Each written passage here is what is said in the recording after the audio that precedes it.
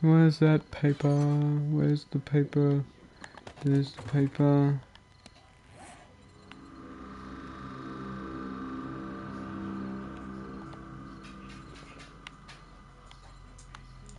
Alright, need to make it in here.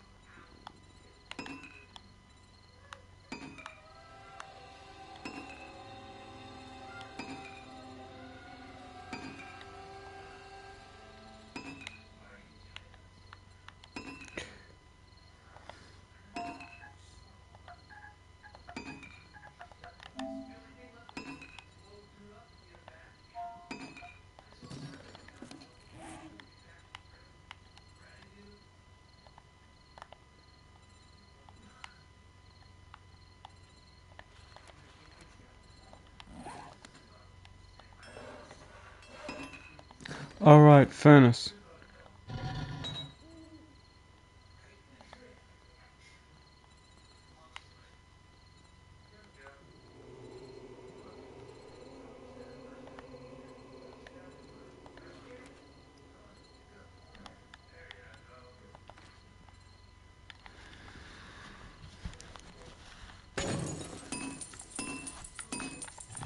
Alright, hello everybody and welcome back to 7 Days to Die. As always, subscribe for more if you're new, and if you find yourself coming back on the regular and you haven't subscribed, you might as well hit subscribe. You're already coming back for the videos and streams anyway. It'd really help me out and I'd really appreciate it, so yeah.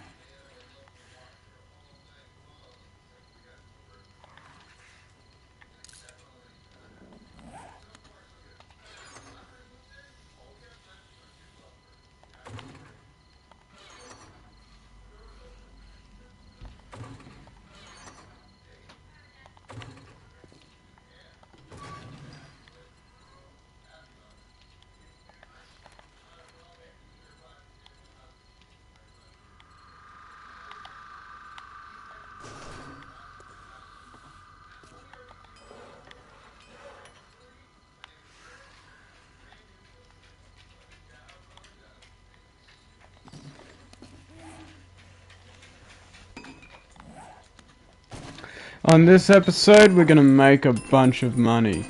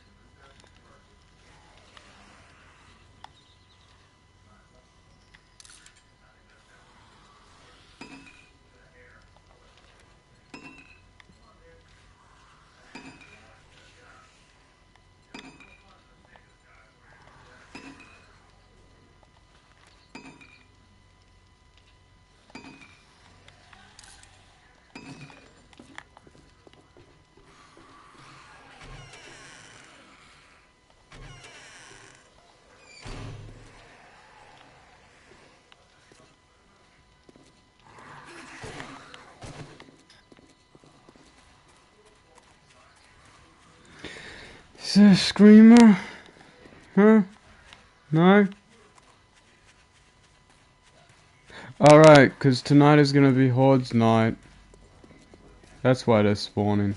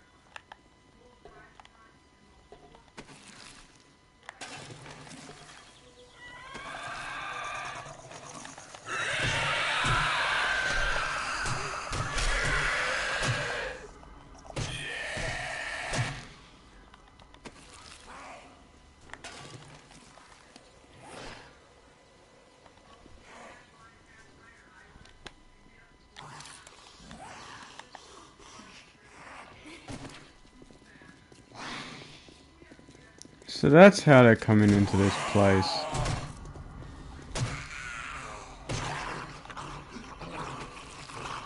I was wondering how the fuck they kept going and getting into this place and ending up over there.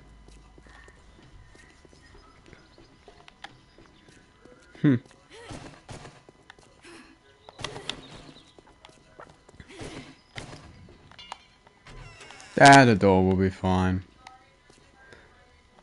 As long as they don't ever attack my mini bike, I don't really give a shit. I can easily repair the door. Or if it gets broken down too much, then I can easily I can easily put down a new one and armor that up. Tallest Podcast. smallest, from mausoleums to the mobile phone. Yes, it's time for Wonders of Our World. Now sit back and prepare to be distracted and enjoy the show. Hello, and welcome back to Distractable. I was ready.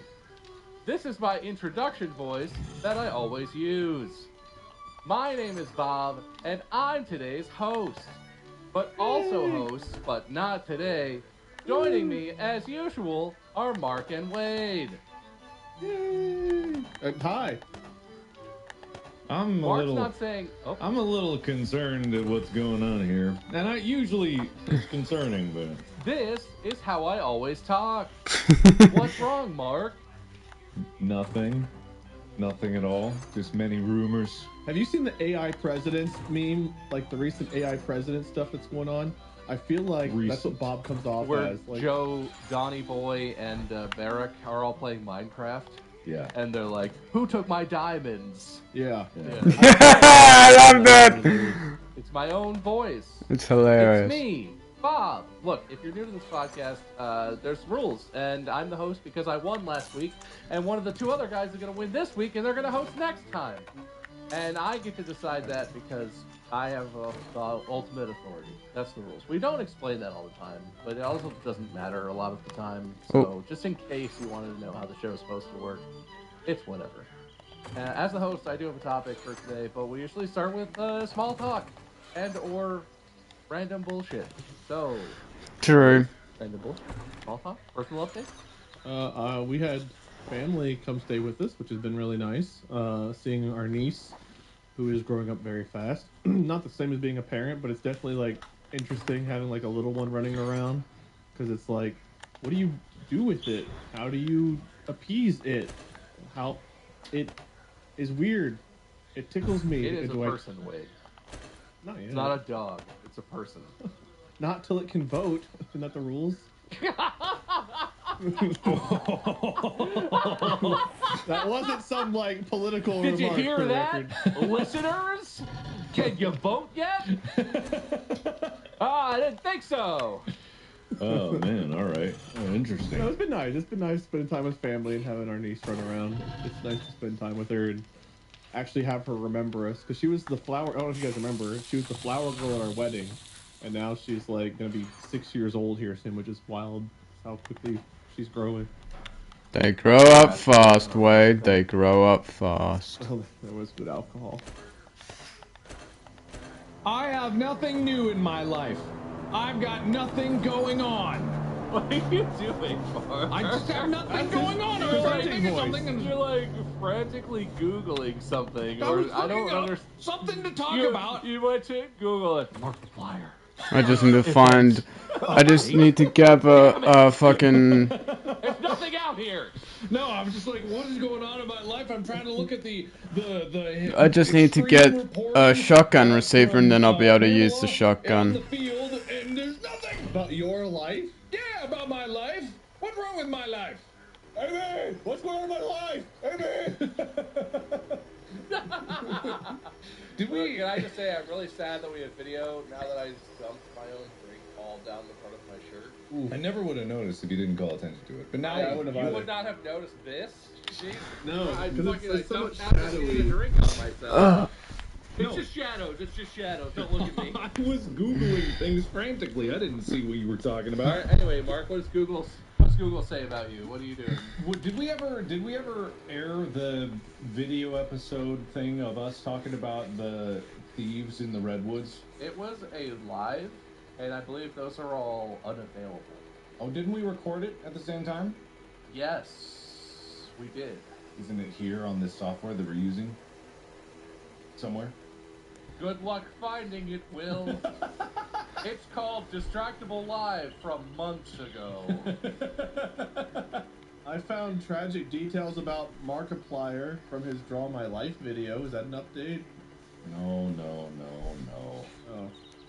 Wait, I googled Markiplier life update, and the top 3 things are: what disorders does Markiplier have? Does Markiplier's dad pass away? And does Markiplier have heart problems? What disorders do I have? I don't. That's the top 3 questions apparently that popped up with Markiplier life update. Inappropriate, man. Very inappropriate. I see, whatever. Oh, I hope your spleen's doing better. What's wrong with my spleen? What do you know about my spleen? Oh, that bit about the knots in the redwoods was good, Mark. Yes. Good stuff. And what? Yes. No, I was transitioning back from it. Yes. Yeah, we went yes, to the man. video. If Will We'll found cut that, away to that, and then we brought it back and really landed it back in now. Actually, I think I that was don't like a remember this bit at 30-minute all. bit, so I don't know. I don't know if that could be put in. Was I there?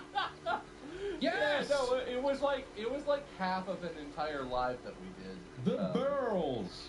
The Burls. The Burls! Well, Isn't that in the Distractable Go Discord? Aren't we called the Burls? yeah, Isn't we that our are. role? It was such That's a why big, that is. influential thing, and I'm like, if that just got fit in there and Will found it, You just had half your episode taken care of, Bob. You don't need to. I don't even need to be here. Done. Thank you so much for watching. Was I have zero recollection of any of this. You really don't remember the whole bit about the meth addicts and stealing the pearls and going to rob a house because you thought they had pearls or something? It was a whole thing we went down. Well, they just watched it. They know. Yeah, the people definitely right, saw it. Right, Will? This sounds like something I wasn't even present for. You were there! You were on video. There's proof that it was you. Was this at the couch at the place?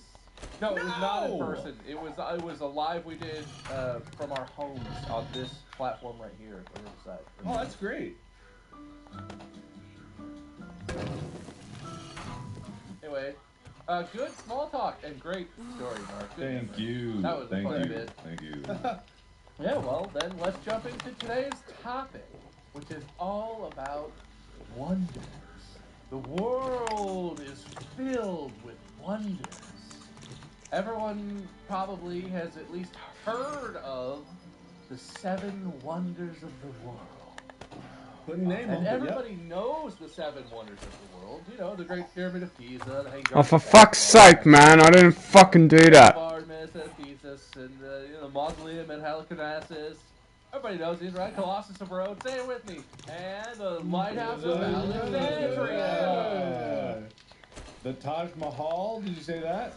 Yeah, no, well, so look, these are, what I just listed are the 7 wonders of the ancient world, which I would regard as the OG wonders of the world. But yeah, no, you're right, Mark. There have been some updates. Before we get to that, can I just say that I had no idea? You guys know what a mausoleum is? Yes. Yeah. For anyone who doesn't, it's like a building where you put the ashes and or bodies of deceased people. It's part of like a cemetery. Cemeteries often have mausoleums in them. I didn't know that was named because the structure at Halicarnassus that was built for the king of whatever it was. It was built for a guy whose name was Mausoleus. Or really? Mausoleus. Mausolus. Anyway, it's not called a mausoleum for any reason other than a fucking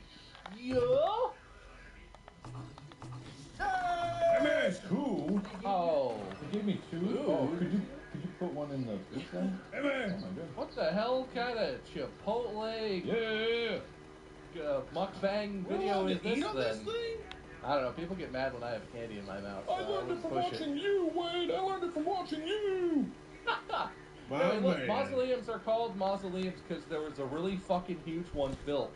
And everyone was like, oh, this building is for that Mausolus guy. And they're like, oh, what's it, some kind of mausoleum? I just thought that was interesting. That is fascinating. I didn't know that either. I thought it was a mausoleum. Honestly, I think I'm gonna put like a little veggie patch inside. You know where that down place is, on the left side where the stairs are. I think I'm gonna. That is the strangest. I think I'm gonna take out the stairs and put in dirt blocks so I can put in like a little veggie patch and whatever. You were putting food in your mouth and he was like, For like food and whatever. Wow, that tastes like cleaning solution. Oh, you know what you should not do. So I can put in berries and stuff so I can make berry juice and whatever. Yeah, it probably isn't good. Anyway, this is tasty. Anyway, yeah, so the 7 wonders of the world. Those are the 7 wonders of the ancient world. But we all may know a newer list that includes... Also, I will eventually look up where you find oil. He did get me. He got me. Because I am starting to run out of gasoline. The 7 wonders of the... And from what I know, one oil produces like 18,000 gasoline or something. Colosseum, Chichen Itza... Or 8,000 gasoline or something, I don't know. Not so long. There's one more. It's the Giza Pyramid. That'd be 8? I don't know, man. Numbers were different back then. Maybe 7 Those are and the 7. modern ones? Maybe 7 wasn't 7. Those are the wonders of the New World, but those are still pretty old wonders. Yeah. Great Wall of China was constructed in the 7th century. Also, if the bear is there, I'm gonna shoot it with my AK. and kill it, then skin it, because I'm also running out of But the food. rest of them were like Machu Picchu 1450 AD, Chichen Itza 1600 AD. They're pretty old. Pretty old. You think Touchdown Jesus from Cincinnati would have made the list if it hadn't burned down? Well, it might, because what we're talking about today is the 7 wonders of our world as defined by us. These nuts! Taj Mahal, cool. Colosseum, great. Old. Too old for me. Those aren't wonders anymore. You can't. Nothing can be so wonderful that it remains a wonder for that long. That's possible. How wonderful is that? How wonderful. I don't know. You're going to have to tell me how wonderful it is, please. Because today I want you guys to discuss the 7 or more wonders of our world right now. Fogo de Chao, Skyline Chili. Calm down! You're wasting all the content! We're going to list them one at a time, and they could be anything. I would say, as an example, if I was one of you, I would argue that smartphones, and specifically the T-Mobile G1, the first Android smartphone to ever exist, is a wonder of the world to me because it was a milestone and a complete shift in technology and what is possible. So it can be anything. It could be modern technology. It could be places, buildings, things. These It nuts. could be businesses, brands. It could be these nuts. Got them.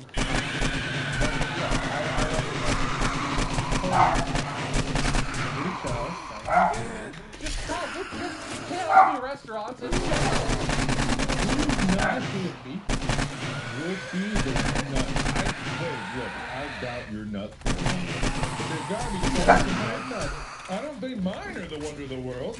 I don't think I've seen either of their nuts. We don't know.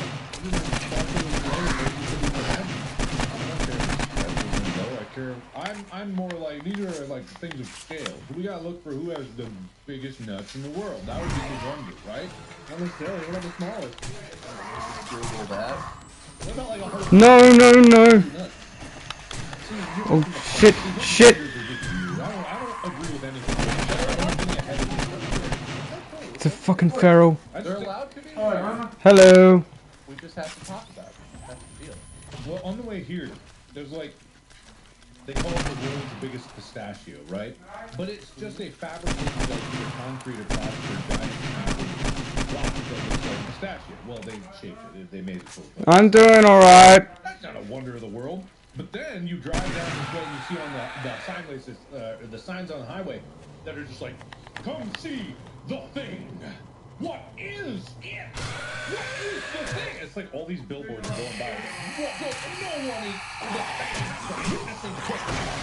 Like, and it's just like, you really do kind of like, what And the is? thing is the pistachio? No. These are various things. Did the that you bear see fall on through the way floor? down. 'Cause I Also, didn't there's other sides of, like, kill it. Did it fall through the fucking ground?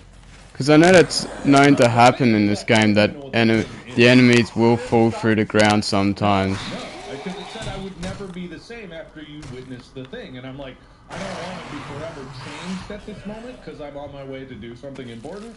Because if I did kill the bear, then it'd say on the thing. Have my entire perception of reality turned upside down and inside out by the thing. Alright, I'm Googling. Come see the thing, roadside attraction. Is it in Arizona? Is that where it is? I think so, yeah.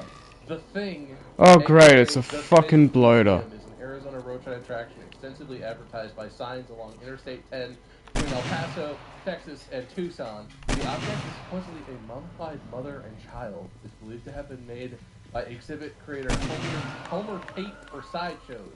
What? Why did he mummify a mother and a child? What? I don't know. Weird. It does sound like I would be concerned and maybe different, but maybe also worry about where that dude got the mother and the child from. Probably Etsy. If we look up that article tomorrow, it's going to say a different combination of people, a husband and wife, because it's whoever comes in next to see the thing becomes the thing. The thing. Yeah, I know, right? Are the previous people released from being the thing when they I think the bear did fall through the ground. Oh, and they walk out. Wow, that was an amazing thing. What was that thing? And then I they go am back never in. gonna be the same after I Yeah, was it fell through the map. for a day and a half. It glitched through the ground. I knew it. Sounds like that Rob Zombie. Rob Zombie. We're gonna say Rob Wow. Zombie. Rob Zombie. Rob Who the fuck's Rob Zombie? Sounds like a kid's musician. Well, shit, I could have used that bear's meat. Wheels on the bus. Hey, I am the bus, and it has the wheels.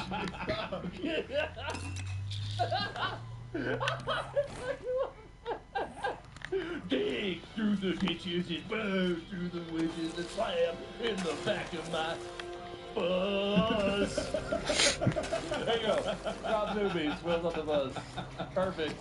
I really. Well, shit, man. Yeah, that's my favorite one. Seems like the AK Anyway, AK isn't something to go with when killing bear. I think I should go with a sniper rifle. You might be now. Because the sniper rifle will I'll have better accuracy. I should have brought the sniper rifle. Very emotional now. It's deeper than you think it can be. This episode is brought to you by NAB. Life's complex and Okay, I'm gonna go get more water, then head back to base and get the switch the AK for a rifle. Whether you need a hand with your ever-changing business, help chasing down your dream home, or you're after support to hit your savings goal, NAB's experts are right there with you. Learn more at nab.com.au/experts. NAB, more than money. Cunt leg. This episode is brought to you by Fucking cunt.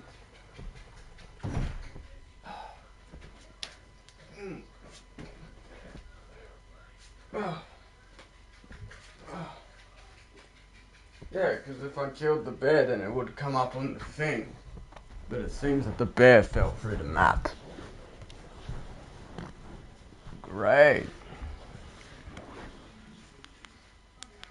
I could have really used that fucking that meat. Why did I bring the AK? I should have brought the rifle.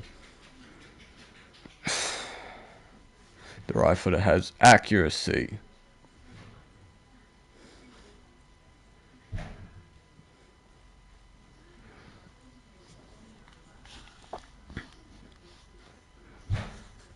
Wouldn't it be... Because Okay, alright. Seriousness though. Because I know I fucking killed it. Because it fucking... Okay. I did kill it, but it fell through the map as it died. Of the Seychelles It seems. archipelago in the Indian Ocean, the Coco de Mer palm has nuts that reach half a Real meter in diameter and can weigh as much as 25 kilograms, which is about 1,000 pounds. I No, don't know how what? much What's it called? The Coco de Hello. Mer palm. How's it going, mate? I killed a bear. Oh, But and this they is look the like time. nuts, It too. fell through the map, They so it kinda didn't do. count. The one I see looks like one of those neck pillows you wear on a flight. I should have Yeah, used a that's what sniper I'm rifle, not the AK. I say I look like nuts. Hey, Because I would have killed it in 5 shots, image better of that accuracy. lady on the screen, possibly. I won't. not 7 days as to good die. Well, I was just gonna let Will do Oh, well, Google nuts. Did you ride in on a camel? What the first? Huh? Did you ride in on a camel? that. No, I have a mini bike. Whatever it is, Yeah. put it up there. Yeah, so Mark proposes that we find what human No, with the no, largest no, no, no, testicles. no, no. That's a wonderful. I don't want that on my list. That's Okay. Wade's list. He was all about Okay. these nuts. I feel like it's on his list, and now his list has to have an asterisk by it. Wow. So if you proposed a phone, you mean something other than like buildings or structures. You're saying anything can qualify. Yeah, anything like because I mean the traditionally the wonders of the world have been like statues, enormous buildings, and impressive. But like in the modern world, I feel like technology has had as big of an impact, if not more of an impact. But Well, then I've got my first one. feats of engineering represented by very large, impressive buildings. They would have. So it could be whatever you want. The internet is my first proposition. Oh, let's please say John not while follows those dogs.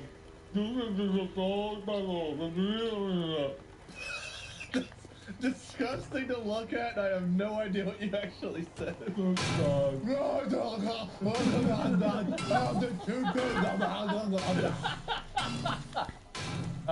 Yeah, no, I agree with your point, Mark, but I want to let Wade finish proposing the internet. Why? Okay. I mean, I feel like I know why. Tell Yeah, us. well, Why is the because internet so like, good? what has impacted the world more in the last like, however many years it's been, than the internet? Like, what is? Wait, would a barrel fill up my tank or no? I don't really know. I haven't tested it. It's a wondrous thing that has changed the entire world for everybody and continues to do so and evolve. And it's only positive. There's nothing bad about it. No, that wasn't part of the requirements, was it? No, I got one that'll beat his. In this round, I'm gonna beat him. Flat out. Guaranteed. Oh, okay. I don't know. The internet is pretty big time. I do have to say, I tend to give Wade a hard time, and I know that, that he took a big one off the table, but... No, The internet. I'm good. I got one that's going head to head. If this is a head to head round off kind of thing. Officially, that's the format. It's now head to head. Whoever's wins, that I thought we were discussing. that takes the spot. And unless I change my mind later, go ahead. I got you. Everyone will agree with me as soon as they hear me say these two words. Fort Knox. Imagine walking in to Fort Knox. I have been hearing about Fort Knox since I was a child. I think everyone out there probably knows what Fort Knox is. This If you've time. ever seen What? pictures This of time when you're ready, what you're doing it, do the the sheer dishwasher. amount Yeah. of gold that is in Fort Knox. Oh, shit. I need to poop. I'll be back.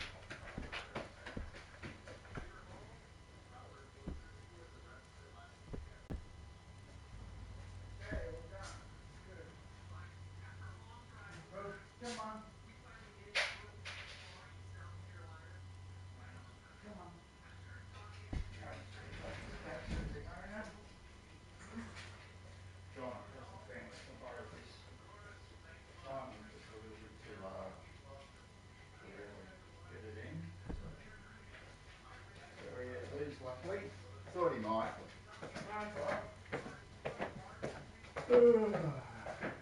The back? Hey? Yeah, out the back. Yeah, he goes to men's shed. Ah, right, that's it. That's You know how it home, is. yeah.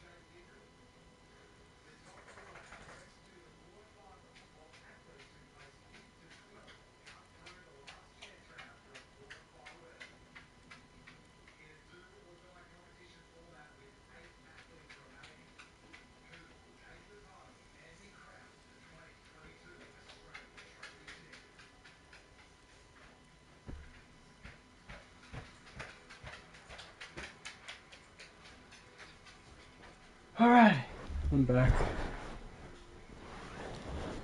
It boggles the... I gotta look up exactly how much. Not a wonder to me. The internet is like an old hat. If we're discussing this now, if we were discussing it when like let's say 15 years ago, I'd go like, oh yeah, absolutely. The Great Wall is still considered a wonder. The internet's so much more recent than that. More recent. No. Fort Knox. Because also it's the exclusivity. It's the fact that you're not allowed to see it. So you're seeing something that is so rare, so unbelievably uncommon in the world. Whereas the internet now is like the most ubiquitous thing. Everybody's connected to it. It's great. Whatever. If I had to choose to see anything in the world once in my life, it would be to walk in Fort Knox or suddenly appeared in there. I'm not like a jewelry type of guy. It's just the symbolic and like I know it's just rocks, and it's not about the money of it. It's about the myth. Isn't Fort Knox like one of the most secured vaults in the world or something?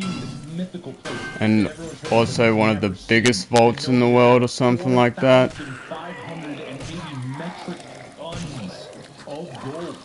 Over half of the United States Treasury in gold is stored at that one place. It's just like, it's right there. It's fascinating. I think that is a wonder. That is a wonder that could match any of the other wonders in the world, like the giant buildings and whatever. Oh shit. I think that itself is a wonder. I would agree, I think it's a wonder. You know what the road on it is called? Fort Knox Drive? No, Gold Vault Road. Oh. And Bouillon Boulevard. I would agree that that's a wonder. Hell Thinking yeah. outside the box, I feel like the internet's bigger. If we're just going with locations, that's different. But I would go with like beyond location. Internet's commonplace. Internet's old hat. I have to say, I don't know if the internet is as completely ubiquitous as it feels like it is. Obviously, anyone who's watching or listening to this, they're on the internet. To all of us here, maybe, there are places in the world where it is still actually very difficult to get onto the internet. These are obviously places where things like food insecurity is also a problem, and or general safety and living issues. I don't know a lot of details, but the internet's not like in every human's pocket, no matter what the status in life. But it is in a lot of the world is pretty. But I feel like I appreciate Mark's submission because it's pretty modern.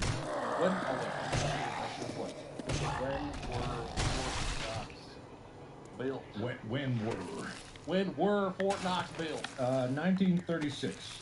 That's not bad. That's very new. That's very new. And it has gold, which a lot of the classical, wonders of the world had like riches or gold. Like the Taj Mahal is adorned in a large amount of semi-precious stones and things, and in various sort of mosaic almost type things. Well, and Wade, you did say it's a wonder. You even admitted that you like it. You think it's a wonder. I still would say it's a wonder, but it's more in the traditional sense. But I think that the internet is a bigger impact than a physical location, sure. You know what we're gonna do? Don't. For now. Oh, in the It's a tie. in the wonder of information, yes, the internet is a wonder of the is one of the wonders of the world when it comes to information. I think those were both really strong submissions, honestly. I think you're right. I'd give no shits about gold in any way, except that it's, I guess, valuable, but like I wouldn't. Yeah, That would be quite a sight. But also the internet. Good ones. Thank you. Look at you guys coming up with great answers off the rip. Mm-hmm. It's all downhill from here, huh? What? I've got one more good one, and I've got nothing. But we only need 7, so between you guys, we can do it. All right. You can have some filler wonders. That's okay. That's allowed. It can't all be, real wonders. Sometimes you but yeah, Mark, you go first this round. All right, I'm gonna take the other obvious one, the Burj Khalifa. Burj Khalifa is currently the tallest skyscraper in the world by an ungodly margin. It is not just the tallest; it's the tallest by a lot. And the engineering that was required to build it is a fascinating subject all in and of itself. It is something that no one in the past could ever have built. It's something that people today are like, you probably shouldn't have built this because it's just completely impractical, ridiculous thing. How many stories are in the It was built in 2009. It was completed 1st of October 2009. Cost $1.5 billion. It is to the tip 2,722 feet tall. The top floor, which is where it gets weird and impractical, the top floor is at 1,921 feet. So there's another 800-ish feet that are just filler-ish that isn't exactly usable. But even there's 154 floors in the Burj Khalifa, which means if you have to commute to work and you gotta go up an elevator that goes up to the 151st floor, your entire day is mostly just waiting for that elevator. I don't know what. It's probably a fast elevator. Yeah. I don't know. Probably, but One of going those up really slow residential ones.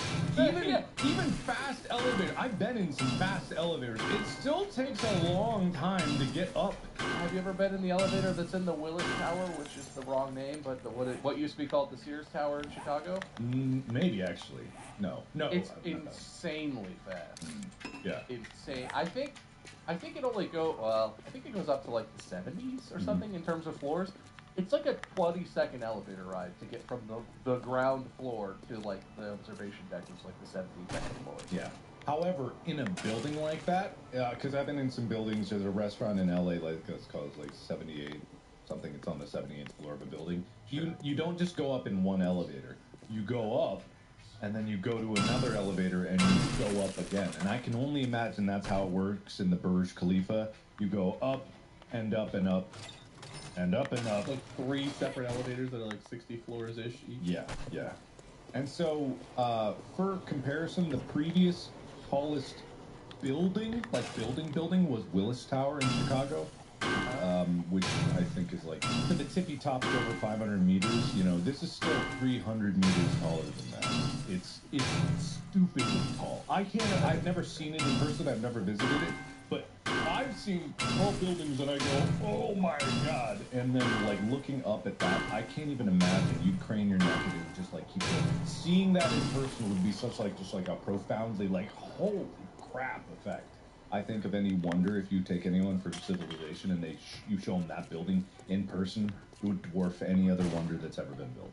Okay, so I think of pure stature right now, I would agree that that's a pretty insane cool one. But skyscrapers have kind of like gone up and up and up throughout the years. So I mean, in 5 years there could be another one that's even taller that would just happen. I just want to say because I found this really interesting. The Burj Khalifa was completed in 2010, and no one has surpassed it since then. Also, Mark, it takes 60 seconds to get from the ground floor to the 124th floor observation deck in the Burj Khalifa. It takes 60 seconds. The elevator travels at 10 meters per second. That's faster than... It travels at a G? I'm sure it accelerates very gently, but the maximum speed, according to Google, that the elevator travels is at 10 meters per second. Okay, good. That's pretty good. I don't think it just starts off as... Let's go! That would, like, kill people, probably. But whatever. But yeah, no, it is very tall. Sorry, wait, go ahead. We're going to talk about wide buildings? Is that where you're going with this? No. Well, maybe. I don't know the exact dimensions. But the thing I'm thinking of is the International Space Station. I think having taller and taller buildings, that sure you can pick one of them and make it a wonder, that makes sense. It's an amazing feat. And I can't begin to comprehend the architecture that goes into that. But the first structure people can live in, just indefinitely in space, which I'm sure you can appreciate, Mark, you like space more than any of us.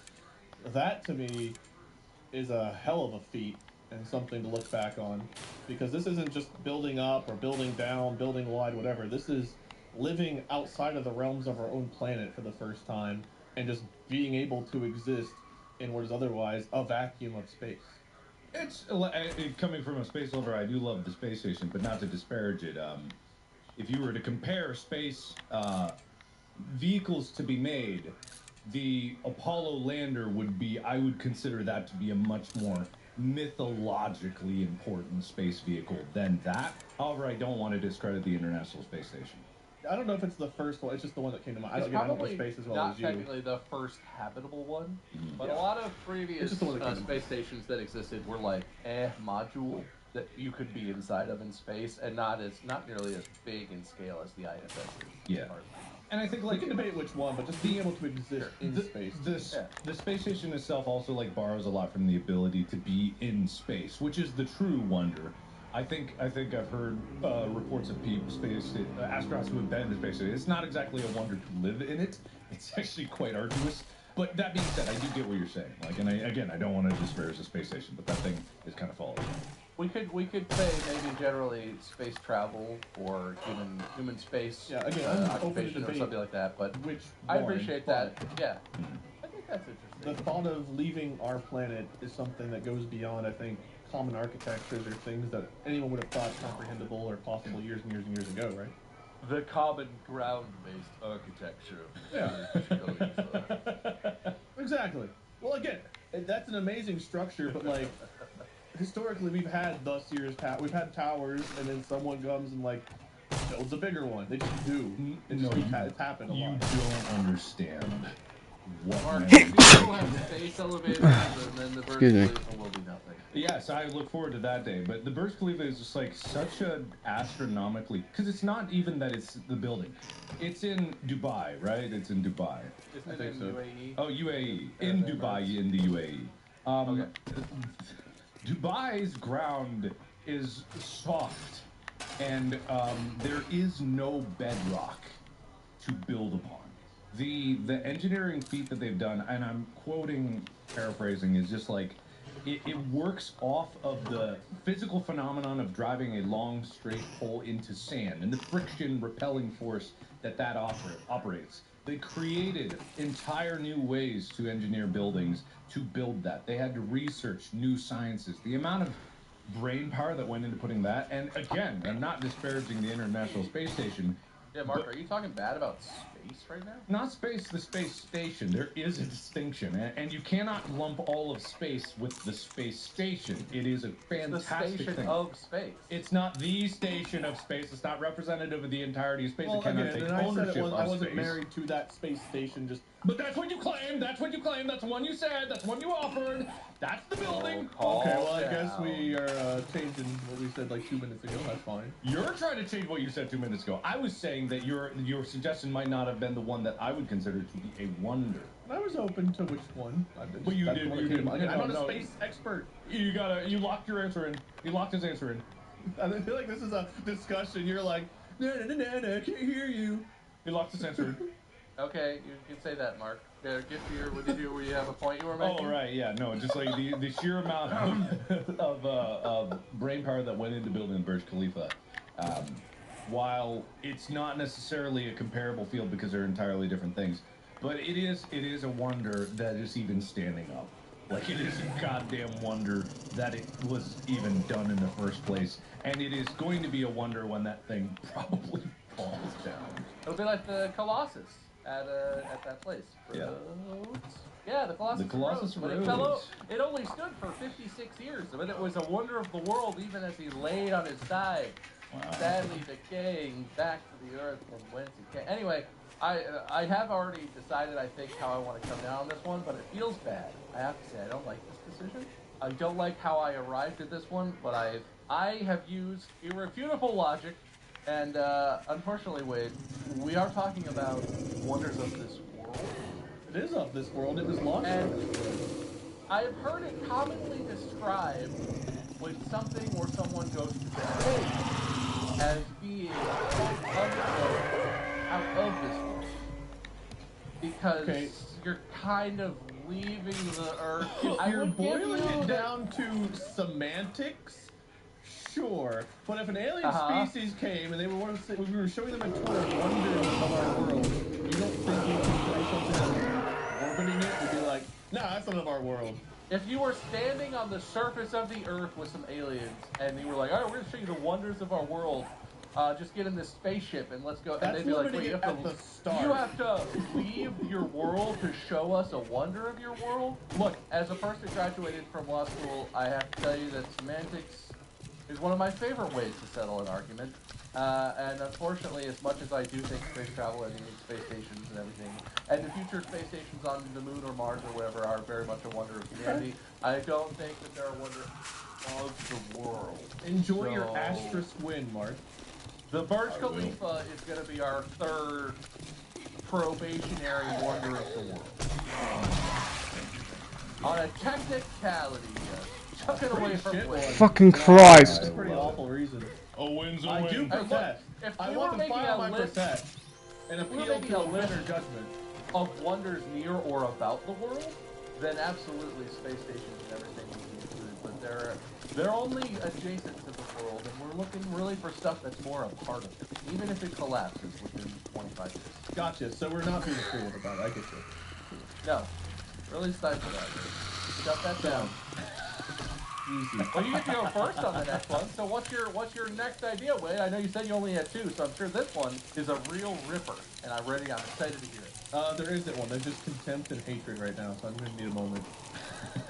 All right, Mark, you get to go first. Wade has Wait, what's on conceded our list right now? What is? I was thinking talking about our Right list. now, the current list of wonders of our world are the internet, Fort Knox, and the Burj Khalifa, which I now realize I spelled incorrectly, but I know what I meant. Okay, we didn't put your phones on there, even though you mentioned that as an example. I was not trying to interject that, and I feel like the internet was a better submission than the phones. I was just giving that as an example to say that it doesn't have to be a list of buildings. It can Gotcha. be, But it has to be within things. orbit. But it has to be a wonder of the world. Yes. Which it is, And but in And the I guess world. you could argue that, parts of the space station and things of that nature are Literally built on launched the world. from the world. I did But argue then that. they leave the world, and I there's guess no they're way less they're wonderful because they're better than a tall building. Oh, I get it. Listen, wonderful. Wade, They're just there's grace in losing, and it's okay. really more of a wonder of the solar system once it's orbital. Yeah, if we were talking wonders of the solar system, I would be on their side. I would, but I'm not. Or what? Even just wonders of near Earth orbit or whatever, or things orbiting Earth. They have a little competition. It could be moon, space stations, sun, because we all know the Earth is flat and sun orbits the Earth. I think you described how much you hated your own argument and disagree with yourself. I think you just wanted to pick a I winner. already decided. I will say my suggestion if Wade can't come up with it, and then I guess I'll Wade win. doesn't have one. I'll I'm give gonna the let next you go, round in Go ahead, default. Mark. Go ahead. Wade's right. stalling. I feel like he's stalling. He's right stalling. He's stalling. All Okay, right, just so debating. Joseph Stalling over here. this one is kind of deviating away from man-made things, and it's something that actually I truly would never, ever want to actually see because of the implications of it. But that's part of the reason why I'm pondering the Mariana Trench. There's something about it. At the end of the day, it's a hole in the ground, right? But it's a hole in the ground at the bottom of the ocean at the lowest point. Possibly the deepest hole in the ground. And that's the crazy thing. It's only possibly the deepest because we just haven't mapped out the rest of the ocean. But for right now, it's the one. There's something, even just thinking about going down there, the sheer distance down to the Mariana Trench into the ocean, of all things, which I absolutely hate. It's not a joke. It is, oh God. It's at a depth of 36,000 feet. That's even deeper than that guy with the leagues went. I mean, I don't know how long a league is, but I assume 20,000 leagues is at least comparable to 36,000. Yes! God. And we're talking like the Burj Khalifa is 2,700 feet tall. This is over like 15 Burj Khalifas. Being even remotely in the ocean gives me the heebie-jeebies. This chart that I have in front of me that I don't know if I could show you quickly. I'm not in the Discord. But there's a chart that shows just like the average depths of the ocean. Share your breeze. Oh, you're right. I can do that. Also, I just want to say, 36,000 feet, that's as deep underwater as you are above the surface of the Earth when you're flying at cruising altitude in like a big airplane. Oh, God. That's like normal cruising altitude for like, like a 737. Yeah. So if you turned Mount Everest upside down, you cut it off at sea level, you turned it upside down, Mount Everest, and you dunked it in the ocean, its tip would still be over like 3,000 feet from the bottom of the Marianas Trench. I really like that there's a zone called the Abyss, and then the trench is like way lower than the Abyss. Oh, yeah, I don't like it. I don't like it. I don't like anything about it. I am fine if this loses because I hate everything about it. But it is a wonder that it is there. If there was a safe way to do it, I would definitely want to see it. You can see it about as easily as you can see the space station. Yeah, space station probably easier. Honestly, you see that with a telescope. You can see it with your naked eye if you know where the track is and it's a clear, dark area. I've seen the ISS with my naked eye. My family used to vacation in northern Michigan where it's really dark and they have like sky map. So what you're saying is it could be a wonder of the world because you can see it in the moon? Oh, it could be, but we already moved past that. Oh, okay. I haven't. Mariana Trench. So what's our category? Is it modern wonders or wonders in general? I'm just kind of wonder of the world. It's like, yeah, Wonder of the the world. idea is for it to be more modern, right? A lot of the wonders of the world are quite old, and they are wonders, but also, like, most of them don't exist, or a lot of them don't exist. Almost all of the ancient wonders of the world don't exist, and, like, the Hanging Gardens of Babylon, there's controversy as to whether those actually did exist in the form that it's understood that they are a wonder. Yeah, that's fair. Like, and the pyramids of Giza are kind of like the one thing where it's like they're thousands and thousands of years old and they still exist. And some of the new wonders, like the Great Wall of China, obviously exists, and you know, Which are still really old to us. it's that feels old. The Burj Khalifa is new. The internet is new. I like these. Fort Knox, relatively new, kind of old, but not old like centuries old. Well, a century old almost. But whatever. I like that. I will say it's really not anything that was like made by or affected by humans. Yeah, this is I feel like a lot of the totally not people. all the wonders are basically stuff humanity made, right? So, because I would say like clearly these guys, Mariana Trench, the Grand Canyon, if you've ever seen that in person, it's way more impressive than you think from the pictures. Yeah, and it's certainly like to me a natural wonder of the world. But are natural wonders? Well, natural wonders are, but they're their own category. It depends on what we're doing. Totally fine. Yeah. Oh, let's see what Wade has. You got something? I'm thinking of different structures that, like, I'm wowed by. And I don't know if they're the same ones that wow you.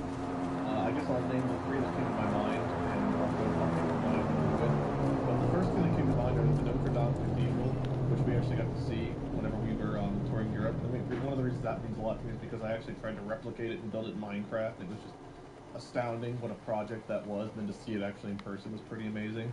Eiffel Tower is one everyone hears about, and it's like one of those things you think you have like need to go see. I was kind of disappointed there; it was such a tourist attraction, but like it's just one of those things. It's like you want to see it. I think the one I'm actually going to go with though was one I didn't expect to care that much about, and that's the Sydney Opera House in Australia. It was just such a beautiful structure. I loved being able to sit underneath it, eat lunch on the water. There's like a park across the way. And they have all the water around it, and just looking at it in person, it just looked really amazing. And then like you see pictures of it zoomed out and all the different like ways it's designed. It's just such a different looking structure. And it's relatively modern. I think it was built in like the 50s or 60s. And maybe architecturally there's nothing super fancy or wondrous about it, but it's a building everyone knows, and it's something that just looks so different. Whereas the Notre Dame Cathedral, I'm pretty sure is kind of old. Eiffel Tower, I think, is older. So if we're looking more modern, like 1900s on, it's one of those structures that you know the name of, right? You know where it is, you know what it is, and I think it's a place that if you go to Australia, you want to go see. So that's what I'm going to go with, mainly because it's more modern, and also because it was actually one that surprised me. It wasn't one I cared to see until I saw it, and I was like, I would love to go back there and sit under it and eat lunch again. It is surprisingly cool. When we were in Sydney on tour for the day, I saw the same thing you did. I wandered off on my own, and I walked through that big park that's like sort of like, it's not a zoo, it's like a nature park where they like lots of species of trees and plants, and there are cool animals and stuff. It was surprisingly impactful. Very cool. And I do think it's interesting. I'm not an architectural buff or scholar of any kind, but I feel like to a normal person, there's a lot of modern architecture stuff that's kind of like, meh. Like you talked about Notre Dame, right? It's unbelievable, and it's I don't know the style of architecture it is, but it's not like modern architecture. It's a classic style, and it's ornate, and there's gargoyles and all these things, and the buttresses I assume probably is a thing on that, and like all this like cool historic architecture is very interesting. But the Sydney Opera House is like a beacon of what 20th century architecture has to offer. And I feel like for a normal person who's not all in the architecture scene, I'm sure there's stuff that architecture nerds out there are screaming right now. For a normal person, it represents like what's still possible. It's still totally possible in modern world to make something architecturally that's stunning, beautiful. As far as I know, it works really well functionally as an opera house. I do think that's a cool submission. I like that, and it's bigger than I thought it would be. The pictures, it's because it's on the water, I think, and there's not a lot of scale. The pictures make it look like it's just like a medium small building. It's pretty big. I was surprised when I walked up to it first how big. We also had like a beautiful weather day. I think just the stars aligned. I mean, maybe it's always kind of nice. I don't know. I don't know what the weather of Sydney is like, but it was just like the perfect day to sit outside and chill with a breeze and enjoy food and just like look around and see me, who you all know is a big proponent of water. I love being near water, but having just the Sydney Opera House there, the park and greenery across the way, it was just like a really amazing setting. And like some wonders you go to, again, like you go to the Eiffel Tower, you go to Niagara Falls, stuff like that, and it's like so touristy and built up that it loses its impact. Whereas because it's on water, there's breathing room a little bit around it. It's not a gift shop like every 2 steps when you're walking up to it. It just feels like it's sitting on its own. You can actually respect and enjoy its location. Well, I do think that the Mariana Trench has a much grander scale of things to offer, and is quite a fascinating thing that I want to learn more about, and would be very fascinating to visit in some capacity. I think I like the Opera House because I like that it plays with the list, right? Everything on the other Wonders of the World list is like things humans have built, things, buildings, structures, whatever, statues, impressive stuff. I think the Sydney Opera House is a very shining and impressive beacon, modern architecture that stands up. It's been standing for quite a while, and I still feel like it's impressive. People like it. People go to see it. It's very beautiful. Fair. Thank you. And notice how Mark is losing, but losing with grace. Yeah. Thankfully, I refuse to accept that the space station is not a better one. the Mariana Trench can stay down there and die for all I care. Fill it in with the cement. I know it's like a very personal, real fear that you have up the ocean.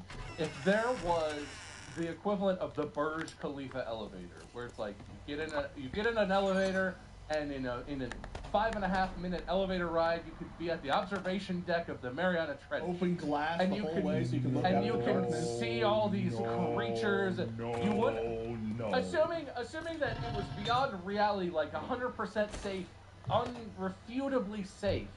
You still wouldn't be interested just Because to see it? you go up a tower and there are glass floors that are it's safe to walk on. I don't want to walk on those either. I don't want to go down there. I don't want to go down. No, that's fair. I'm just asking because I'm not saying I wouldn't be terrified, but I would want to see it. If that was an opportunity, I'd be like, yeah, let's do it. Yeah, it's gonna be scary, but let's do it. In the Unisauce video where Ethan was out in the ocean and was like, "Save me, Mark," there was no sarcasm. I was terrified. I couldn't deal. I left him behind the first That was such a fascinating video. I can't Because do that. I'm sure a lot of people watched that and were like, "Wow, Mark's really playing this up." You were so freaked out. I'm not okay about it. That was okay. very, very interesting. But you did it. You know what? Buddy? You confronted it, and that was big. And I And now you're not afraid of it. Yeah. Oh. All right. Next up. I guess Wade gets to go first because you conceded that one. And you let Mark have another one, Wade. I do. It's a weird one, and I don't know if you guys will agree. Is it on? Wait, is it on the world? Are we dealing with more space? Okay. It is good. on That's the a world. good It's a start. man-made structure. That's a good start. It's a good start. Okay. Okay. Cinderella's castle in Walt Disney World. Because Disney, right now in the present day, is such a huge juggernaut powerhouse that controls so much. And everyone, I think, modern day, knows the Disney logo from whether it's the animations, the cartoons, being at Disney World, just seeing that castle. But the castle itself, if you see it in person, is actually really beautiful. I was down in Disney World recently. They put on, I don't know about, I'm sure at the castle themselves they do some shows, but like they just put on such amazing shows down there.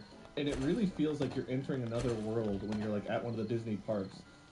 If you're inside the gated, fenced-in area that is like the presentation of like being in another place, walking through the Star Wars area and so on and so forth, like it's amazing how much like it can stay a theme park, but like the vibe really feels like it's different when you're walking around.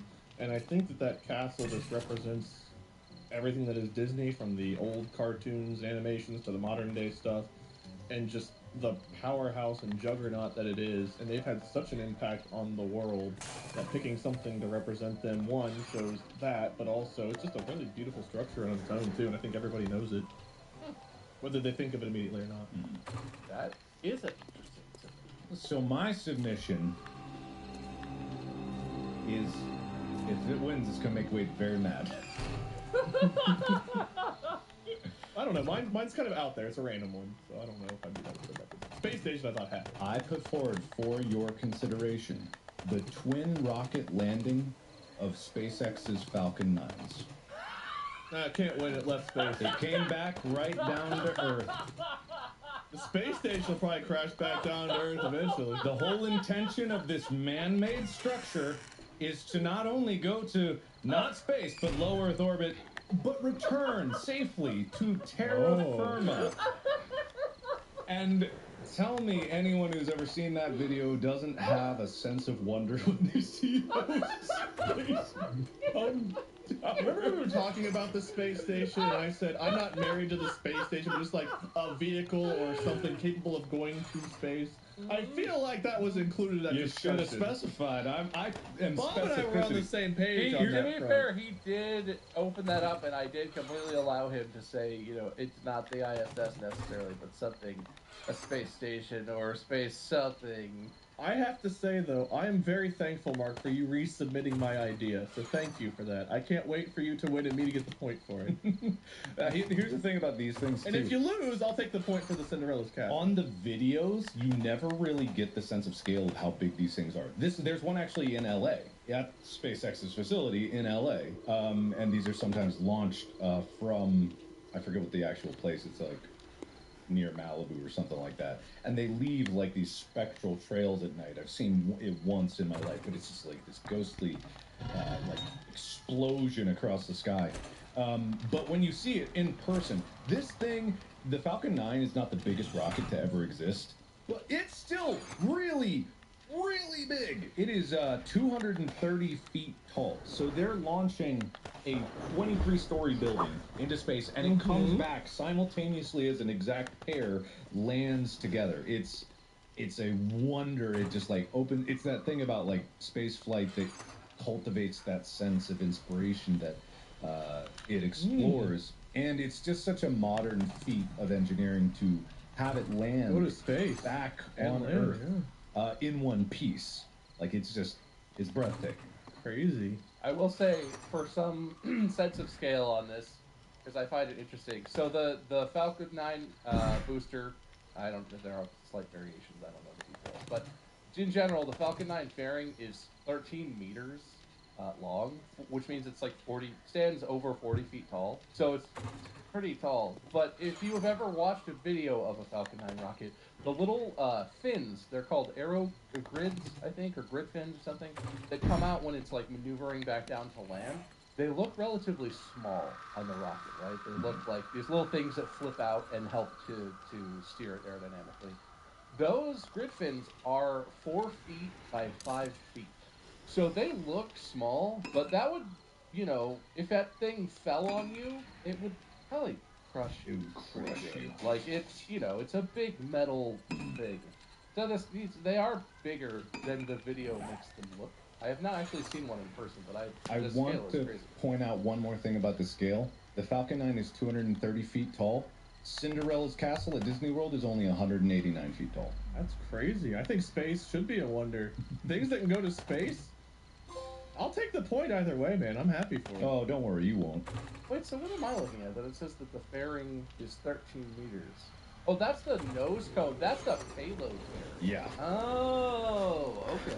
That's only part of it. Wow, interesting. You know, Wade, I think yours is a very interesting submission. And I think my other one was too, which I'm about to get a point for. That's what Mark's resubmitting. I like the castle.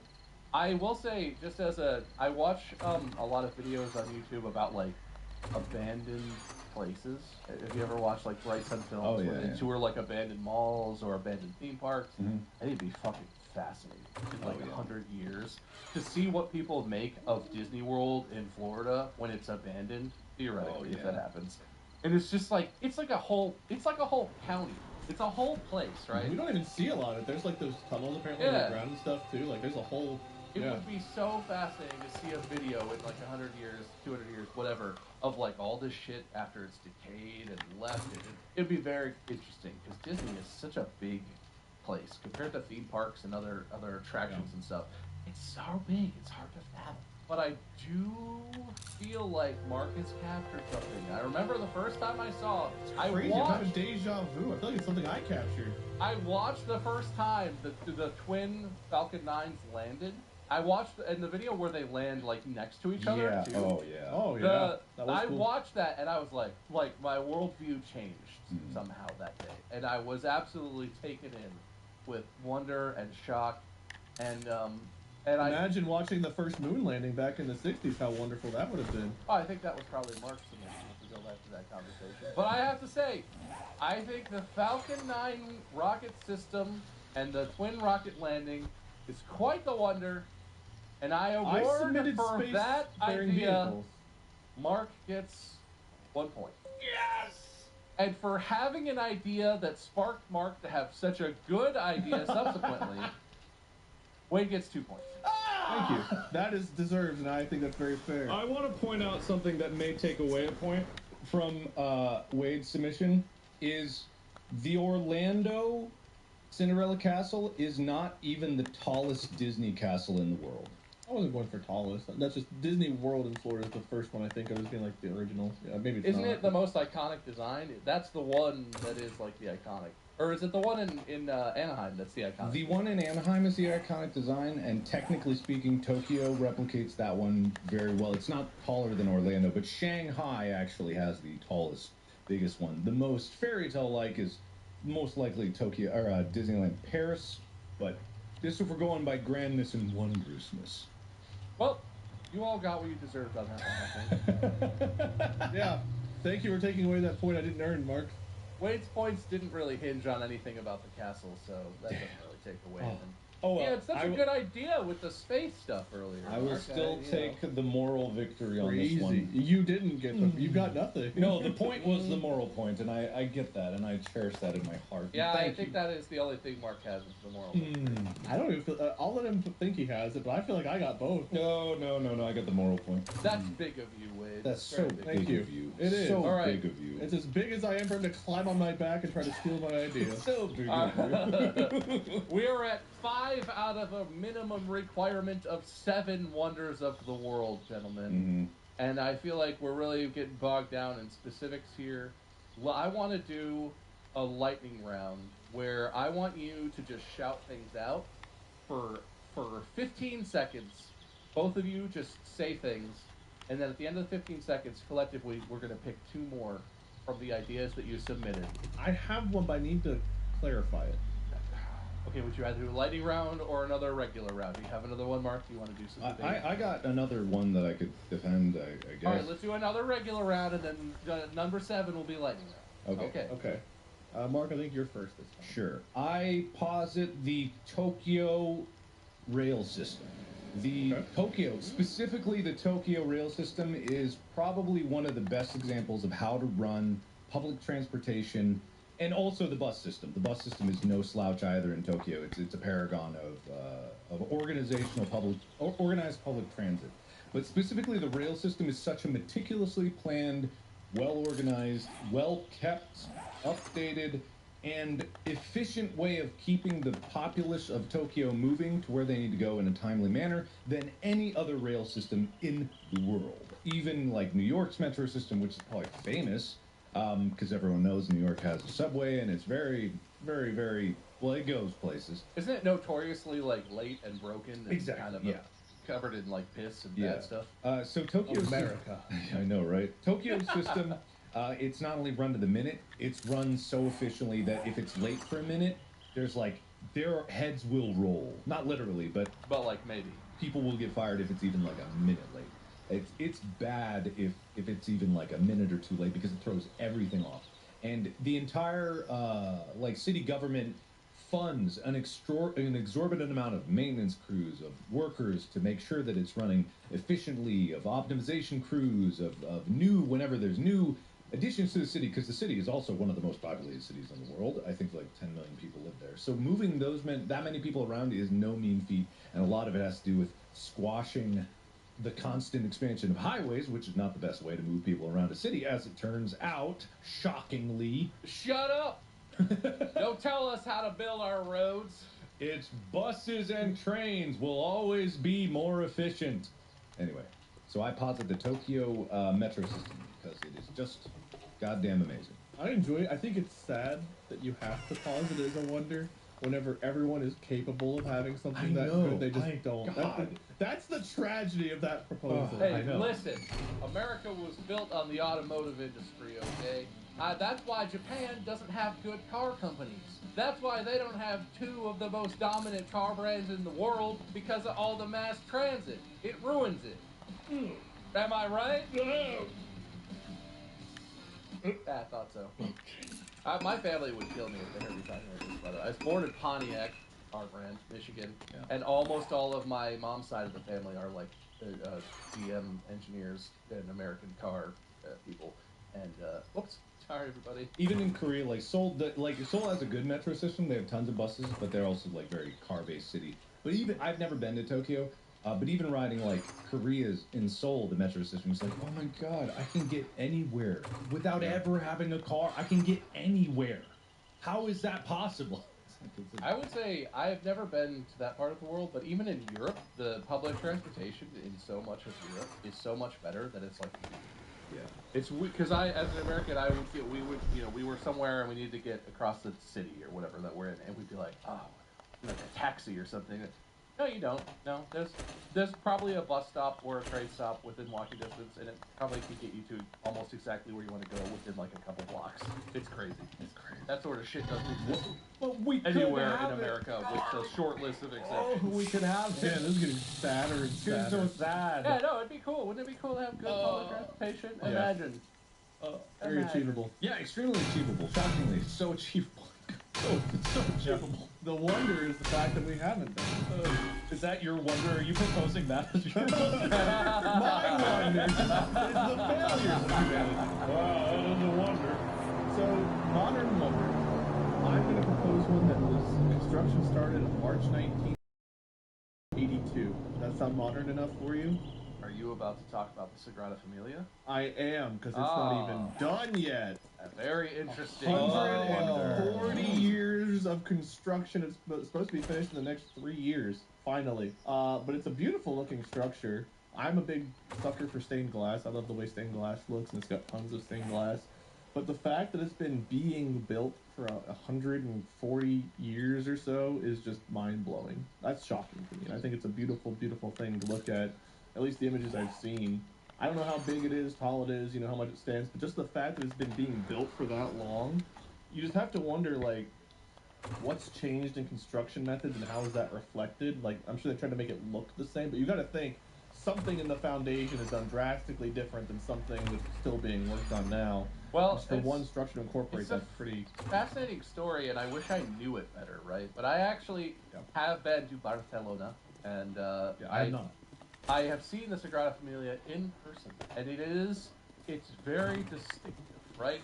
So for anyone who doesn't know, this is a cathedral, and it's designed by Gaudi, and Gaudi is very big in Barcelona, and Spain in general, I mean the world in general, as an architect, I think, an icon. Again, not an expert, but I'm pretty sure he's an icon. There's like a huge Gaudi park in Barcelona that's very cool, and this the Sagrada Familia, the story of why it's unfinished, I think is fascinating. And this is the part I don't know very well, but I believe construction started while Gaudi was still like working on the designs for it. Right? You had this. It's a it's a very unique looking cathedral. I think it's meant to look very natural. It looks almost like a dirt mound or something. Like look at pictures, and I don't know, show a picture, Will. And very fascinating. But Gaudi died, I think, before he actually designed the entire project. And also, there is some drama about he had some casting. Part of his design process, I think, involved making like models or designing things in miniature and scale. And there were like cast pieces that he had worked on, or he had worked on, had his students work on, or whatever, that existed that were like those were going to be parts of the building, and they were destroyed by someone who worked for him or with him, or reasons I don't fully remember. But like, it's a dramatic story, the story of the building and of why it's not done yet. How people now are trying, for I don't know when Gaudi died, but people have been working for decades already, trying to figure out like 1926. so for almost a century, people have been working on it, trying to complete it, but also they have no more guidance from Gaudi. He is gone. Yeah. So there are like people who study his style and are experts or whatever are like, well, what did he do? What did he mean for this? Whatever. It's like trying to finish a piece of art that's like half done from an artist who passed away. It's very fascinating, and it's an extremely beautiful building. Very interesting submission. It was only 15 to 25% of the way done when he died, and his main disciple started working on it, but it was interrupted by the Spanish Civil War in 1936. And then so on and so forth. The story continues until, now it's 2023, and the thing's still 3 years away from being done, allegedly. It's a very long time from 1882. I totally forgot about that building. I definitely think that it's like its story behind it is just like fascinating. Its history, and I would love to consider it if it was done. Those lazy people haven't finished it yet, so I'm not impressed. What a bunch of goofballs trying to build this building that ain't done yet. Yeah, we keep adding new rules on your turn, look. Now all of a sudden it has to be finished, too. My God. What if they add another rail system in Tokyo where they change a train? Well, yeah, I was gonna say, if you're talking about things being done, Mark, I believe you said that they have entire teams of people, exorbitantly funded teams of people, to expand the railroad system and new areas. It's usable. Because They it's can not use it. No, it's usable. Pretty sure the building's been used. No one's used that. There's huge lines of people every day to get into the building. I've been in them. They definitely use it for stuff. No. It's like the building's the ship of Theseus of buildings. We can't consider it because it's old and new at the same time. That's why it's Boy, not they're done. not replacing parts. They're just still working on it. The guy who they put in charge is like, no, look at this now. Now that we've done this part, this doesn't make any sense. Gaudi would never have done this. Tear that part down. Then I'll come up with a new design. Yeah. Truly is the cathedral. The cathesius. The cathedral of Theseus. The cathedral. There's something in there. So in 2026, it's just going to be like a Wendy's sitting there like, what the fuck happened? Well, we changed the design so many times, I don't know. We found out Gaudi's granddaughter was actually the Wendy. It's that new style of Wendy's where it's like a big glass panel and one big wood thing over it, and then the back is all. But it just has a sign on front that just says Sagrada Familia. It looks like the building on Grand Reveal Day. They like pull a string and it collapses just to reveal the Wendy's sitting there. Yeah, pretty much. Sounds right. An interesting round. Well, there's 2 spots, right? We could just flood them both in. There are 2 spots. Yeah, we could just do.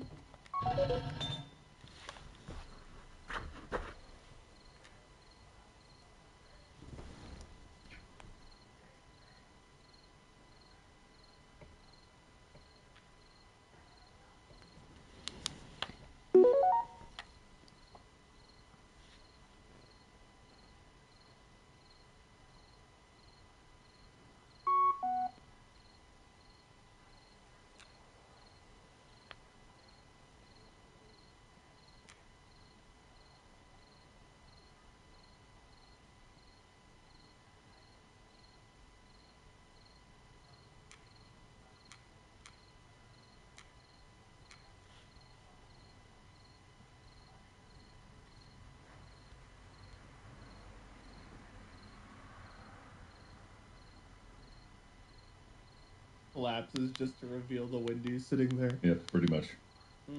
Sounds right. An interesting round. Well, there's 2 spots, right? We could just flip both of them. There are 2 spots. That's true. Yeah, we could just do that. Or we could also reconsider ones that did not quite get selected, which there aren't that many of. I do feel like I have to give this spot. It's fascinating and it's a modern marvel, but also the story is really interesting. And I feel like wonders frequently have fascinating stories and histories, like the Colossus fell over, but it was still for hundreds of years. It was renowned as this thing. I feel like I got to give number 6 spot to the Sagrada Familia. That makes sense. I would agree with that one. That's a cool submission. And if it's done soon, hopefully, unless the guy working on it dies, it takes another 140 years. On the 100th anniversary of 110th anniversary of his passing. No, 126, whatever. 3 years will be. We'll all agree if there's another 100-year postponing, we'll retroactively give me that point. We all agree. All right. Okay, we're all in agreement. Well, so we'll see in 3 years. It's not done. Mark this that one. Okay.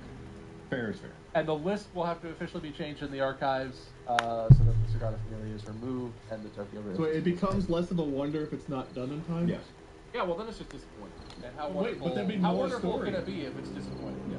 We're all done. There'll be more story. We're all Yeah, in well, agreement. but We're all in it's, agreement. it'll be a wonder in the next century. Yeah, when we do this episode again, when we get older, we'll... So wait, if it's finished in 2027, then it's not this century? Yeah, no, that's the No. start of the next century. Oh, after, okay, all right. After 2026. Centuries start with Gowdy years. This so is Gowdy's like dead.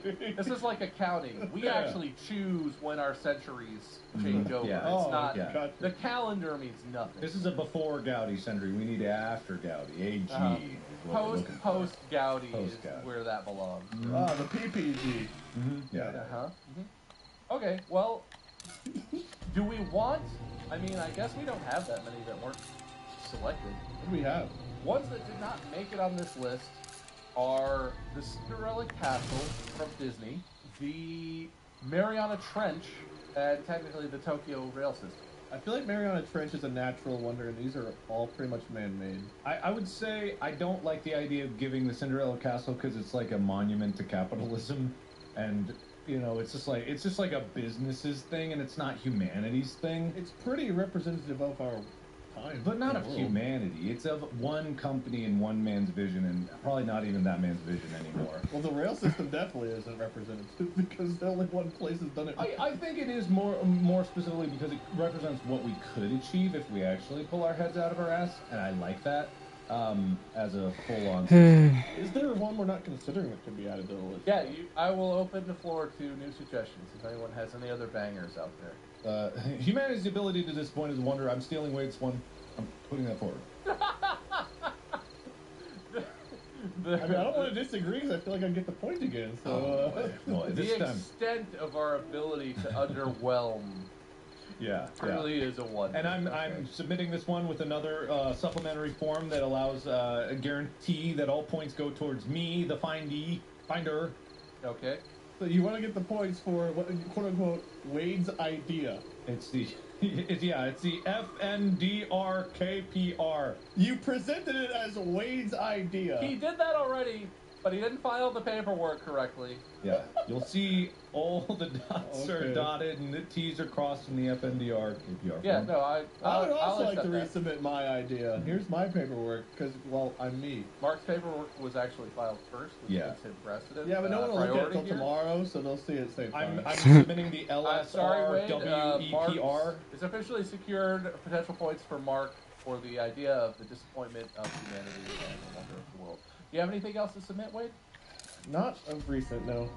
So basically what we've decided is it's between the Tokyo Rail System, which earns points for Mark, or the disappointment of humanity, which earns points for Mark.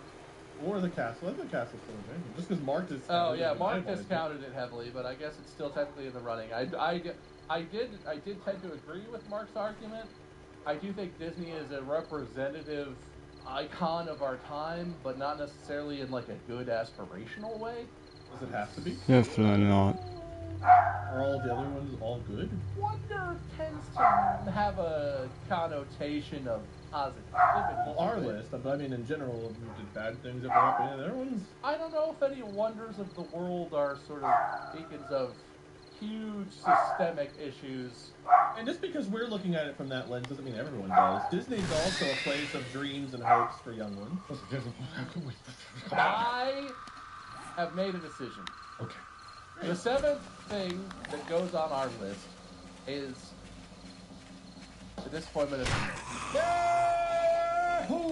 Now, I do want to file this in real quick. If the Cinderella Castle is not happy and uplifting, the disappointment of humanity, I feel like falls under the same umbrella. Wade, I agree. Call me crazy. Your complaint is registered, and Thank I you. will tally the points. Mark Thank did you. file the correct paperwork, which does secure him the points for that idea being Feels selected. fair. As the host and arbiter of this episode, I will use my unilateral authority to say that I don't think that paperwork should exist, and I'm going to go ahead and veto Mark's paperwork. And while he thought he had this all wrapped up in the bag, the disappointment of humanity is Wade's idea, and its place on the list secures Wade one additional point. Making the final score of this episode, 6 points for Wade, apparently, and 3 points for Mark. I didn't even have to cheat to make Wade win. That's good math. Mark, how did you do so poorly?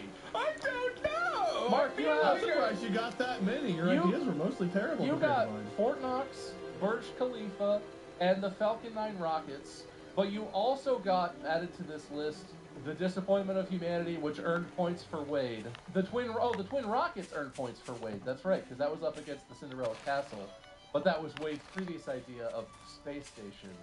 No, it Right. wasn't. Wow, But you earned wait, a lot. wait, You earned a lot have of you, points for have Wade, you, Mark. wait, I gotta ask a question. Have you seen the Twin Rockets landing? I have. I did. I watched it. I watch it a lot. I watch that sometimes if I feel bad and I want to see something that makes me feel better about humanity. Yeah.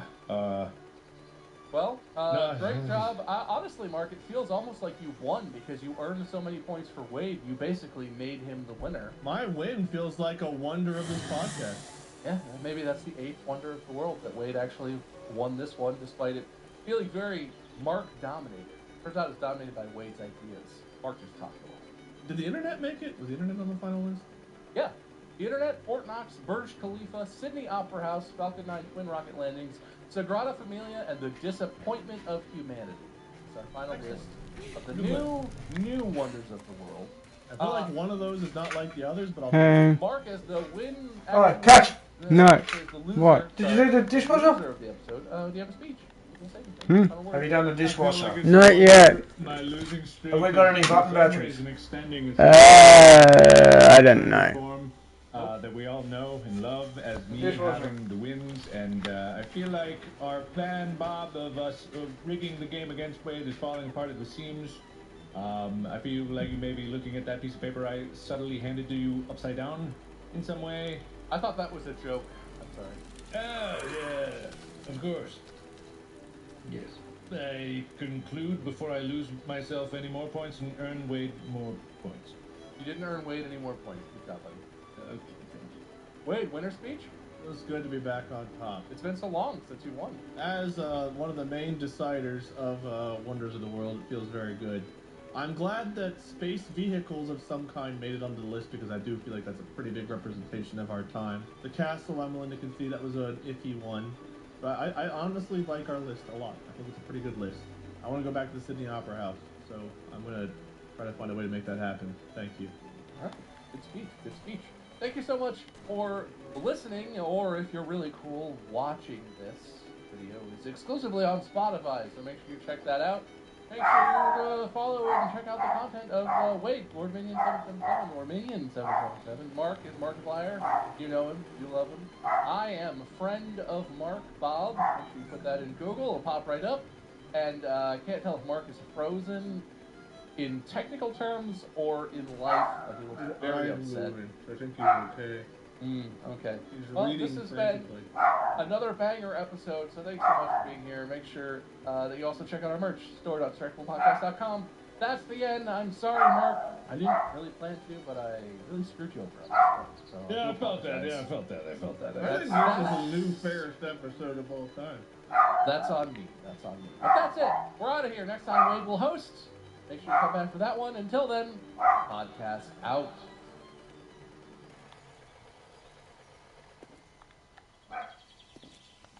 This episode is brought to you by NAB. Life's complex and it can often feel dramatic. That's why NAB are bringing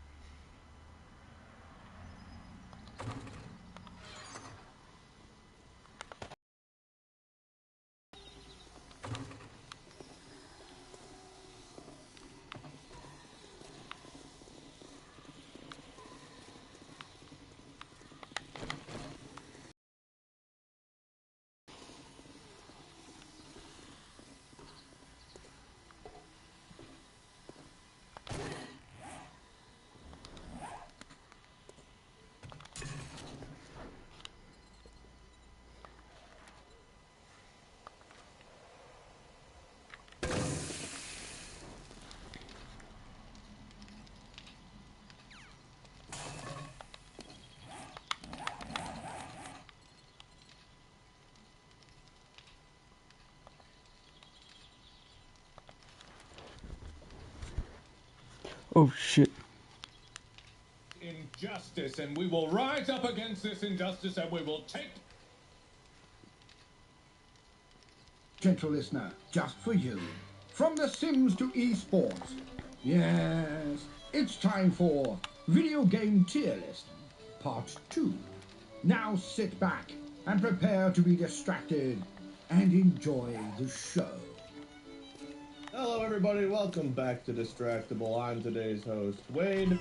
Welcome to the show where one of us, there's three, hosts. The other two compete for points. The judges decide if they get points, how many points, so on and so forth, picks a winner for the next episode, and we talk about whatever the heck we want. And per usual, my two co-hosts are with me, Mark and Bob. Hello. Hello. Hello. I'm on a losing streak. It's injustice, and we will rise up against this injustice, and we will take Distractable by the balls, and we will force it into our own universe of me. Who do you think you are, Wade? I just feel like the Distractable subreddit is uprising against this injustice and not focusing on simple distractions that are only caused by Wade and his evilness. You know, it's funny. There's a lot of stuff in the subreddit, and I'm not going to mention most of it. But I will say, in the last week, even after Wade's been winning a bunch, Wade and I are trading wins back and forth as agreed.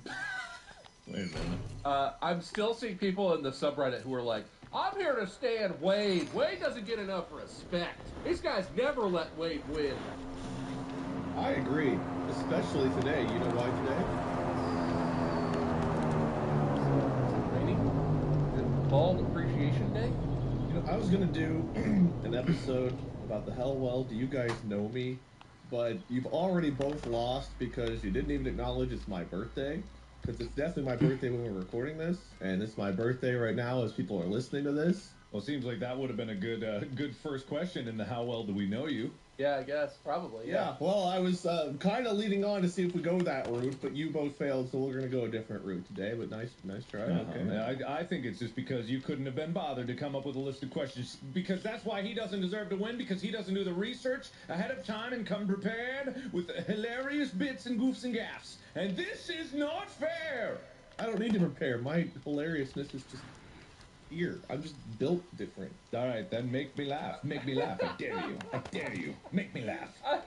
I like how Mark is trying aggressively to cut his own legs off before we've even begun, and Wade is just like, I'm not biting. Yeah, Wade, I'll win this episode. How are you going to stop me, Judge? What? Are you talking to yourself now? Look, I know that I'm not going to win this one because when Wade's in charge, he has a vendetta against me. Even though he has taken away all of my wins and I've earned them back through sheer hard work, I have a feeling he's just going to take them away again and then make me lose and preemptively lose for the next few rounds. And so I'm just going to rage against the dying of the light. Oh, I will take them away again. We've never explored the bounds of the host's power. How far into the future can a host reach? How much can you take from other people in the future? I decree as host for today and today only, Mark can never win again! Let's see how long that holds up. But all of my sound bites, remember the turnaround? I've got so many more lined up and ready. That turned around. Yeah, no, I don't remember. I love that one. Great, play it. I just checked my soundboard here. Well, hold on there. There's got to be something here. Wait. Wait, is something actually going to happen? You've entered the bonus round! Oh, boy. That was so loud. That was so loud. Oh, well, we heard it, didn't we? So... You know what? 1 point, Mark, for having us sound. That's pretty good. All right, cool. All right. How's everything going on your project that you want to tell us everything about? Yeah, details. It's going well. I don't know what date this is going to air, so it may or may not have been announced, but I'm gonna... Literally my birthday. I'm gonna err on the side of it not have been announced yet, so just in case. It's going well. It's great. Very, very cool and fun and interesting, and it's engaging, challenging, and I'm learning new stuff every day, and it's getting, like, feeling very fulfilling, and yada, yada, yada. Is it good? Would you say it's good? Oh, man. If I'm going to show you guys a clip later that, just, like, you keep to yourselves, but it's, like, it's really, really cool. Like, what we're making is just kind of... Can we show it on while we're recording our faces, and Wade and I are just like... Yeah, I know. Right here, I'll text it to the group. Let me see. It's just it's a short clip of a stunt that we did, but it's just like, so I'm gonna send this to the group chat, and you guys give a live reaction. For everyone who's so concerned about leaning too much into visual gags, we're not gonna show anything. There's nothing to see. So there's nothing to see. This is exactly what we do all the time when we're like, I'm gonna show you this thing, and then you hear us go, whoa! It's like the olden days. With nothing to look at and no descriptions to be had anywhere. Visuals. Man, that was sure would have been a smart thing to prepare for today. But you know what? It's my birthday. I don't have to prepare anything. I think it got sent over, so... Wait, can I watch this now, yeah, whatever you sent do me? a live Wade reaction.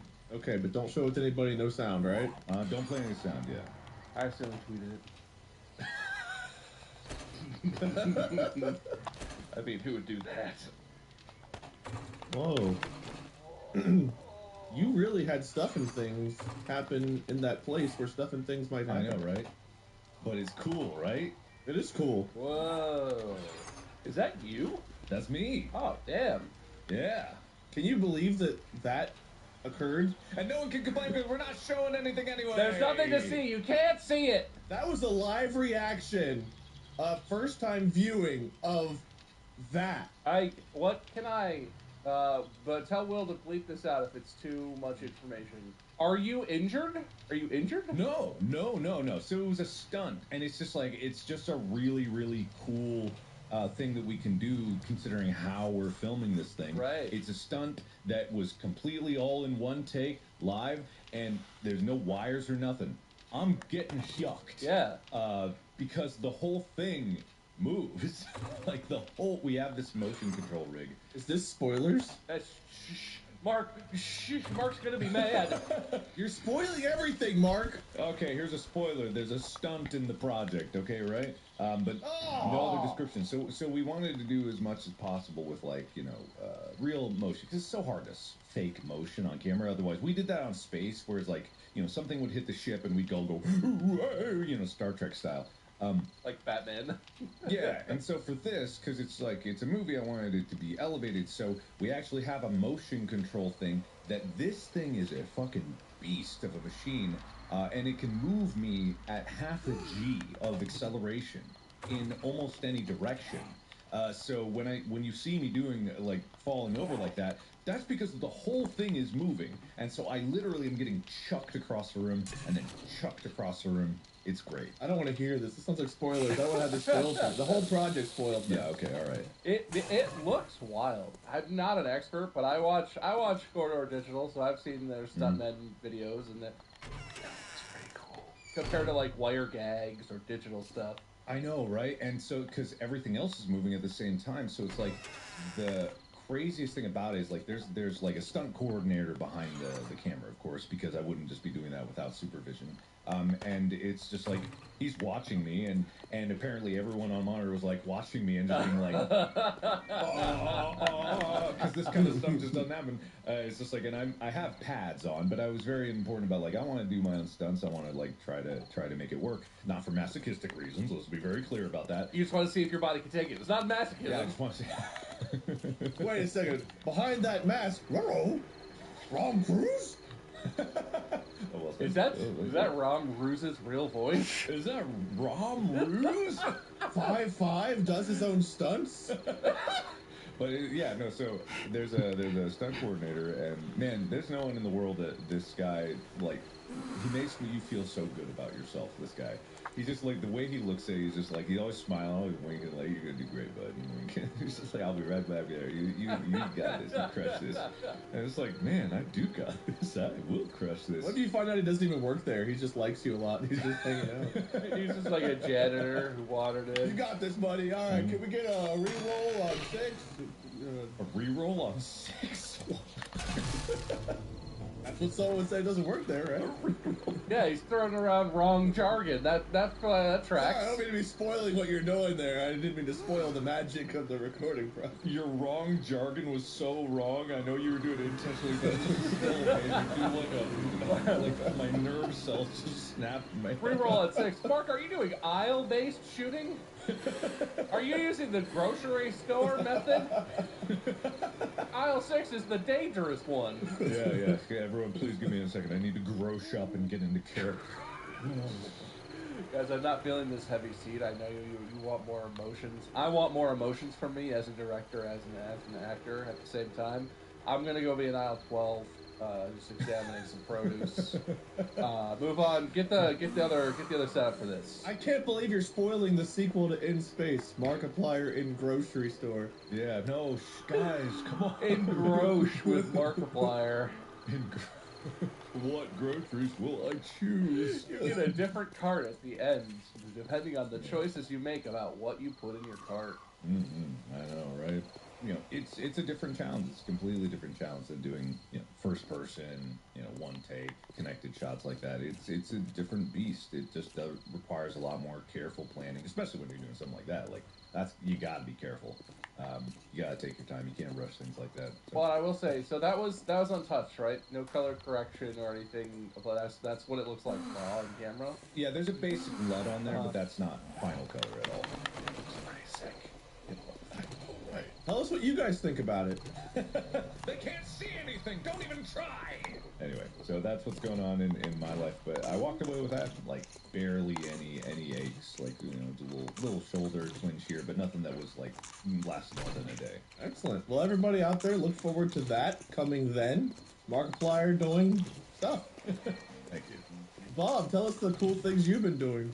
I'm also doing cool stuff. Yeah, no, I have a baby. He doesn't sleep. Other than the baby, I have a car, and I've been putting things on the car. Okay. I installed carbon fiber side mirror covers and a high flow aftermarket air filter type system that does not violate the warranty. Subaru of America.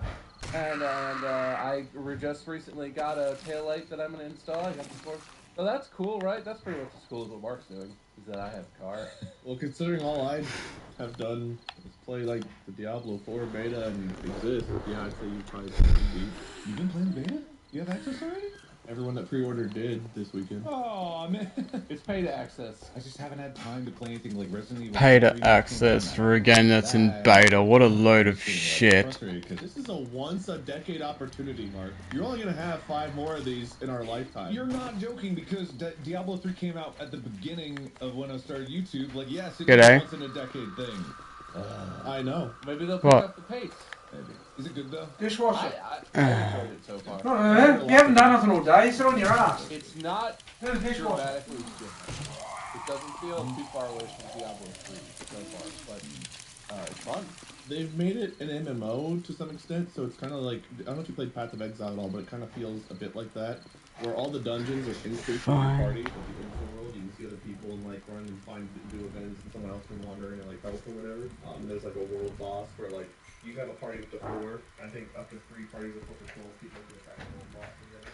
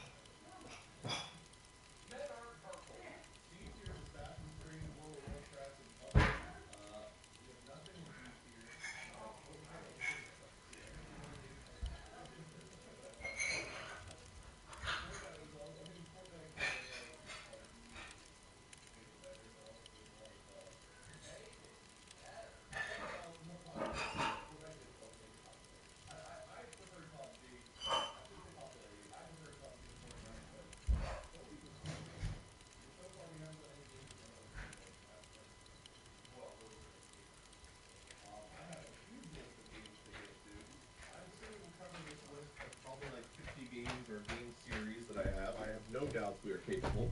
Because anything we do, it's move quickly through topics. Yeah, that is. Oh, yes. Too quickly, some would say.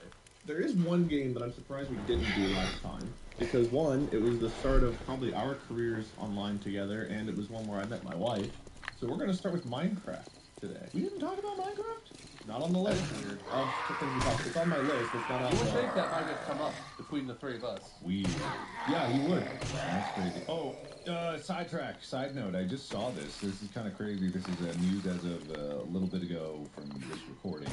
Epic has been ordered to pay $245 million after luring customers into Fortnite purchases, which is a fascinating thing. What an F-tier game. The Federal Trade Commission has finalized its order to fine Epic Games $245 million over so-called, quote, dark patterns in, quote, Fortnite, which led players into making unwanted purchases in the game. And they said they used dark patterns in the design of the game's menu and interface to make it easier for players to make unintended purchases of in-game items, especially for children to make purchases without consent.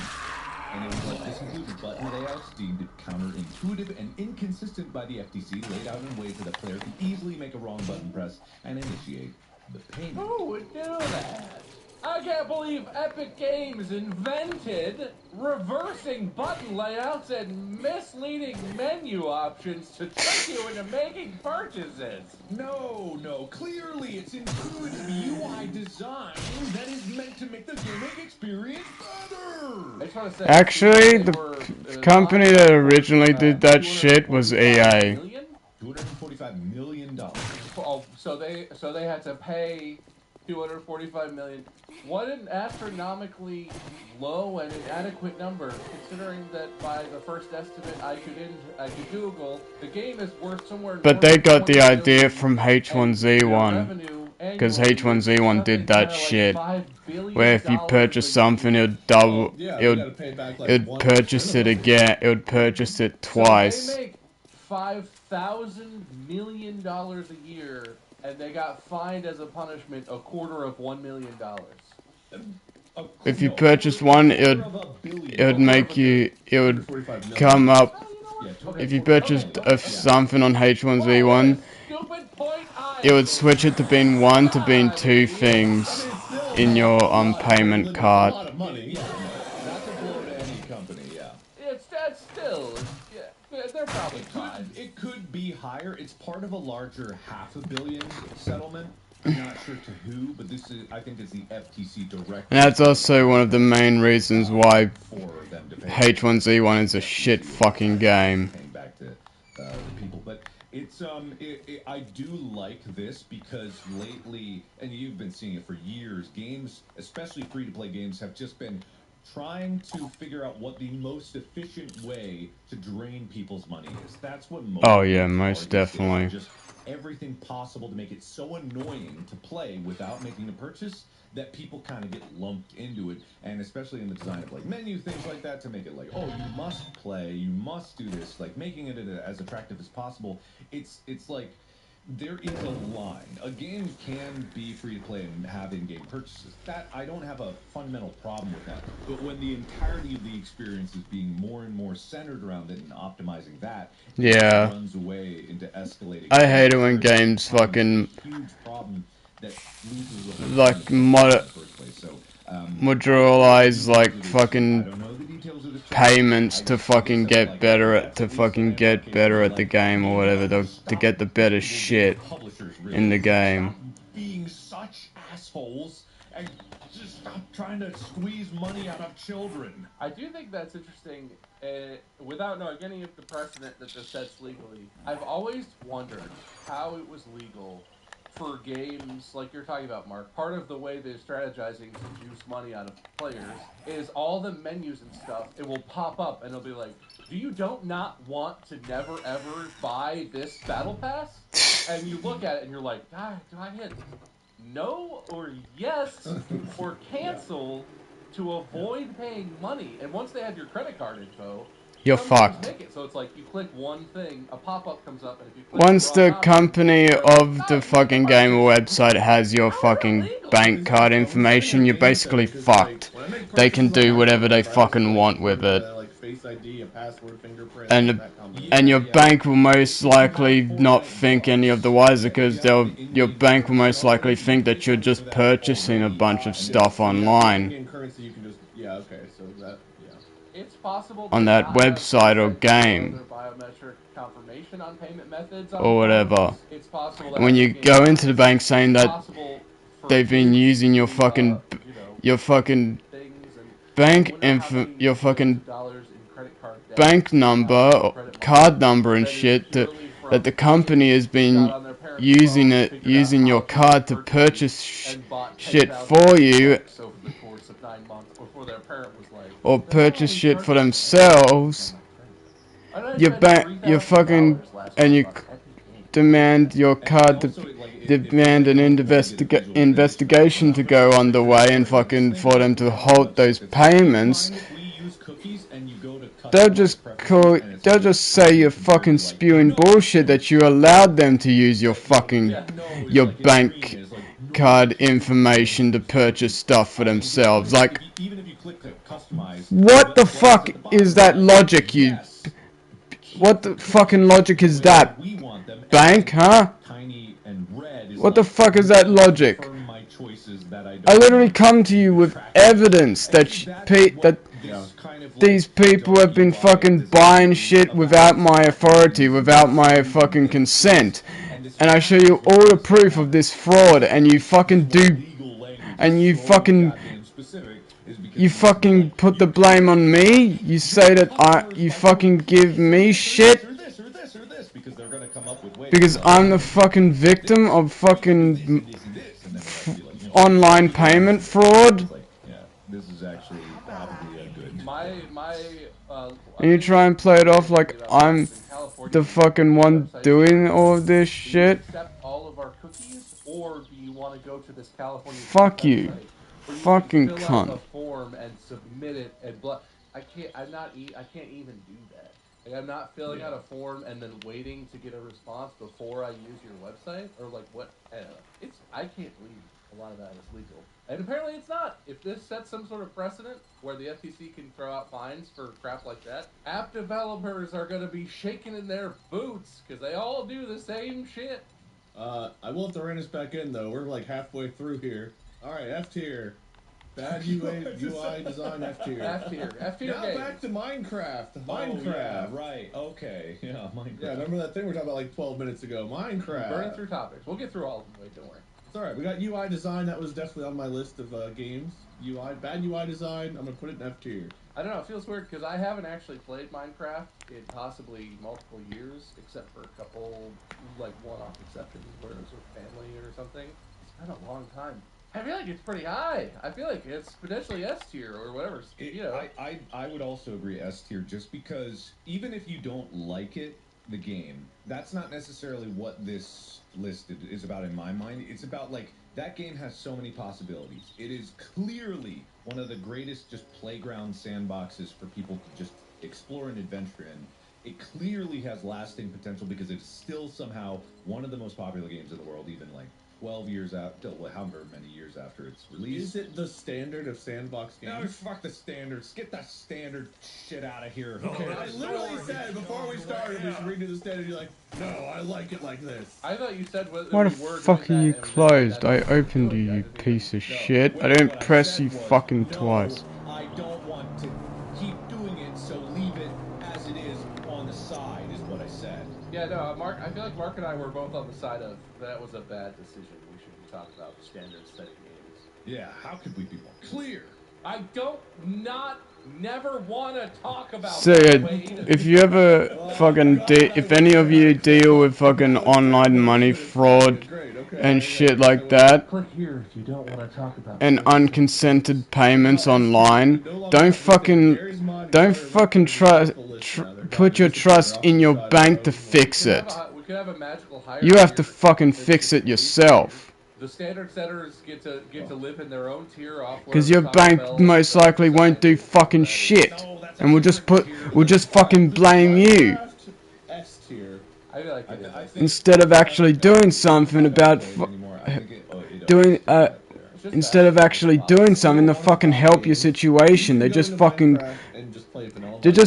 victim blame you. Like almost an MMO world. They blame you, the victim of the fucking crime. Like the Pixelmon games, they have all the different like tech craft games like that we toyed with a little bit. And I'm sure that those are. Didn't someone make a working computer? Yeah. No, that's why if you ever fucking want to purchase anything online, use. You can do so much. Best thing to use is cash cards. Like. These tunes are delivered fresh to you by My Muscle Chef. Do you want to lose weight? It's achievable. Like, if you want to buy stuff on PlayStation Store, don't use your card. Use the fucking PlayStation cash cards that you can buy at fucking Walmart or Woolies or wherever you live. Buy them. Minecraft, we're tossing an S tier. Let's do. Don't ever fucking use your card for fucking online stores for video games. If the fucking gaming service, store service has a fucking 3 matches of League of Legends, and I played him with Zombie. Has a He told fucking me after the third game, he's like, card. And I was like, yeah. A card system where you can fucking get cards to fucking gift cards to pay for it, then fucking get them, or cash cards to pay for it. To pay for this thing that you want, do that. Don't ever use your fucking card. Big time game. A lot of people love it, played it for a long time. People hate it, and then they go back to it, and they get into it again. Yeah. People that are like, yeah, I got away from League. It was just getting to be too much. And then like a month later, they're like, yeah, sorry, I was just playing League. And it's like, what? I thought you were done. Well, I was, but I'm back. No, here's the thing. League as a game, because I played the original, which was a Warcraft 3 mod. What was it? Dota. I played the original Dota mod in Warcraft 3, and it was very fun. And League of Legends is no different. The game is fun, but the fact is you have to play with other people. You can play against bots, but it's not the same. The people are terrible. They're terrible people. Yeah. They're just, and they're not terrible people outside of the game. The game makes you a terrible person. They might be. They might be too.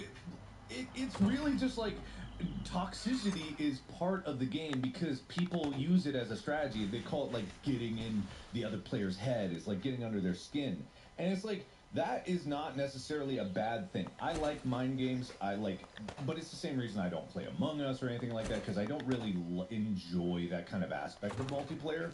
I can't say the game is bad, but I can't put it in like S or A tier because I don't have enough experience in the game, and all the experience that I have is just like League of Legends as a game existed before or after Dota, and therefore it's always in my mind been a toxic wasteland.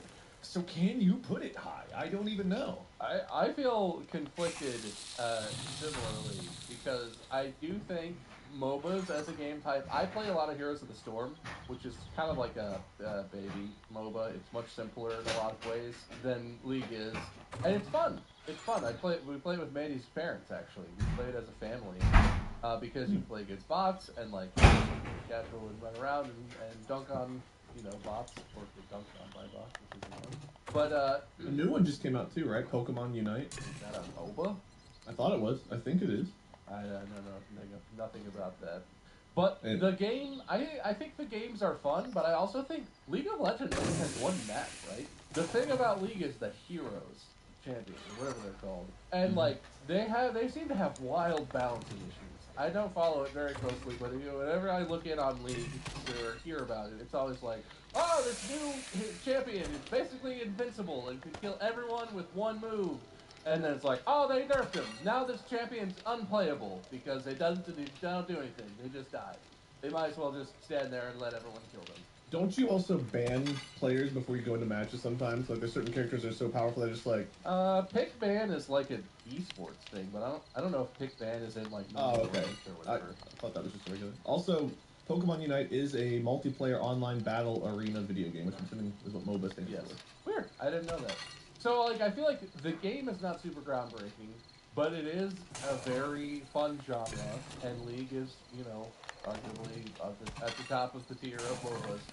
But the community, I feel like Tyler 1 is a representation as an individual of the things about the community that are both ridiculously cool and the reason I would not be interested in it. Because he's done some crazy stuff. He reached, I don't know what the top rank is, like Grandmaster or something. He reached the top rank in every role, all in one season. It was fascinating. I don't follow him super closely, but that's like... Not Tyler. Different Tyler 1. Tyler 1. The streamer, Tyler 1. Okay, I was like, Tyler's a Grandmaster in League of Legends? Who looks like a, you know, Tyler. Like a roided out little man who screams and is the nastiest little Dorito keyboard ever. Alright, we don't need to bring height into this.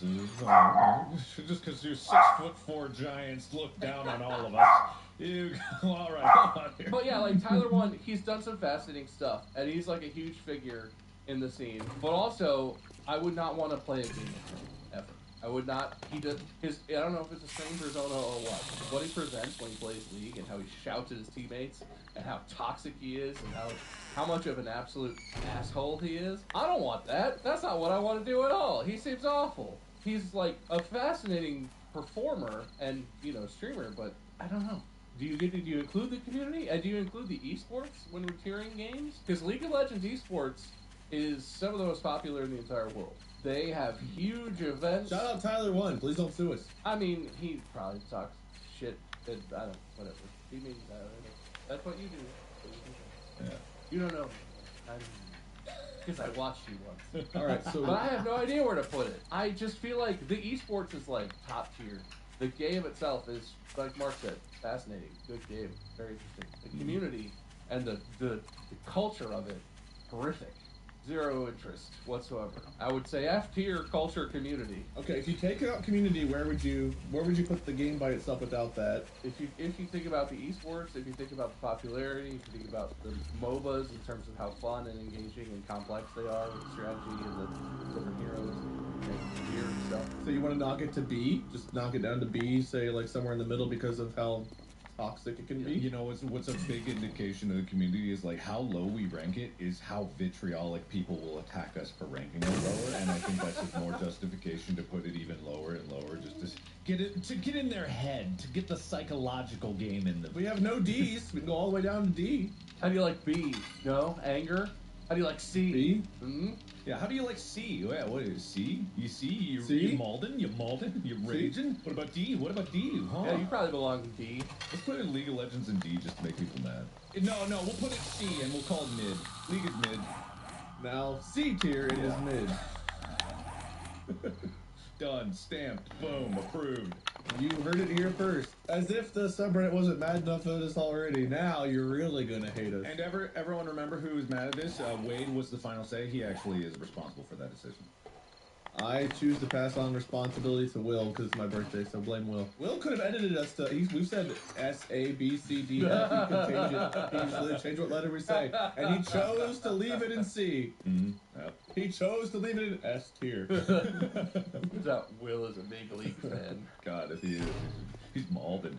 We're in his head. We're in his This episode just never airs. Why do you guys hear an episode of Wade's birthday? We recorded one. I don't know what happened to it. I don't know what's going on. Very strange. Let's do... We've not done Mario, one of the original, really popular Nintendo games. Yeah, let's just do the Mario... we have the franchise. We have to do it like as a No, group. there's so many games. I know, but I've got 50 to 80. We've done 2 in 40 minutes, Mark. You gonna hit all of them? Hit one!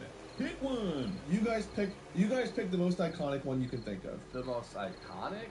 Which you got Super Mario Sunshine 64, all the early Super Nintendo Mario World, like there's so many. You're gonna pick a Mario game to represent the Mario series. No, you can't. You can't do it. Yeah, you have to. That is a travesty and unfair because both Super Mario Sunshine and Mario 64, which I don't even think those really belong together, but those are close together. And the Mario Galaxy series exists, and the Mario Galaxy stuff stands on its own for several reasons. Super Mario Strikers is one of my favorite soccer games of all time. Oh yeah, what about the Mario sports games, dude? Mario Tennis? The N64 Mario Amazing. Tennis? Don't worry, guys. I put Mario Party separate. Oh, fuck Mario Party. Get out of here. Tyler? I should probably put Mario Kart on here too. Huh? Mario Kart? My god, which one? And each one is different, like generations are different Mario Karts. I'm thinking of like the platformer Mario. Whatever ones fall under that. Which one? 3D? I don't know, but you guys gotta put it on the thing, so... Mario gets its own tier. Mario is Mario tier. Mario you would have to do a separate tier list for just Mario games. Oh, pick one. You pick one! No, if we have to pick, if Mario's going to get all lumped and covered by one, we have no choice. It's S tier. It is. Yeah. There's no games that are bad enough to lower it. They're all like pretty good. There are plenty of Mario games that are bad enough that they would not be S tier for their own reasons. As a franchise, if you're going to force us to boil it down and pick one, anything that we picked as representative of Mario is S tier. And there's a wide range of stuff that is Mario games that are all S tier. Because, and I don't even like platformers. I hate platformers. I hate 3D platformers. I'm bad at them. I don't like 2D platformers. I'm bad at them. I don't like Mario games in general because I personally struggle and they make me very frustrated because I'm just bad at them. S tier. They are S tier. Mario is S tier. There's too many examples to pull from that are S tier, but also I protest against this. Yeah, we could have an entire tier list of just Mario stuff, and it would be very interesting. There are some F-tier Mario games, let's be perfectly honest. Here, I'll put an asterisk by your guys' names. Asterisk. Protested Mario. There you guys go. You both got your asterisk for protesting this. Excellent. Can mine specifically be for having issue with the way you frame production and putting it all on you specifically as an individual? Wade's way of framing... Blah, blah, blah. Oh, got it. Close enough, I guess. Does that feel good? Because I put it in the notes. No, somehow okay, that good. feels worse. Let's do one of the first horror games I ever watched and played. Amnesia: The Dark Descent. Played it, streamed it, I'm not gonna finish it. I wouldn't call it S tier, for sure. As a game... Because honestly, that game is confusing as all fuck, man. It was so different when it came out. It was so different. I would probably put that in A tier. Oh yeah, Amnesia definitely changed the way that people viewed horror games back in the day, man. Play a game to be scary. This is the one. It had a good story. No. Yes. No. It definitely changed the formula quite a lot for horror games. I'm 100% unironic. Never played especially for first-person based horror games. Watching like Mark clips. I never watched your full playthrough. I know a little bit about the game.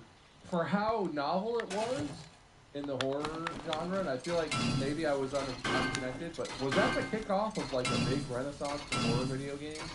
Because it feels like Amnesia came out, and it was a big deal for you, so like I heard a lot about it. And then following that, a big swath of horror games that were all sort of experimenting with what are horror games, what are the mechanics, what are the things, you know, the fundamentals of horror in gaming. All came out all in a row following that. It seemed like it kicked off something.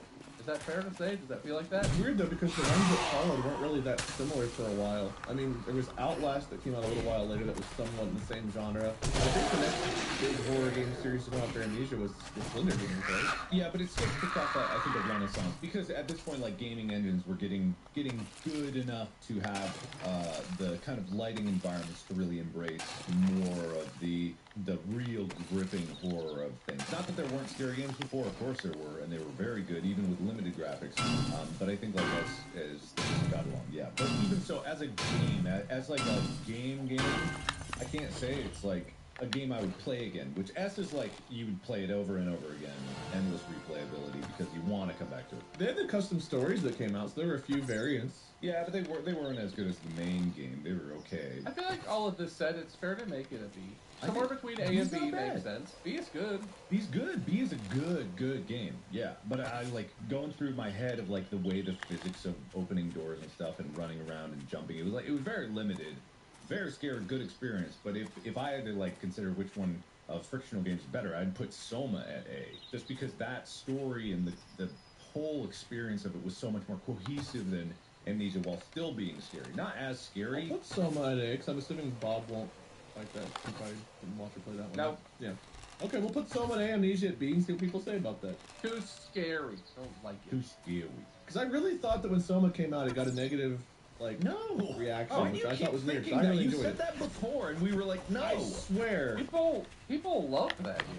Subreddit, someone let me know if on launch people were disappointed in Soma because it wasn't a sequel to Amnesia.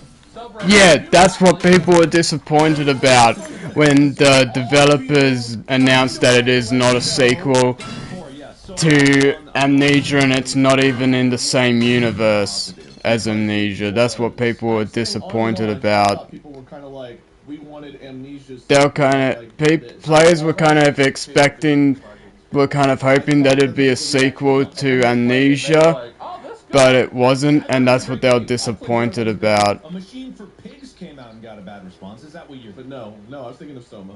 Oh, well, you're wrong. You think wrong. Okay. Yeah, you think I'll bad. take it if it's true. Skyrim, or the Elder Scrolls series, however you want to look at it. No, pick one. I'm doing that. That's not fair. Skyrim is like its own saga. That game's been released 50 different times, and they made True. a version where all the dragons make Owen Wilson sounds. I'm pretty sure that was an official Bethesda version. Wow. They've also got one where you can have like Thomas the Train flying around, I think. Yeah, they made any mod that you could think of it exists. Yeah. There's probably one where it's just like Mark's face flying around at you. Probably. It's a bunch of emies. Thomas the Train, it's Thomas the Tank Engine, you idiot, Wade. You guys put Skyrim. We were doing series before, that's why we grouped this together. We did like the Mass Effect series. We did The Last of Us. Like, we've done series. I hate that idea now. Well, Mass Effect series is a cohesive series. Like, those are literally the same game with minor tweaks going back and forth. Skyrim is fundamentally different from Oblivion, which is fundamentally different from Morrowind, which is fundamentally different than, was it Daggerfall? I actually don't know. Yeah, I don't know beyond Morrowind, because I've played Morrowind, played Oblivion. Well, we'll do Skyrim, but like we probably won't get to the other games, so Skyrim. When it came out, it was a buggy nightmare of a mess on console, specifically PlayStation. It was a fantastic game, but I remember playing it on PlayStation because I was not a PC gamer. I don't think when it came out, or I didn't do a whole lot of PC gaming outside of maybe. When did it come out? Skyrim release. Yeah, Skyrim's a great game, but even when I first played it when it came out, I really got into it and I was like, this is great. But even I could tell then it was so clunky. And It was 2012? What? Is that true? December 4th of 2012? 2011. November 1st, 2011. Why does it say initial release date on the site? That's- Oh, it's Dragonborn. Oh, okay. Still, that's later than I would have guessed. 2011. So that was before I was a PC gamer, so I played on console. The thing that I've always known about the Elder Scrolls games is that they always, the music and the environment... Skyrim came out originally in 2008 for the Xbox 360. A little rougher on the edges, guys, especially when you played Oblivion. Skyrim was way better than Oblivion when it first came out. I'd put it at A. And PS3, and then in I do feel like then in like my take. I've seen lots of people talk about this.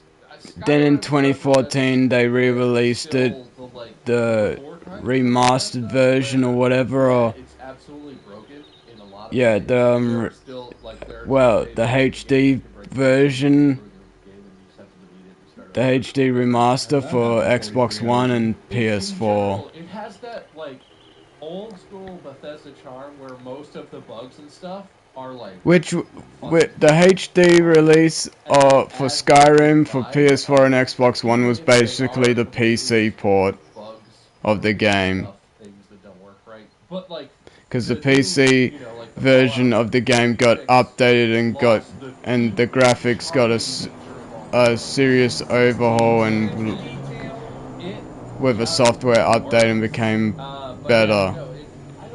looking and whatever, and the resolution was I better. never really got that. I always just got frustrated because the Skyrim, the Elder Scrolls games are clunky as shit and feel really awkward, and I hate that.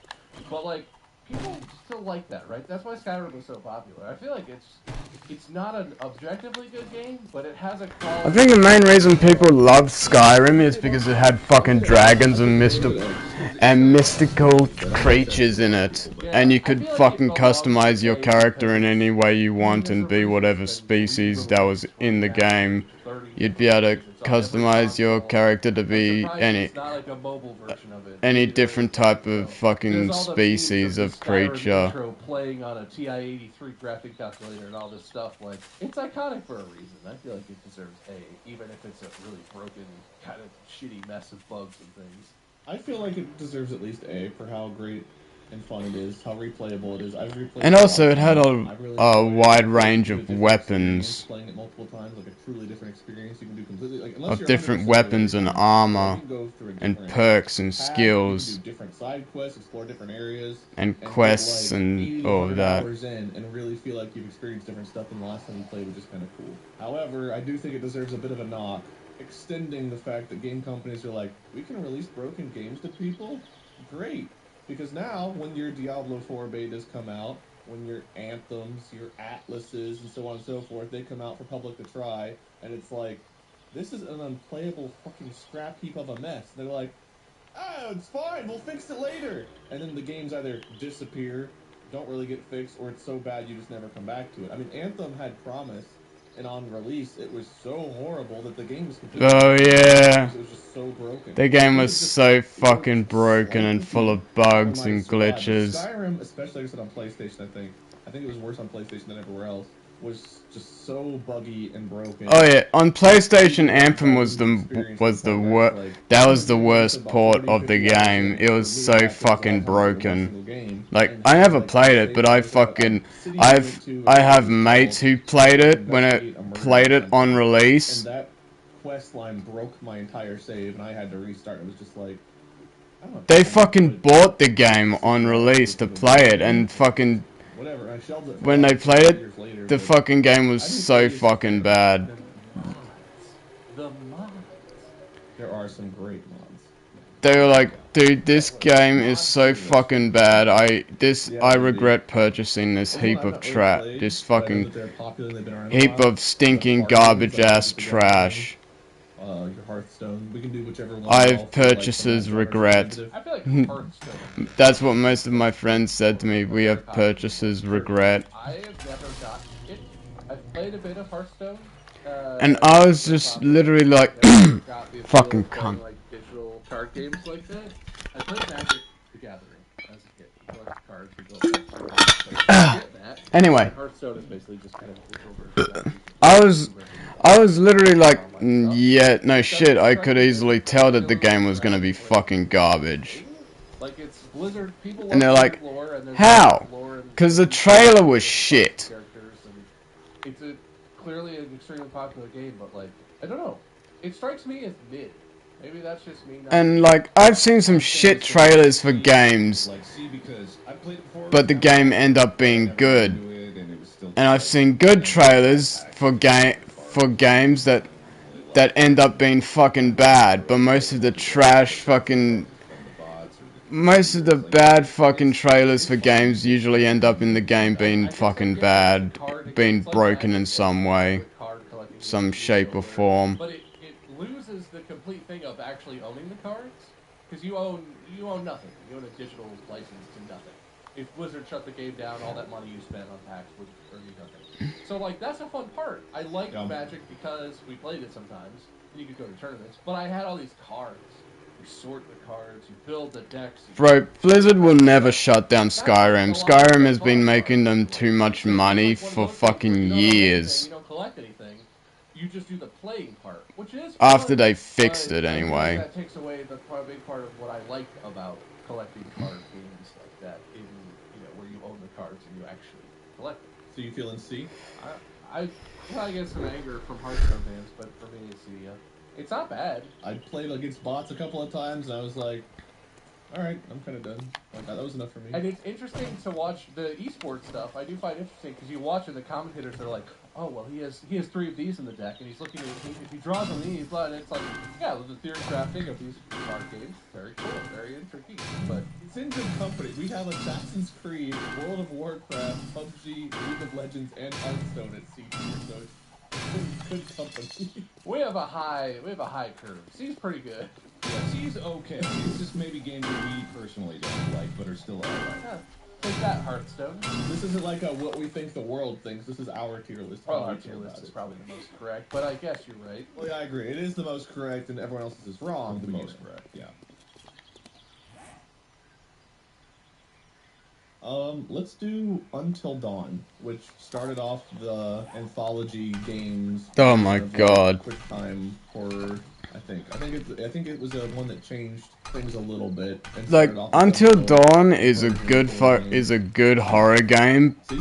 and the sequel to it is good. But the ones that they've made afterwards, It's made by the same people who make the so-called sequels that aren't actually sequels to the original, to the first two. It's not It's part that of that. kind of game, right?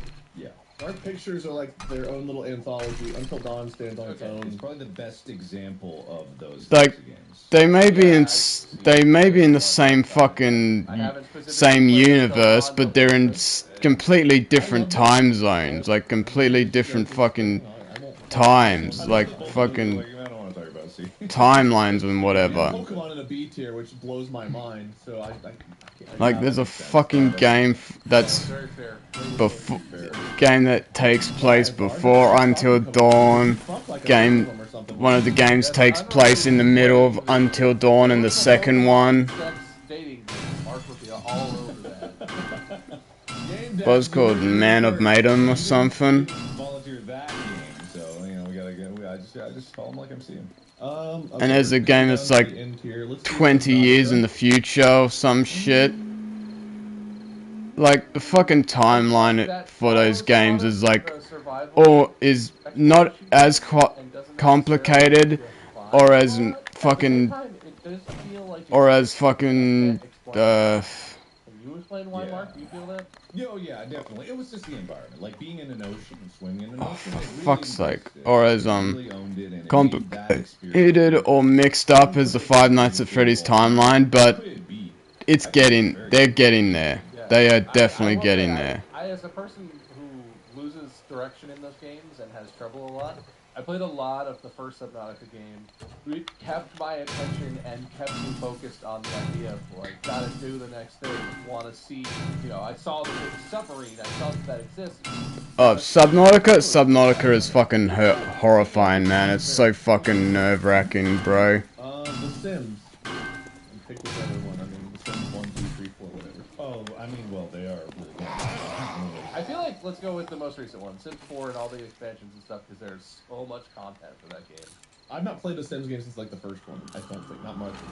Plus, the fucking console ports are fucking trash, man. Like, the console ports are so fucking bad. Like, they are so fucking broken and laggy, man. And it's consistently good, funny stuff, because the people who like The Sims are willing to put a lot of effort. Like, Subnautica on console is like the most fucking late, buggy ass game ever, and it also takes fucking forever to load. B. I think good B. A good B. I think it's a game I would never really play myself, but it definitely deserves B. Yeah, I was gonna Like, Jesus Christ, it takes like 5 to 8 minutes to fucking load into the goddamn world. Content is almost always good. Respect. Like, and it continuously loads while you move, which is fucking crazy. And the map, like, you drive around in cars and you shoot other people. It's AI, but like you're driving a car and you're fighting other cars to win a tournament, basically. I can't. That's where I got my username from. Minions, the ice cream truck. No, that's Sweet Tooth. Yeah, well, which one's Minion? What does he look like? Minion in Twisted Metal 2, it was like a boss on like a lava level, He like drove around in a tank. He was like a demon from hell who drove around like this tank, and you could use a cheat code to play as him. Look, I will say the only Twisted Metal game I ever played is my cousins in Michigan had Twisted Metal on the PS2. I don't even know which one it was. I think it was probably Twisted Metal 2. 2 was PS1 launch title. It was Okay, PS1. so it was whatever was the PS2 Twisted Metal game then. Had to be black, probably. Twisted Metal Black, maybe. I don't remember a lot about it. It was kind of fun, but it was fun in the context of stuck at a family party where this is a video game I have access to, as opposed to talking about myself to family members and updating everyone on what's happening in middle school. So I feel like that's not an accurate representation. I want to say C, but I don't want to offend you too deeply. I don't care. D. Yeah, I could even say D, but I know it means something to you, Wade. Somewhat of a thing. At the like. time, it was a lot of fun. It means something to me as a game. Oh yeah, Twisted Metal. You know what's funny? Twisted Metal 2 is on the PS2, but Twisted Metal is on the PS3. Like. 2012 for the PS3, they redid a retitle release of Twisted Metal. Okay, I didn't even know that, but that's just a re-release, not a new game, I guess. But it was fairly well written. As a game series, it was fun at the time, but I'm not sure if a lot of people even think about it or remember it. I'm fine talking to see. The idea for Twisted Metal comes from that era of video games where game series. There's only like 2 fucking games. If there's only 2 games, it's not a series. I have this idea, you know, and the marketing guys were like, kids like cars and like guns and make some kind of thing where you drive around and you shoot each other and that's it. And the game guys are like, well, do you want like a story, characters, or anything? The guy's like, nah, just cars and guns. We'll sell it. There's a lot of games that kind of fall into that, it seems like. Yeah, like in that era, the N64 era, really, battle tanks, and you had battle tanks. This was pre-N64. This was PS1 when Twisted Metal started coming out. But yeah, I think it was part of that genre of, we can put fire and cars and explosions on the cover. But I mean, it was fun to play. Yeah, it was kind of fun. Okay, let's move on. I want to do like 3 more than we'll call it. Left 4 Dead. Pretty fun. I played it a lot. It was good. I don't like it as much as everyone else seems to like it. Back 4 Blood has recently come out. Did you like Back 4 Blood? Because it's kind of like in the same... No. I like that Back 4 Blood feels less stiff. I feel like Left 4 Dead, even when it came out, felt like an old game to me. The movement mechanics... Back 4 Blood is fucking garbage. Yeah, so it felt old from the moment it needs fucking a hell of a lot more updates before it's worth my fucking time again. Because I played it on the Xbox One and oh my god, the game was a fucking hell. Oh, we did it. I got more cards. Alright, let's like, the game is so fucking difficult, man. It's like so fucking hard. Yeah, as opposed to like Team Fortress, which does play similarly, but the round's over when it's over, and you're like, whoo. Like, holy shit, man. Back 4 Blood is way too fucking hard. It's way too fucking difficult. Actually, when it first came out, like, some people. And the difficulty, especially on the first level, the first fucking level and whatever, it is fucking difficult as fuck. Even if you have it on normal, it's fucking hard as hell. See then, she's right in the middle. It is like the most difficult fucking zombies game I have ever fucking played. I have such an infatuation with that game that I've never. Like, Jesus fucking Christ. Came out and it was pretty good, but it was because I played computer shooters since then, like, and going to the N64 to try to play a shooter was the most infuriating thing. Oh look, because I played Doom at another trader. Responsiveness that it could have, and I was oh wait, no, not a trader. I was just like, oh my god, this is awesome. Some home things. So I had a terrible experience with it, but other people disagree. I personally felt like Winback 64 was a much more fun version of a shooter for the N64, and I love that game. I played it with my dad. Very sentimental. I love GoldenEye because it was my first experience in multiplayer shooters, and I'm currently like a big Valorant Counter-Strike fan, so that was an entree to that. But it was never quite what I wanted it to be in terms of the multiplayer. I will say it earns a lot of. Funny thing is, I've played GoldenEye and community around GoldenEye and the speedrunning it's like tech. It's and, like, and stuff that's developed for the game. holy shit.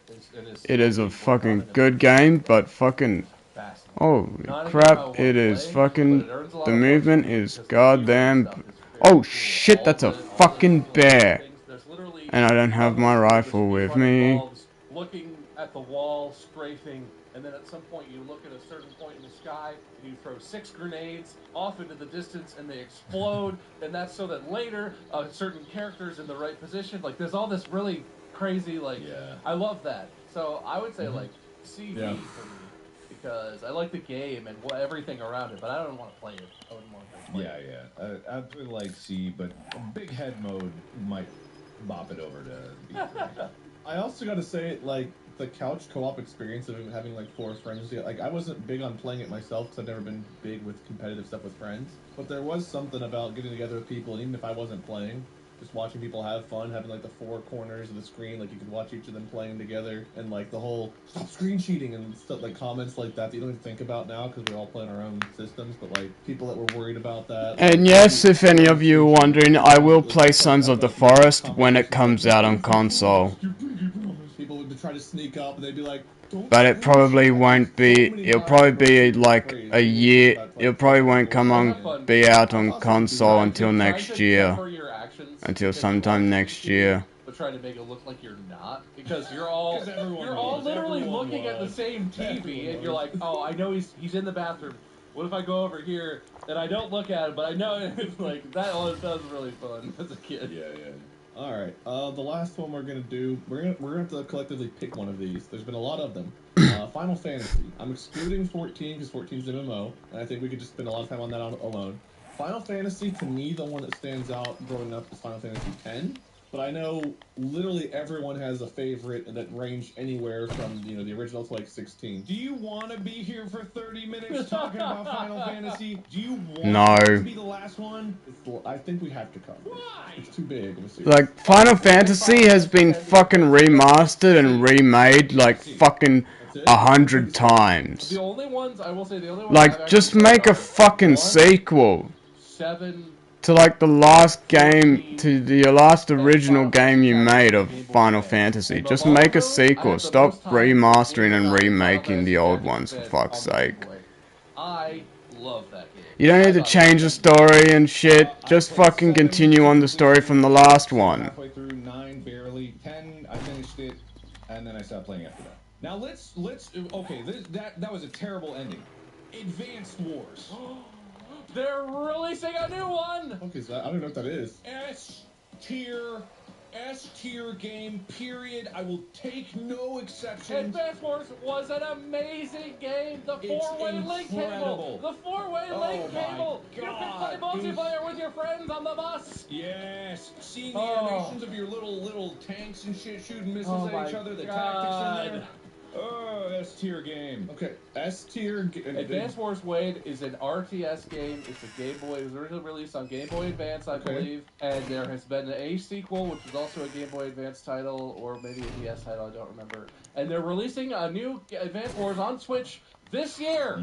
Soon. Yeah. Is that a better RTS than like Command and Conquer games? Because I think of Command and Conquer. It's like unrelated to 3D graphics RTS games. It is a grid-based, turn-based RTS game, and it is S tier. Okay. Good pick, Mark. Thank you very much. Next up on my pick list, Mega Man X. Never played it. Alright, I was gonna say A tier. It's pretty good. I wouldn't say a lot of people like get all faffy about like Mega Man. It's a very good game. It's not S tier though. My only experience with Mega Man is I find it really clunky. Yeah, well, Mega Man X was a lot better than Mega Man. Mega Man was super clunky. Mega Man X was like transformative in the movement, and it did feel a lot smoother. But I still wouldn't put it at S. Frostpunk is a game that is so near and dear to my heart. I know that it's so divisive. I'd forgotten it existed, and I think I played a little and watched people play in my it. soul, it's S tier, but I know people would disagree with that. Like, I love every part of that game. The music, the gameplay, the difficulty, the drama. Ooh. I feel like it was kind of a B. Yeah, that strikes me as a B. Don't move to me. No. I'm sorry, but no, that's... So good. I'll give it an A for you, Mark, because you're fighting vehemently for S, but I feel like it's a B. B is pretty good, man. Sure. B is good. It's all right, but okay. I tossed it in low A for you, so we've compromised. All right, thank you. It's just like, I know it's divisive, but it's just like, for some reason, at first when I played it too, I was like, this fucking sucks. And then I came back to it, I was like, I need to beat every map perfectly. I just fell in love with it. Anyway, that's it. We covered 0 sports games. Can we just kind of lump Madden and FIFA? Like they're different, but Instant Madden and FIFA F, because they're both fucking trash. Are we covering all sports games, or do you mean Madden? If there's one that jumps out at you, I feel like, for me, I like NCAA football much better than Madden. All the NCAA games that haven't come out since 2014. Madden, I've always wanted to enjoy Madden, I never really have. And also the fucking cricket and baseball sport games that have come out in recent years, all trash. We're not. We should just say all sports games are D. If you like them for any reason, you like the sport, you like the mechanics, I think they're fun. I don't watch UFC.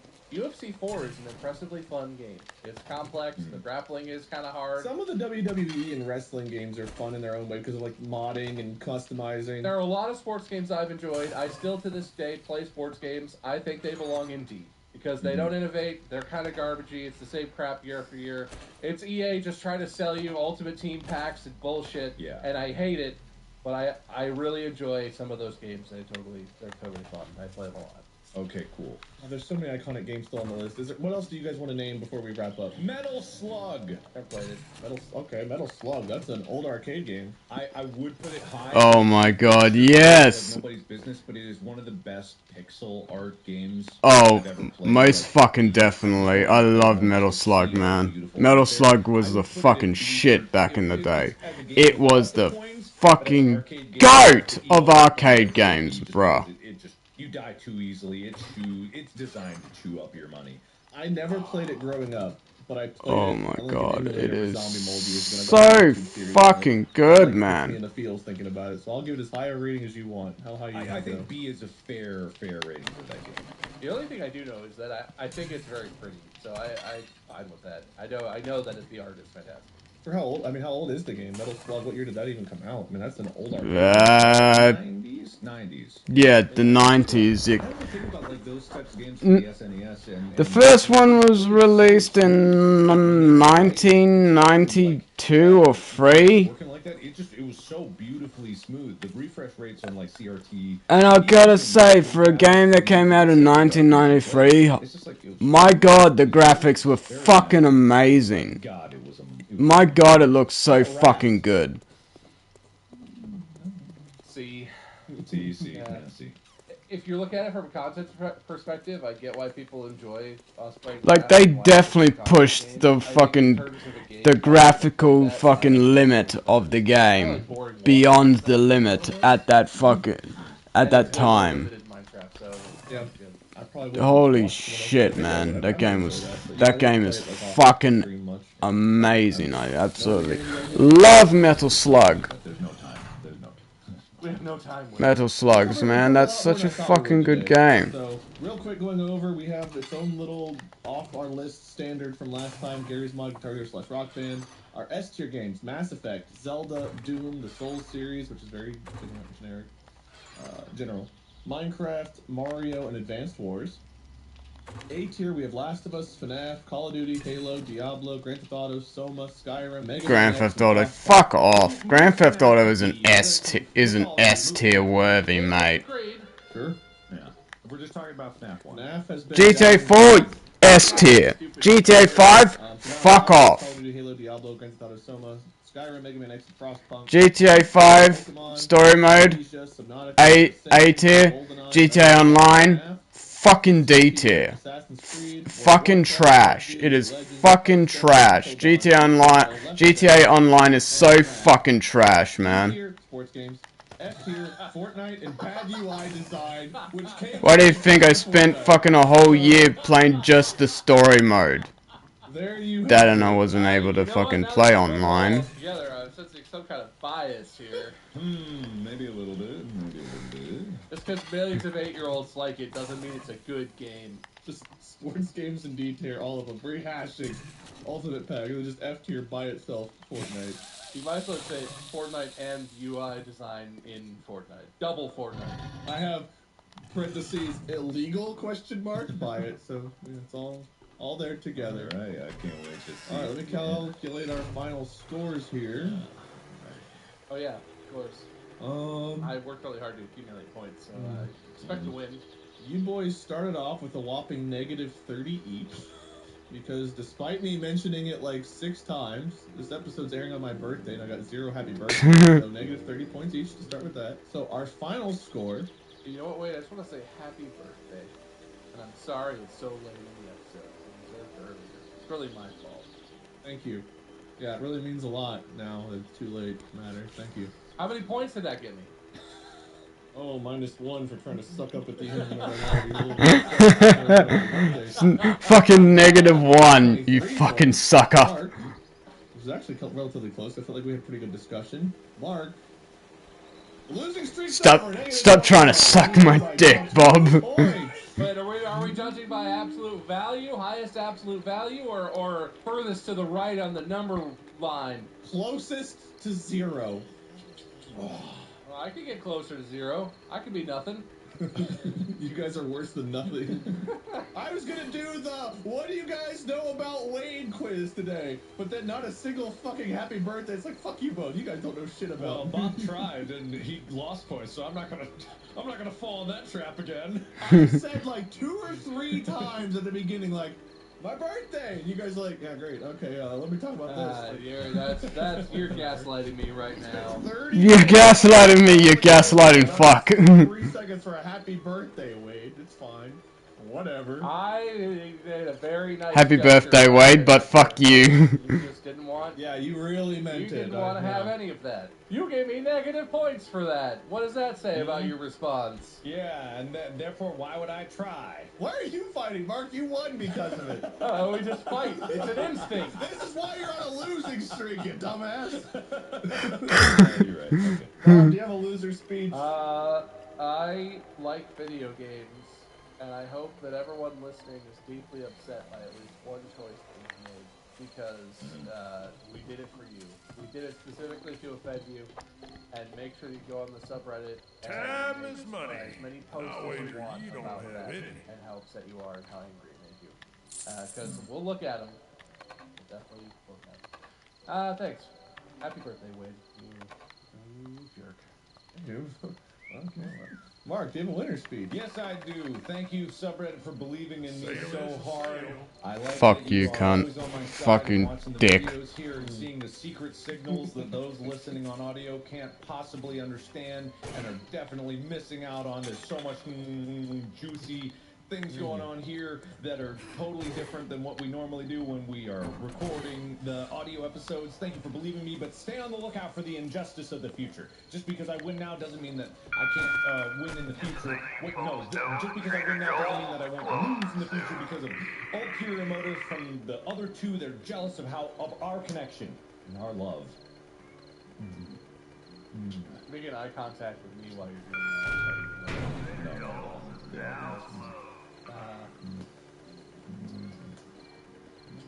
Okay, so I've killed a chicken, now I just need to kill a rabbit and a bear.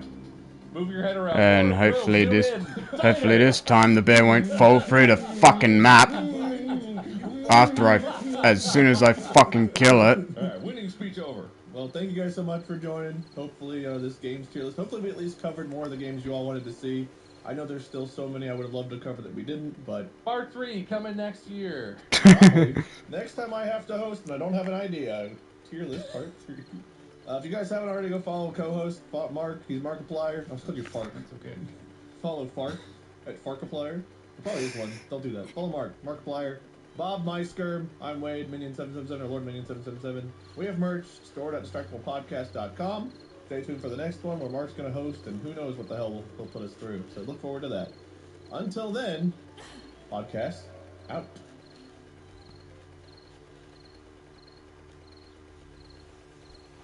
This This episode is brought to you by NAB. Life's complex, and it can often be...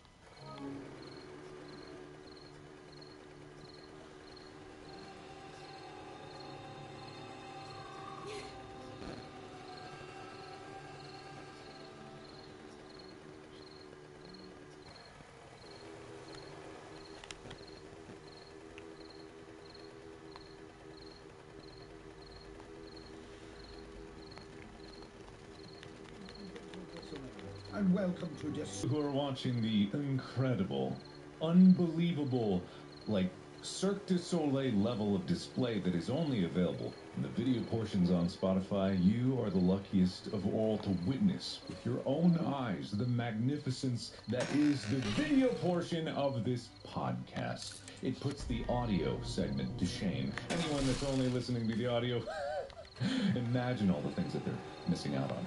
And that's all that they can do. They can only... Oh, God, Bob.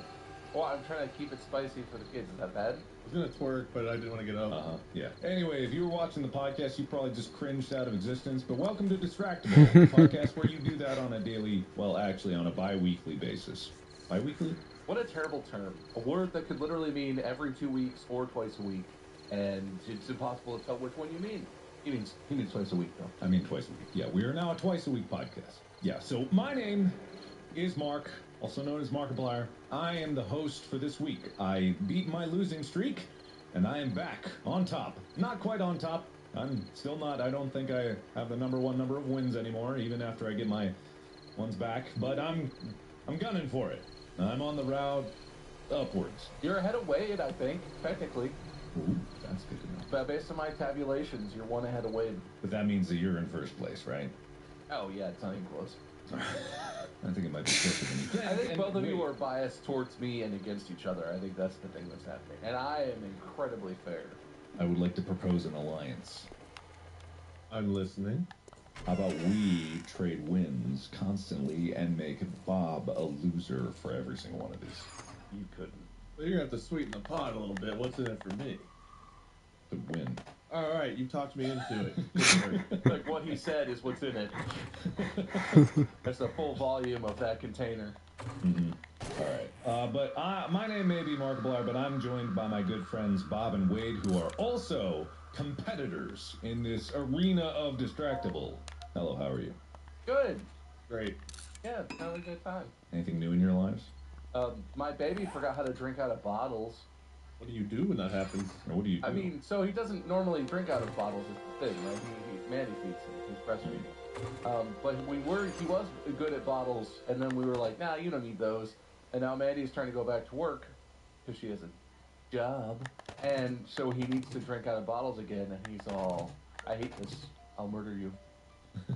And it's really unpleasant so far. So that's a problem. Interesting. Have you tried doing the airplane? I was just about to go like, I'm unqualified to give advice, and then here comes Wade, advice man, baby master. Dude, I have been an uncle like 7 times over, and I have never had to feed a baby. So trust me when I say I don't know what I'm talking about, and you should listen to me. Well, you know, I have to be honest, I haven't tried the airplane, but he doesn't fully know what his hands are yet, so I'm not sure if an airplane is going to appeal that much to him. Have you tried Bing Chilling? Is that John Cena ice cream? I think so, yeah. John Cena's ice cream company in China, absolutely. I was thinking that was the guy that sang Christmas songs, but that's Bing Crosby. Who's Bing Crosby? 12 oil things. You would if the right Christmas song played on, you would recognize it. Yeah, if you ask me anybody's name, I'm not really gonna know it, but I'm sure if I saw it or something, maybe I would.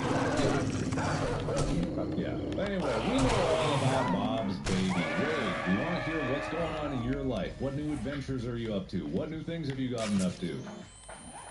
I went clothes shopping for the first time since I had hair, and I got this. What a strange delegation.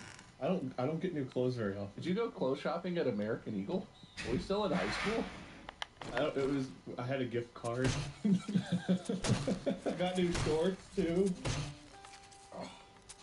You got new shorts? I would never know that those were new basketball shorts. If you saw the way the old ones were, dude, they were a problem. My old basketball shorts, like the lining was all dead. So I almost died in them several times. Went up and downstairs, they would just drop. How would that kill you? Is that not a drawstring? Because I would trip and fall and break my neck and die. You tie the drawstring and they stay on. Yeah, but it's too tight for like convenient peeing and stuff. You tie a bow so you can untie it. Yeah, but then you gotta retie it. So I just occasionally pull the strings, hope that it stays for a while, regret when it doesn't, and then... What if you just, like, reach up one leg and pull it out the leg hole? That could be more convenient, then you could tie it. Isn't the most convenient way to pee in gym shorts just to unravel your enormous penis and pee out the pant leg? That's what I'm saying. Yeah. That's what I was trying to tell him to do. Yeah. Like, you go out the Everyone pant leg. can do that, right? Just you gotta re-spool it afterwards, but... All of my shorts are baggy enough where, yeah, my giant throbbing dick would fit through, but just don't really want to deal with that. Why you gotta make it gross, man? I think it already was. I just wanted to emphasize the fact that we've probably already gone too far by taking it to the extreme. You wrecked that. With you made it bad. Wrecked it like I wrecked your mom's. Oh. Well, weirdly enough, I was gonna say this brings us to the topic of the day, but it suddenly didn't. It suddenly no longer does. Throbbing penis. I love this episode. Yes, because today we are going to be debating the questions that are burning in people's minds across the internet, and we're gonna be. It's Would You Rather. Hit the music, Will. Ooh. Oh, okay. So there's wrong answers, is what you're saying. It's not so much that there's wrong answers, because Would You Rather, I've actually pre-selected quite a few of these that are kind of really close to 50-50. There are some rogue elements that are like a bigger discrepancy, but I thought they might be a good discussion. But of these, how it's going to work is I'm going to present the Would You Rather. You each are going to pick which one, and it could be the same one. There's no exclusivity here. Debate if you want, like debate if you disagree or whatever. But a lot of these are almost exactly like really close to 50-50 splits. I'm sure that's how it'll play out too. I'm sure Wade and I will be very divided. Yeah, there's Bob answers and there's Wade and Mark answers. We know how this works. Hey, wait, what's wrong with my answers? I get your answers being low, but what's wrong? Have you seen the win columns where Bob is where we are? So clearly there's a problem. I like that Mark wasn't just like, don't make me. He was like, don't group me with you. Not with you. In that group, I'm in a different group than that. Yeah, man, come on. What are you doing? Oh, okay. Well, you're in the losers club. I'm in the losers extreme, I guess. No, that sounds cool. I want to be in losers extreme. No, you already said you don't want in. You don't get to want to be there now. You got the losers ultimate subscription. Mark is just a regular loser.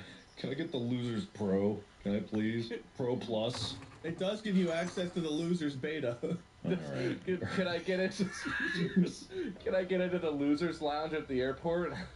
Oh man, I can't wait. Oh, did I tell you about my crazy experience going through the airport on the way back from the Spotify presentation? No.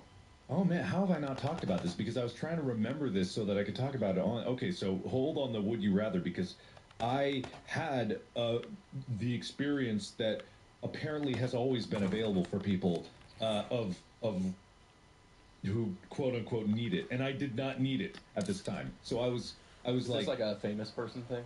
Yeah, exactly. So I was talking to Spotify like, ooh, I hope I make my flight back because we start filming the movie right after I get back. So I tell them this, and I'm like, okay, I just got to make sure I get out the door right away, and I should be fine. And they're like, oh, let's get you the concierge service at LAX. And I was like, I don't know what that is, but sure, whatever.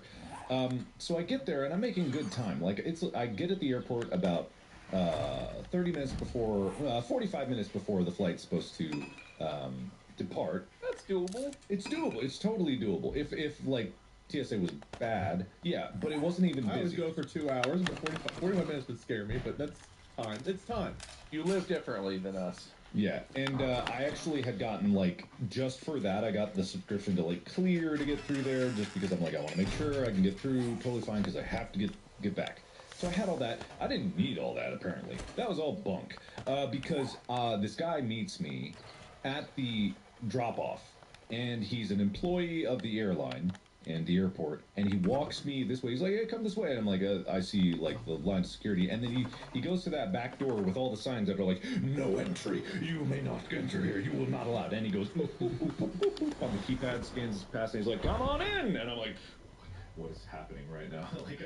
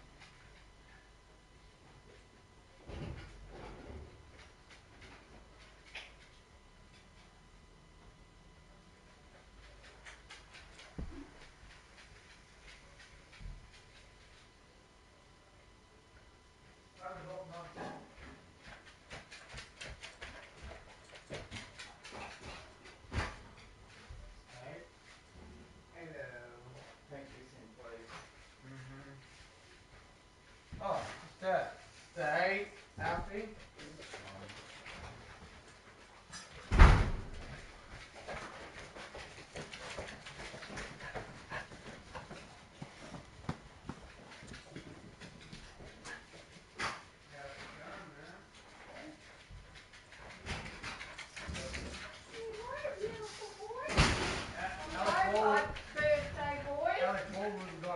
Hey, Mom.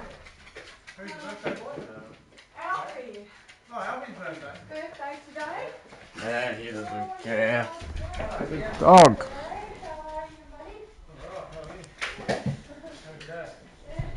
I went into the back tunnels of the airport and going through, and he kept talking to me like, "Yeah, sorry, we gotta do this. We're gonna build eventually. LAX is gonna have a more streamlined thing. You'll have your own drop-off." And I'm like, "I don't want this." I have a Markiplier drop-off section. Are the back tunnels like being behind the scenes of Disney? Like Mickey takes his head off, so there's the back The pilot sitting back there with the pilot head off, and it's just like a teenager just like, "I hate this job, god damn it." Wait, that took me just God. Yeah, exactly like that. I saw like a little bit of the baggage stuff, and he goes. I go up the stairs, and all it was to get upstairs to the security line. We didn't even need to go in the back. It was just being like he was trying to protect my identity. I'm like, maybe a couple people will recognize me at an airport. I'm not any kind of assassin, so I feel like just this asshole. Because he gets me in, and you cannot bypass TSA. You still have to go through. And there's only like 20 people ahead in the line. You cut ahead of all of those. And he cut me ahead of all of them. And I'm like, oh God, this is so, like, I was so embarrassed. I was incredibly embarrassed because they all look at me. And like, he gets me past all the thing. He scans my boarding pass, and he gets me through. And then it's to wait to drop off through the x-rays. And there's a few people ahead. There's like maybe 5. And he's like, let's cut through. And I'm like, oh no, please, like, because they are literally about to go up and put their stuff down. And he's like, no, come on. I'm like, and I actually go, no, like, please don't. And then I turn to apologize to the other people. But it was that weird thing where they just looked at me, and for those of video seeing that, they looked at me like this. Just turned and looked at me like this. It was the weirdest thing of, they didn't know what the hell was going on, so they didn't even know why I was apologizing, so I was just like, and I awkwardly walked to the back of the line again. And then I got through security, and then he guided me outside, and suddenly I was on the tarmac. I was on the tarmac. I got in a car that he was driving, and he drove me to my gate from the outside. And he had to stop and wait for a plane to pass. That's where I was, where the planes are, and I was like, why? Like looking like, damn it, literally, he said a Southwest plane was coming by, and he's like, damn, all these Southwest guys always come in hot. He literally said that. All these degenerates in their golden airplanes. I hate these guys. Oh, wait, no, I actually have a picture. I'm not bullshitting either. Let me pull this up real quick, because I asked him, like, hey, can I take a picture of this? Like, I'm not a very good YouTuber, but this is just super weird. He's like, yeah, no problem. I was like, take a picture. And I wish I could remember his name. I don't remember his name. But it's an overexposed. Let me. Yeah, that's like a glowing rectangle. I can't believe you saw that. Is that better? So Hey. I'm in a car on the tarmac, and then he's just driving me around waiting for planes to cross, and I don't know why. And then, I'm just like, where the heck am I? And it was like a nice car, and there's me boarding the planes from the outside. So I go up the stairs. I'm just glad he had the orange vest on, so that way the planes could see him through his car. Yeah, it's like so. Like they couldn't see the car fucking going across. Please tell me the car also had an orange vest on? No, it was like a black Mercedes something. I don't even know what it was. The car had to be fancy. That's the whole point, man. Yeah, exactly. And he was very nice, and I was so apologetically being like, I'm so sorry. If I'd known this was, I never would have. He's like, this was fine, man. It's all good. Don't worry about it. It's all good. And I was like, thank you. I didn't know. And then I tipped him. I don't even know if that was supposed to be a thing. Dude's like, I make $500 an hour, and you handed like $20. He's like, all right, I make $5.20 an hour. Yeah, I mean, it was very, very, very bizarre, but he was extremely nice. And He's like, for job of skip people through line and drive on target. he's like, $20, cool, I can get a burger for lunch. Guys, when they give tours, it was a very similar feeling to that. It sounds like, but it's the. I can get a burger and a drink for lunch. Nice. Kind of like, hey, whoa! But like it's Disney, so you're like, wait in line for 5 more minutes. Like it's fine. You're still. But at the airport, people are like, I gotta go home. My mother's in the hospital. I must go. And you're like, I'll go first. You can wait. You can wait. If you miss the plane, there's another one tomorrow. What are you so worried about? God. Instead of skipping in front of the entire TSA line, what if you just picked someone you didn't like? You're like, I want to get in front of that guy. So you get like third in line. Apparently I could have. Yeah, I had options. And apparently there's going to open up a whole new checkpoint that's completely separate. Oh, fuck off. So like if you're like an internationally recognized movie star and everyone knows you and you would get swarmed, like I totally understand that. LAX would have a lot of those, I guess. I'm not that. I'm a little surprised that's not a thing LAX has already. Like, of any airport in the world that I can imagine, LAX is the one place where I could see they're like, yeah, well, this is like our celebrity checkpoint, and they have a separate spot, so there's not like people crowding them or whatever, because it's an issue for them too. It's a safety thing. You can't have crowds of people blocking up an airport or in a secure area or whatever. Yeah. But no, that's really. I would have thought it already existed too, because like NFL players and like professional athletes and stuff that are going through airports all the time, like you'd imagine they'd have something for them to not have to go stand in like the general populace. That is the concierge service that like usually you and your security team would go through if you were that type of person, and then they would blockade everyone and you just fly your private jet and you would go there. Yeah, well, maybe that's the thing. Maybe there's a lot more private jets once you get to the place of needing that sort of service. But I know you said you didn't get to skip security at all. I just like to imagine the security guys are like, they scan your bag and they see something and they pull out and they're like, what's this? Is there like an alarm clock with like some red sticks? Duct tape to it? What's it? And the guy's just like, put that back. We don't go through their bags. We don't do that to these people. We don't do that to them. And the security guy's kind of like, I remember this from training. I feel like there was like, no. He's good. What is dinamite? Is that Italian? Is that like Balenciaga? Is that fancy stuff that I wouldn't understand? Anyway, that was my experience. So back to the subject at hand. I would rather do that. Would you? If we're doing regular airport or what you just described, I pick concierge, please. If I wear my distractible merch, do I get concierge service? Here's my ID right here. Distractible. Next time you go to LAX, you call that guy and be like, hey, you working? You can book it. Anyone can book it. What? Anyone can book it. Does it cost money? It's a service. Yes, of course, but you can book it. But yeah, so unless it costs like an unbelievable amount of money, that's kind of sick. Like if you're traveling with like a big family with a lot of kids or something, that might be worth it depending on the price. It's probably thousands. Well, I don't know. I didn't pay for it. Spotify paid for it. It's all good on my book. But anyway, would you rather? Tying back to the subject we just talked about, I was going to start with an easy one, but how it's going to work is you guys pick whatever you pick, and whoever picks the more voted one because that's secret, and the website can show you which one people are actually voting for, wins a point for that one. If you pick the same one and it's the one, you both get a point. If you both pick the same one and it's the one, you don't get a point.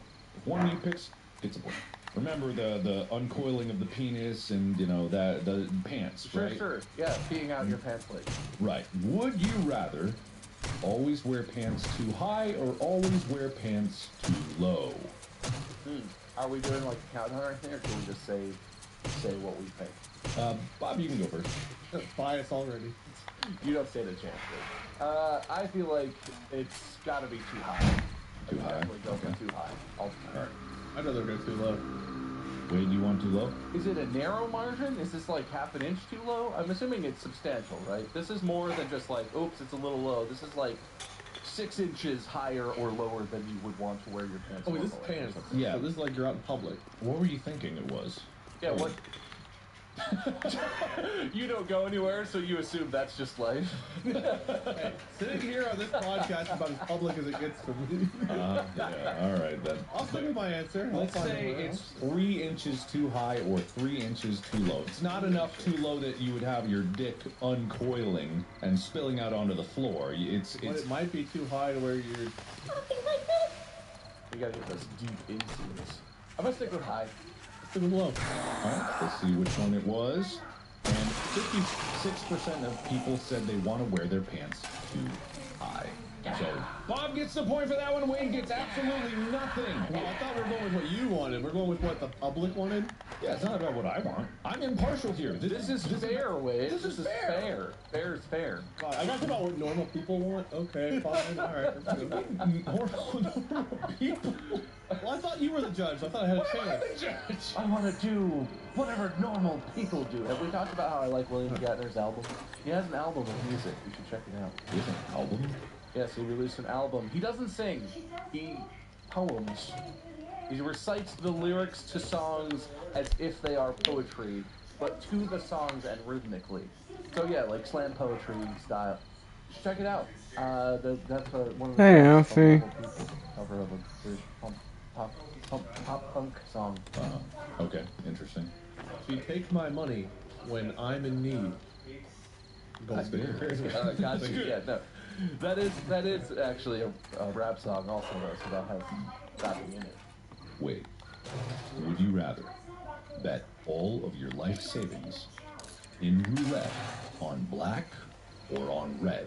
And remember, this is all of your life savings. You have to pick one. Are you betting on black or are you betting on red? What? I would bet on red. You would bet on red. I would. That's cliche. I would bet on black.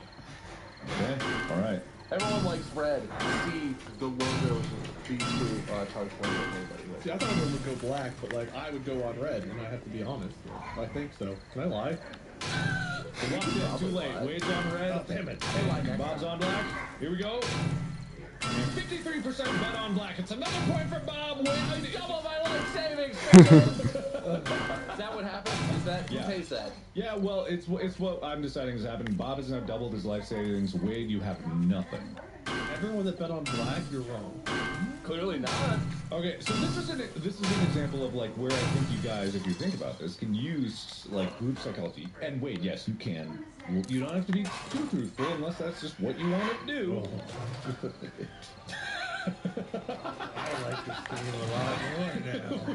Now I'm going to win. Now it's going to be different. Now I'm behind 2 points. Like I'm not behind 2 points. Is that the truth? I don't know. Strategy really matters. Okay, so Bob, your turn. Very simple. Would you rather play Rock Band or Guitar Hero? Guitar Hero is the iconic, classic originator of the guitar thing. Qualification on this one, you have to play it for the rest of your life. Guitar Hero is classic. It's limited. You can only play guitar. Rock Band is home run. And they expanded on that. If you think, there's a Beatles rock band, which I sang, played drums and guitar, and my friends and I had mics there and everything. We did the whole thing. We sang harmonies. That's enticing. And they had all kinds of good stuff, but Guitar Hero Metallica has a ton of great tracks. And the drumming in Guitar Hero Metallica was fantastic. It was really, really good. You could get the advanced drum set and use that in Guitar Hero. And I don't know if you can use that in Rock Band, probably. Do people want the original, or do they want options?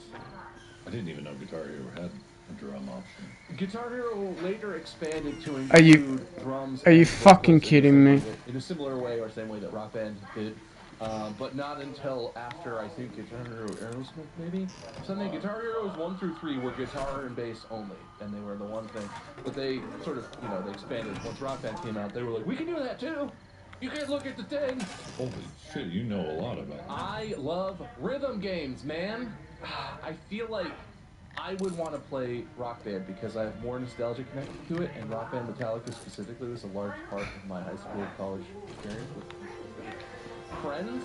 But I think the general public would vote for Rock Band because it's a more general experience, and you can sing, and you hit the microphone to play tambourine. I'm gonna go Rock Band.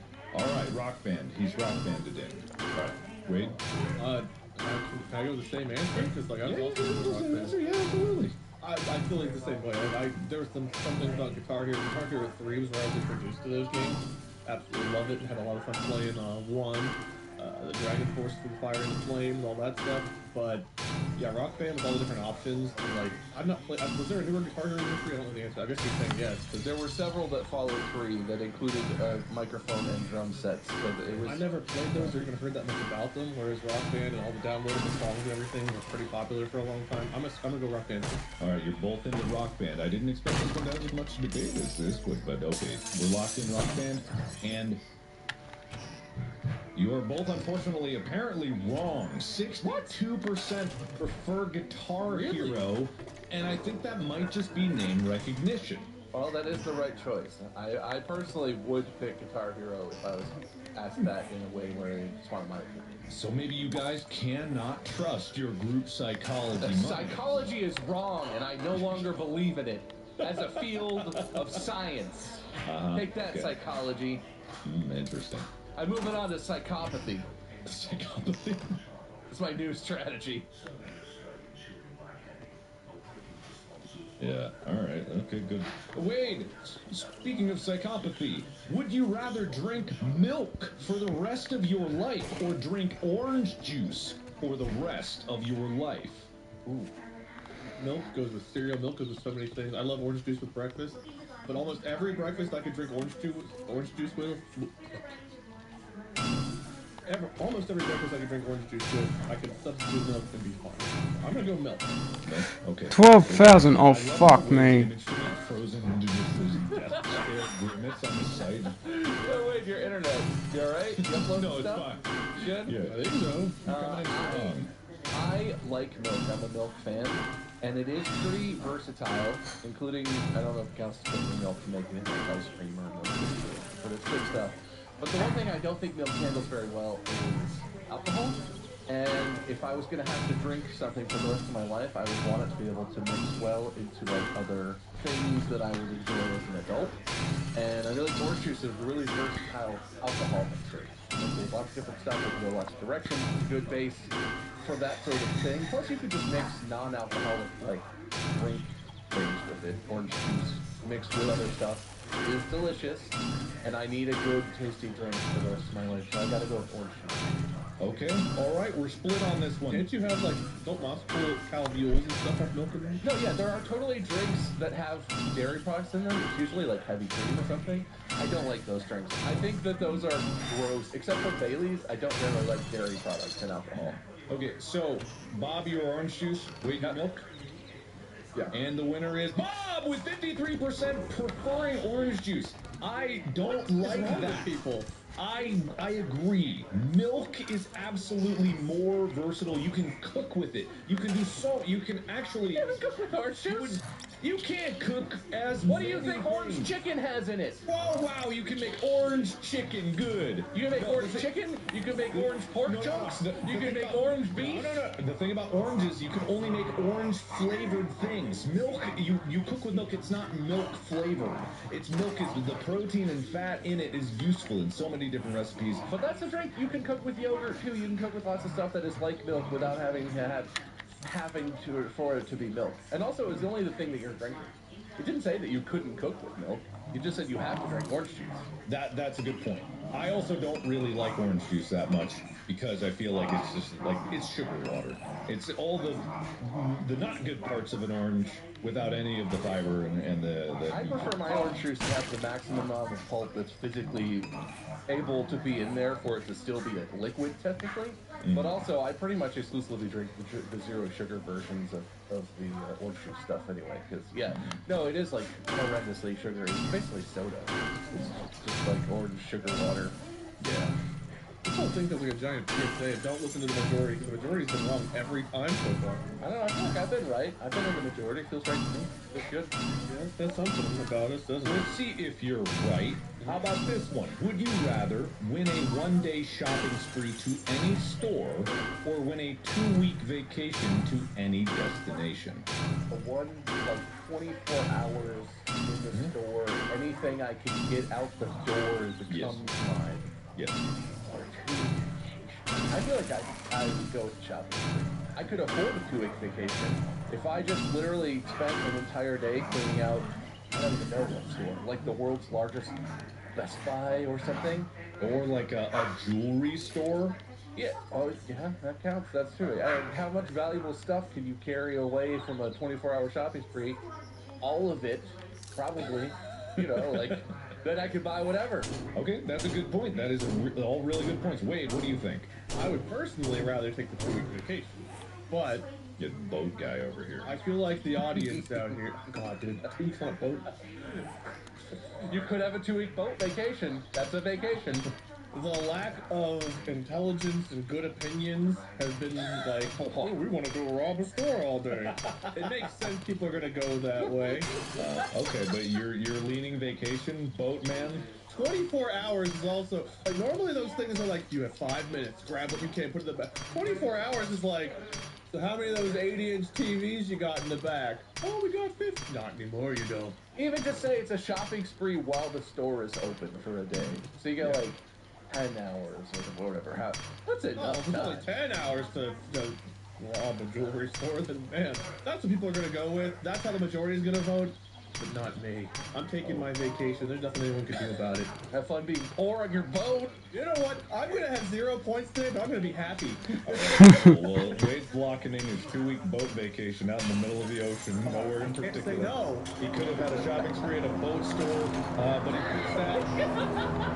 You could have had so many boats, man. Yeah, 50 boxes of unopened shit already. I don't need more. What if one of them has a boat in it? You don't even know. The shocking thing is, with 58% of the vote, Wade earns the point because for some stupid reason, people picked the 2-week vacation. They know happiness trumps crap. Did you say 58% of the boat? Of the boat. That's that what I said? The voters agree. The boats have it. I don't get this because a 1-day shopping spree, all you can grab. You go to like the world's largest gold store or whatever, or anything, or an entire... The correct answer was the store. Or the Ferrari dealership. I have a theory. What's that? Maybe this is an American take, but maybe it's not. It seems like this is an issue where people want money, people need money, but people are also unwilling to, like, take a vacation. It's like a cultural thing where it's like you have to work hard so you can support your family or support yourself or whatever. Mm-hmm. And so people are like, well, if I was given a vacation, you're sort of obligated to go on this vacation. But if I was given more money, I would just pay off my bills or whatever. And they wouldn't take a vacation because people are more inclined to work harder, do your side hustle, whatever. Mm-hmm. Grind mindset sort of thing. Mm-hmm. It is a thing where it appeals to the people who voted on this who are like, well, I would have to take a vacation. And I could use a vacation. Sure. All right. That must be it. You guys ever think it's weird that, like, funeral homes don't have a gift shop? Yes. Anyway, go on. Where is that? Anyway, just places you could shop for the day. I was like, oh, well, they don't have a gift shop. So go on a casket shopping spree. You know what they could have in the gift shop? It could be like Disney, where there's an area where when you're passing by the casket paying your respects, there's a camera, and you smile at the camera. And then in the gift shop, you don't know what part of the body the camera's on. Yeah, no, you have to the whole way. You have to go a couple times and figure out where the camera is to get the right picture. And one time you could be like eating a slice of pizza, like whoa. But then in the gift shop you could buy the commemorative photo and put it in a crappy little cardboard frame they give you, and then you'll never forget whoever died. Yeah, exactly. And it could be like the Haunted Mansion where, you know, where you get the picture and then when you see it on the screen, it's like, whoa, there's Grandma's ghost sitting next to you. Oh, I'm gonna haunt you forever. Oh, you should have visited me more while I was alive. Yeah, funny stuff.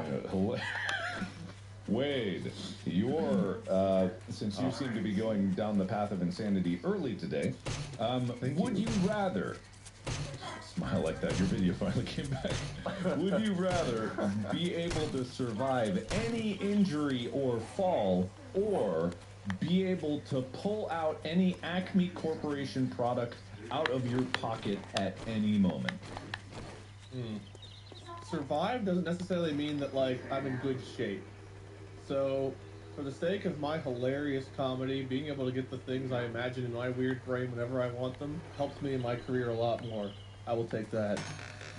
Where am I falling from? I guess the stairs. Yeah, it can kill me, that's fine. When your pants fall down and you fall down the stairs, you're gonna regret your choice. That is true. You started off this episode with a fall to your death, so... Yeah, but it says survive, not necessarily like... Will you say no injuries whatsoever? Survive any injury or fall. But you can still get injured. Yeah, you can still get injured, but you'll survive it. Yeah. Nah, give me the Acme product. He's Acme. Bob, what are you? I'm gonna change the subjects that we're working on with this. I'm assuming this is in the context of like Wile E. Coyote. Clearly, this is like cartoons, right? Sure. When a cartoon character falls off a cliff or gets crushed on an anvil or any number of things that happen to them, they don't just like survive with every bone in their body crushed and barely clinging to life. It gets off and they're all, and then they're fine. Well, sometimes they have like the full bandages and stuff. Sometimes they're like wrapped up. Yeah, but like then the next shot, then there's no crutch, no bandage. They're fine. It recovered quickly. Magic of editing, Bob. That could be like 4 weeks later. If that comes with it, and I'm assuming it does, I choose surviving falling off of stuff. I would assume it does to you. Ask you me. Got it. Yep. Thank you. That's where Acme comes from. Ask you me. So Bob is surviving any injury or fall, and Wade, your Acme Corporation, and the winner with 76% is surviving any injury or fall. I'm a man of the people. That's why they call me that. Why do y'all want to live so bad? Yeah, no, Acme Corporation stuff. Okay, it's not the most reliable.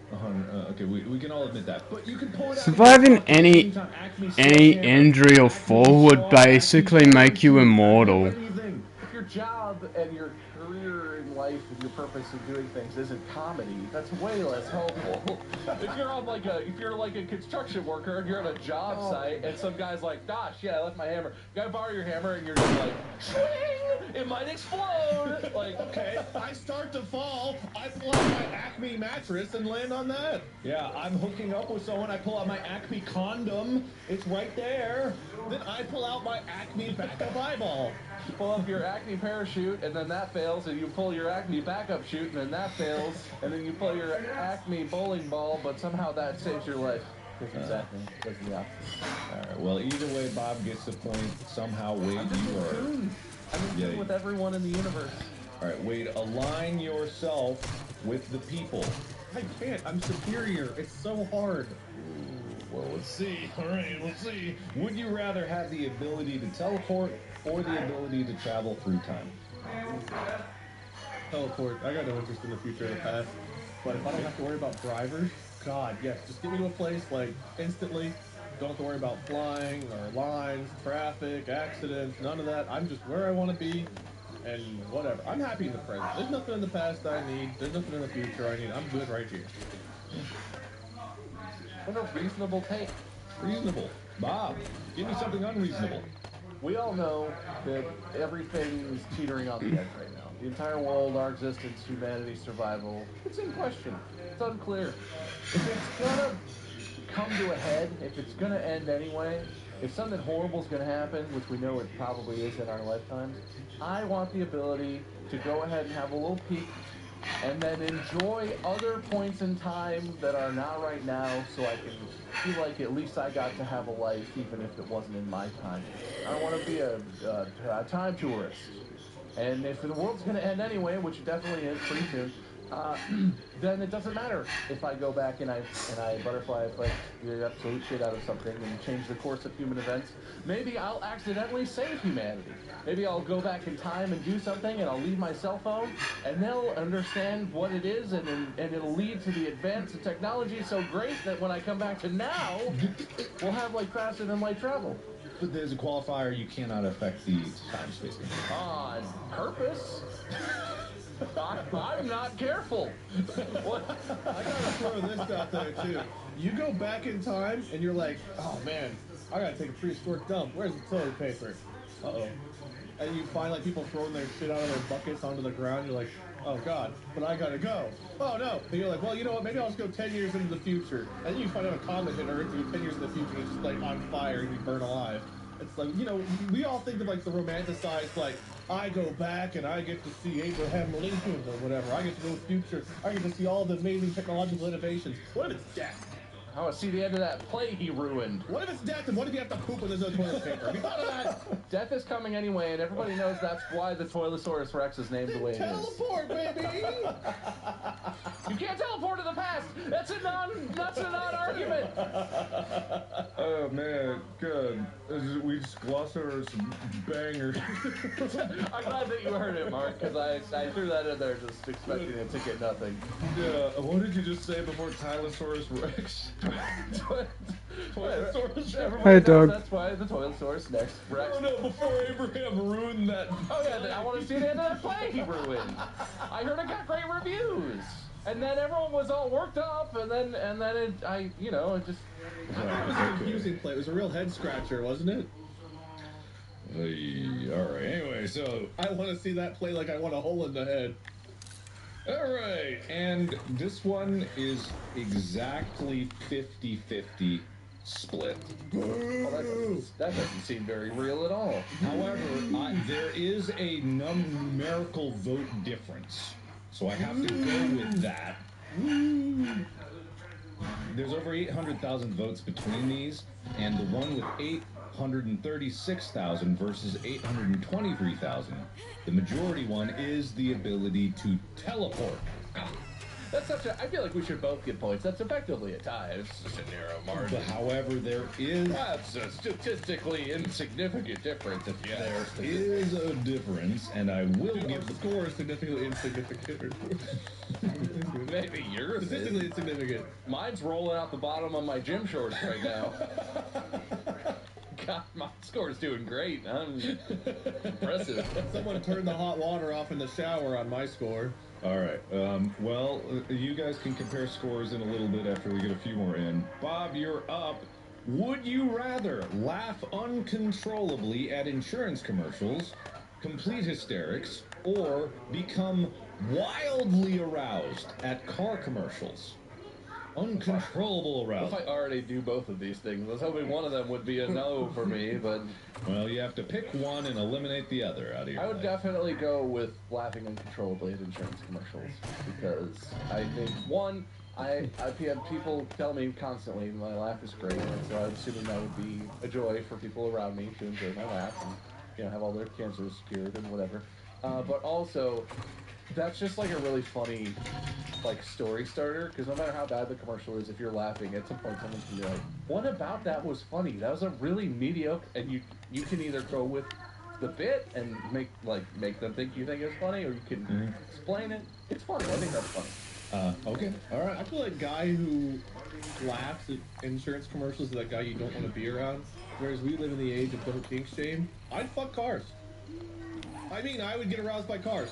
That's what I meant. Usually one's gonna follow to the other, probably, but that's fair. Plus, there's Rule 34, so if I want to look at cars, I can just Google Porsche Rule 34. Be like, Dude, that Porsche, that Jaguar. Well, I don't think that would have the same effect because it's not a commercial. Well, you know, maybe one leads to the other. Maybe I get aroused by one and I finish the job on the other. If you were already wildly aroused at car commercials, you would just watch car commercials because that's what would do it for you. You don't need to go to the porn version. The commercial is your. What happens? Well, getting aroused is different than like finishing the job. That's up to you. I don't care. What happens if you're Wade and that is happening to you, but you're watching that fake car commercial where the zombie jumps up in the middle of it, where it's just a nondescript car driving through some hills, but then the zombie. Do you finish when the zombie jumps up, or does that ruin it? Guest appearance? Oh my god. It's a group scene! Cars are my favorite porn actors, but it's okay if they bring the occasional guest. I don't know. Yeah, no, I would laugh at insurance commercials. Yeah, Bob gets the point with 63%. Is that the actual? What is actually? Yeah, 63%, 850,000 votes to 37% would rather become wildly aroused at car commercials. You know what, Wade? I feel bad for you on this one. That's just a bunch of people denying their inner selves. I think being prudish. They're afraid, and I get that. That's why I've been on the superior side of these votes. I am myself. I am fully understanding the me and accepting, where some people are in denial about cars. Is that why you don't own a car? Are you afraid of having to drive a car? Oh my god. I love a convertible, man, but when they put that top down... Topless. Anyway, Wade, would you rather be a centaur or a mermaid? Dude, mermaid. If Ariel's out there, dude, please put me in the water. I'll find her. But I'm just kind of curious about this. Do you automatically assume that just because you're a mermaid, Ariel would pick you? Ariel did pick. It would just mean at least she has a chance of being real. It's like, even if it was like a 1 in a billion chance, at least there would be a chance. You know, Jim Carrey said that originally, like, so you're saying there's a chance. Like, it exists. Whereas if I'm a centaur, like, I guess I can run and people can ride me. You know how The Little Mermaid ended? Yeah, probably in divorce a few years later, dude. They didn't even know each other when they got married. But Ariel was no longer... Ariel had feet. She can try to get away and have her rebellious phase, but she'll probably come back. There's a lot of assumptions going on into here. Don't try to fight my rationalization for my first love. I'm pretty with you, Wade. I gotta be honest. My first cartoon crush was Kim Possible, and goddamn, if I didn't grow up to become a fat, nerdy computer kid who just wanted to have his own Kim Possible. Is that to the mermaid? Are you picking mermaid, Bob? Was that... No, I'm not picking mermaid because I know he's wrong, because I know what the people want. But I'm just saying Wade is superior, and I agree with them on this one. What do you do? You get to poop and have your hooves... Look, I would want to be a centaur because sexy Hermes Centaur from the Futurama Dungeons & Dragons 2-part episode might exist somewhere out there, and I would be into that. But also, I would just really enjoy being able to run as fast as like a horse, but then still have my people half so I could like talk to people and hang out. Or you could be your own boat. What are you talking about? Potential existence of the mythical creature Botar? Or are you referencing something else that I'm unaware of? Mermaid swimming is what I was referencing, but... a mermaid is their own boat. Got it, sure. Yeah. Do you think it's that drastically different from you just swimming? I mean, if you got the fishtail, it's gotta be faster. I suppose, but it's not really more of a submarine. Can we combine the two and make a Murtar or a swim maid? Would you want the horse top and fish bottom, or do you want fish top, horse bottom? Fish top, horse bottom. Fish top, horse bottom. Final answer. What's that horse do though? Human top from the centaur, fish bottom from the mermaid. So then I would just be a mermaid. What about human top from the centaur, fish bottom from the... Wait, shit. You're just a centaur. You're the centaur. You're the mermaid. Why is the minotaur in this? It's not. Minotaur and centaur are like inverses. What's the opposite of a mermaid where it's like fish top, human bottom? A minotaur is not the inverse of a centaur. What's wrong with you? Well, it's like, you know, it's close. Isn't that like... 2 beast legs and like a mini non-human top still? Yeah, Isn't but that like, you know, it's that's not the inverse of a centaur. It has tar in it, sure. So the roads, not only a road. Okay. I think Wade's saying he wants to be a fish tar. Yeah, he wants to be a fish tar, which I think is mermaid. Fish top, horse bottom. I pick centaur. Alright. Mermaid! Bob gets the point. 53% want to be a centaur. I'm honestly surprised. I am I'm kind of surprised too. at that. Because it's like the kind of different experience of like living in the ocean, but also I wouldn't want to be in the ocean. It scares me. So centaur, kind of cool, I guess. There's also comments with these. The first comment is just horse cock, and then no more. I should know. I could finally pee out the bottom of my gym shorts like my friends. How are people afraid of fucking...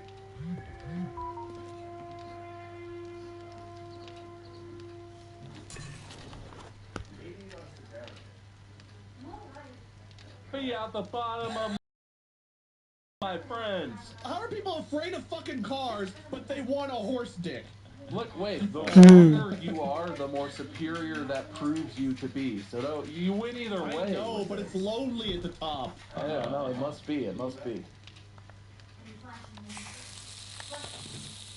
Bob, I can't see how long we've been going. Just let me know so I know how to... About 50 minutes, give or take. Okay, alright, we got some more. Alright, whose turn is it? Bob, I think it's yours. Would you rather punch every trick-or-treater that knocks on your door in the face, or answer the door for trick-or-treaters completely naked? Ooh. I feel like answering the door completely naked definitely comes with way more jail time, so I guess I'm gonna punch him in the face. We gotta look up, like, what is the court case for, like... I don't, whichever one does not end up with me registered as a sexual offender in my neighborhood is the one I'm gonna go with there, I guess. God. It's a thing where, like, on the first one, if you're naked, you're getting arrested, but you probably won't be arrested until, like, the third or fourth kid. You'd have a long string of opening the door until you open the door naked for the cops, and then... Yeah, they better not say trick-or-treater, they're... Alright, so you're picking punching? I'm punching, I guess, yeah. I am too. I'd rather have violent asshole on my resume than sex offender. You have to punch as hard as you can. Punch lightly. Oh, you. Like, I was just trying to punch him on the shoulder, like, casually, and then I hit all 5 of those kids in their own faces. It was an accident. They fucked himself up, sir, I swear! To make it fair. Can you answer the door naked? And they fucking put the blame on me because I was fucking just walking on by! In front of you, I guess, but that has worse implications. I think the implication is they see you naked. Yeah, You want some candy? Just reach in. Let's go for the punching. I don't know why. Yeah, no, punching. Yeah, let's punch him. Punch him. Okay, and both of you, this is way too evenly split. Both of you get your point. Oh, no. I'm not happy with how much. It's 52% to 48, but for punching. So you both get a point. Well, what if... Alright, this Maybe might... 48% of the voters are also kids. The only response for the favor of naked is, that'll keep them away. God. I'll be naked and punch them in the face. The best of both worlds. I'm pretty sure both are illegal, and they still pick the naked one. There's one that says, I very much enjoy a bit of violence every now and then. I feel like we're revealing a lot about people. It's not good. They prefer Guitar Hero. They like being naked around kids. What's wrong with these people? And none of them fuck cars. What the fuck? What if they just think they can convince everyone that it's a costume? Like You don't fuck cars, Wade. You're sexually attracted to cars. There's a difference. No. It's a suit. The dick is fake. Grab it. And the One is weird, one can kill you. Packaging of like naked man suit, whatever. You can prepare. You can try. Being sexually attracted to a car is weird, but having sex with a car can could possibly end up in your death in the long run. I'm Greg Schlongley, star of the... Later on in life, it could end up killing you. No? He's a very famous actor, porn actor, but, you know, this is what he looks like. Yeah. Let's go back to the mermaids. I like that better. Wade, I've got one for you. Would you rather randomly go limp at any time, at least once a day, or be deaf? Like my whole body just like collapses kind of once a day? Yeah, let's just say for a few minutes, at any time. So it could be when you're driving, it could be when you're in public, it could be when you're on the edge of a cliff. You don't know. I work from home. I don't like moving or going places. And if it was dangerous for me to do so, I had even more excuses not to. I'll go limp. Because I'm just sitting in my computer chair, I'd be like, oh, for a minute.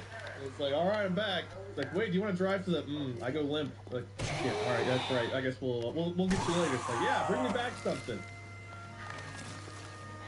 Possibly the most unhinged choice you've made so far, which is almost impressive.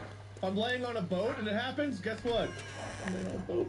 Or, oh, you're on the railing and you go limp and you fall in the ocean. Yeah, no, I think you're underestimating That's what life jackets are for. exactly how it might be when you go fully limp, no core or anything holding you up.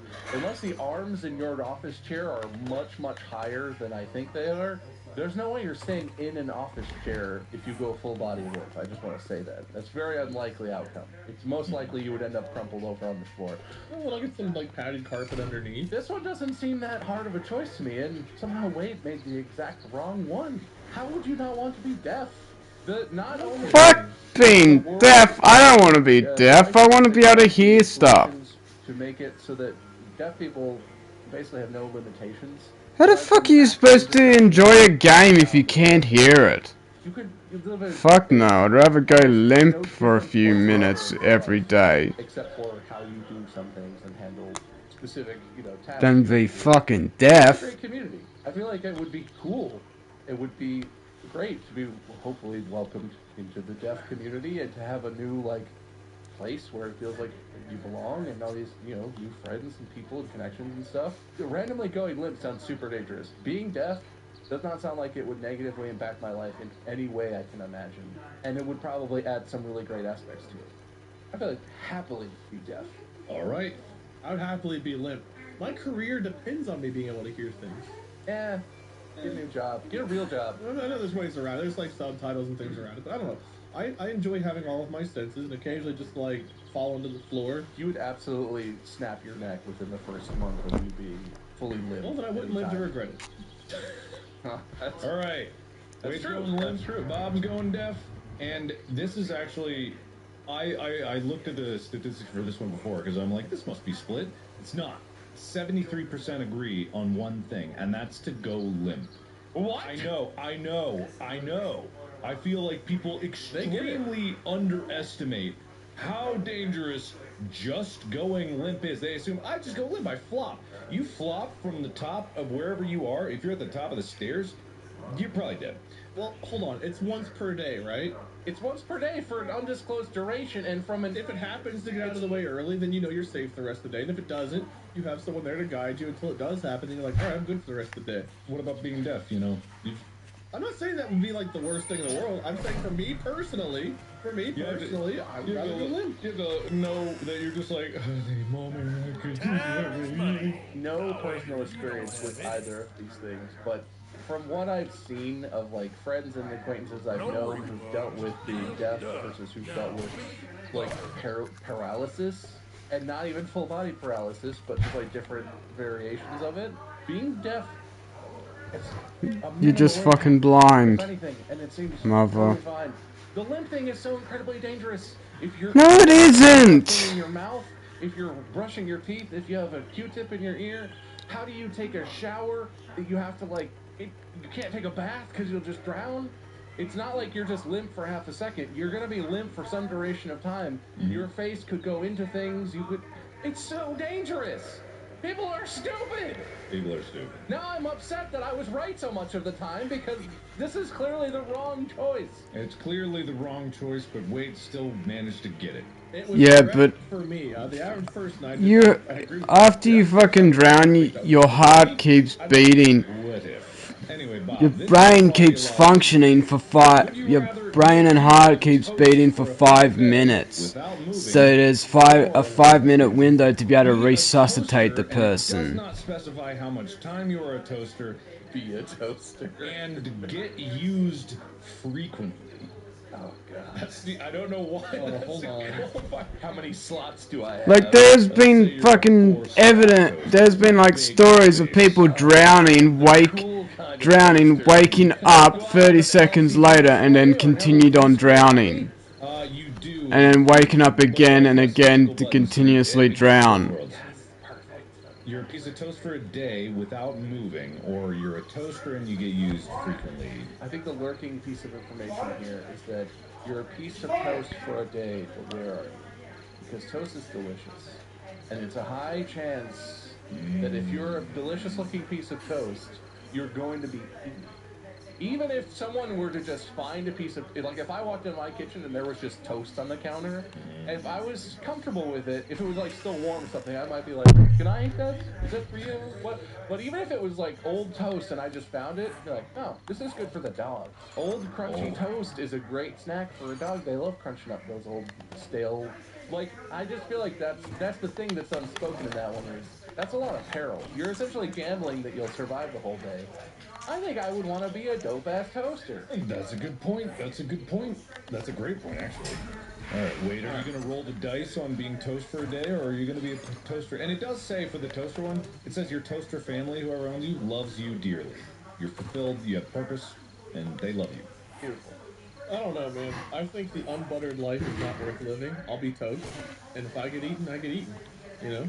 I think he just wants to die. I think Wade just wants to die. If you were a toaster, like, you sit around waiting to be used. You get used frequently. Frequently. It says frequently. They love me. How often do they make toast for every meal? Like at least daily. You at least toast something daily. So at most 3 times a day, you're probably being used. The rest of the day, you just sit there. And this is assuming you even have like any like brain at all to know what's going on. Like you could just literally fuck's sake. And that's it. There's no life to you. You're just a toaster.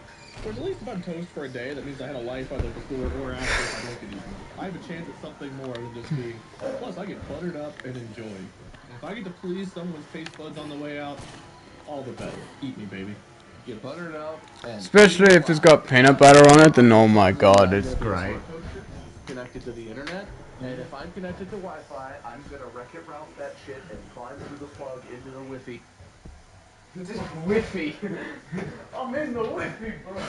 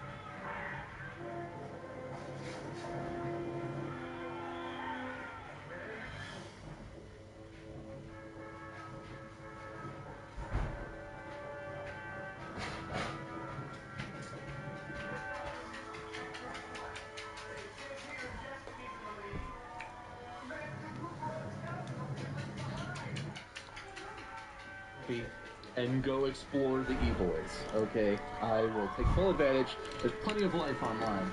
Okay. All right. Butter and blackberry jammy, baby. So, Bob, your toaster with your buttered toast. This one's very close. It is very close. It's 51% to 49%. That's how close it is. And with 51%, the point goes to Bob for wanting to be a toaster!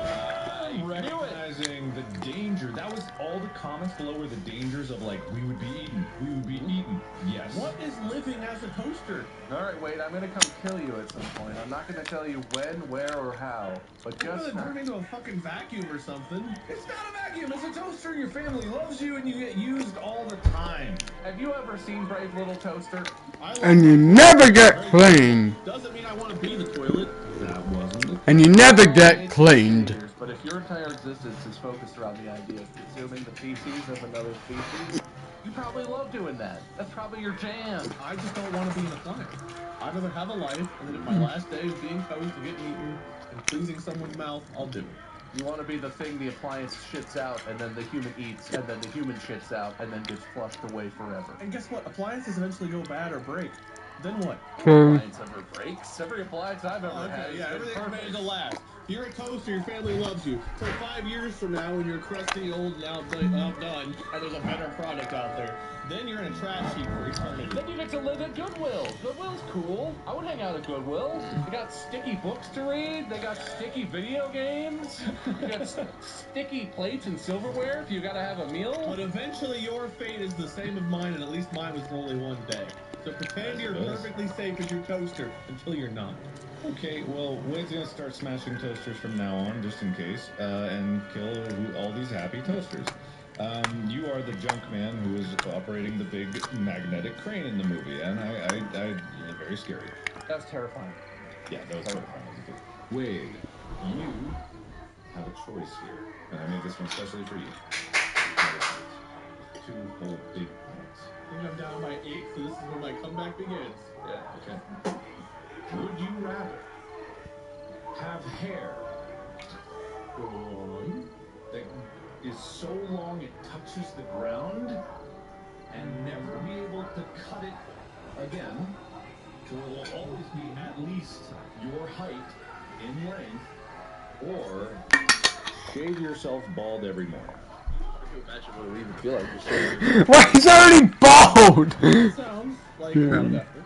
However, coming from the once having hair club, Unless you're talking about the scrotum, you have to cut the scrotum till it's bald. You have to shave the scrotum hair, the dick hair till it's bald. that hair, if you want to like brush it, put it up into a certain, like that is going to be so much more work. Honestly, having hair that's the same length as me, fuck that. And never been able to cut it, fuck that. I'd definitely cut it, because I'd break the fucking rules. I'd be like, fuck you, don't tell me what the fuck to do. I can do whatever the fuck I want, it's my hair. If I want to cut the cunt, I'll cut the fucking cunt. I'll cut the long fucking cunt I wish hair. I actually did have hair that long, because that's the kind of quality that when a person has it, it becomes their entire life, and you don't have to do anything else. We live in a world where if that was my curse, I would make that my personality. I would make that my job. I would be like a hair influencer or whatever. Like, yeah, it would be a lot of work, but that would subsume everything about my life, and I wouldn't have to have any other aspects to my personality. That would just be who I was, what I did all the time, and I could get help with it. You know, I have a hairstylist, hairdresser, whatever. I'm not saying that I know for sure what that would be like, but I would be okay having the hair and making that. That would be a very defining characteristic. And I've always thought I'm a nondescript, non-interesting, average-looking, like, you know, dude. Like, I'm just some guy. I think it would be interesting to live that life where you're such a distinctive person. Because there are definitely people in the world where it's like, there's a thing about you that clearly defines how you look, who you are, and you clearly embrace that. I think that would be interesting. It might be difficult, but I would choose that. You go to vacuum, the vacuum's clogged from one hair, a piece of hair gets into your food, and you turn into a magician where you're like, oh, Well, I think you probably just stop swallowing initially. You don't need to swallow the whole length of your hair. Sometimes it's like, you know, like if it gets caught up in like a pastry or something you make and you don't know it, and like the very end you're like, I think if it was that long and it was continuously going, I would probably notice that at some point and be like, oh, let me pull that out. well, it could be wrapped up in like one little hairball that you. Well, then you just swallow the hair. I would just not eat the hairball. You know, just feel like you would notice it, but point being bald's so much easier, and I look fucking great. I definitely agree that it's easier, and you pull it off. I don't think I could pull off bald. I think I have a really ugly head. I didn't think so either until I did it. I have like a mole thing that I can feel like a lump right here. I got a couple I've got a bump somewhere. I don't know where it is. I got a couple bumps on my head. It's hard to notice. Unless we're tall, Bob. No one sees the top of our head unless we want them to.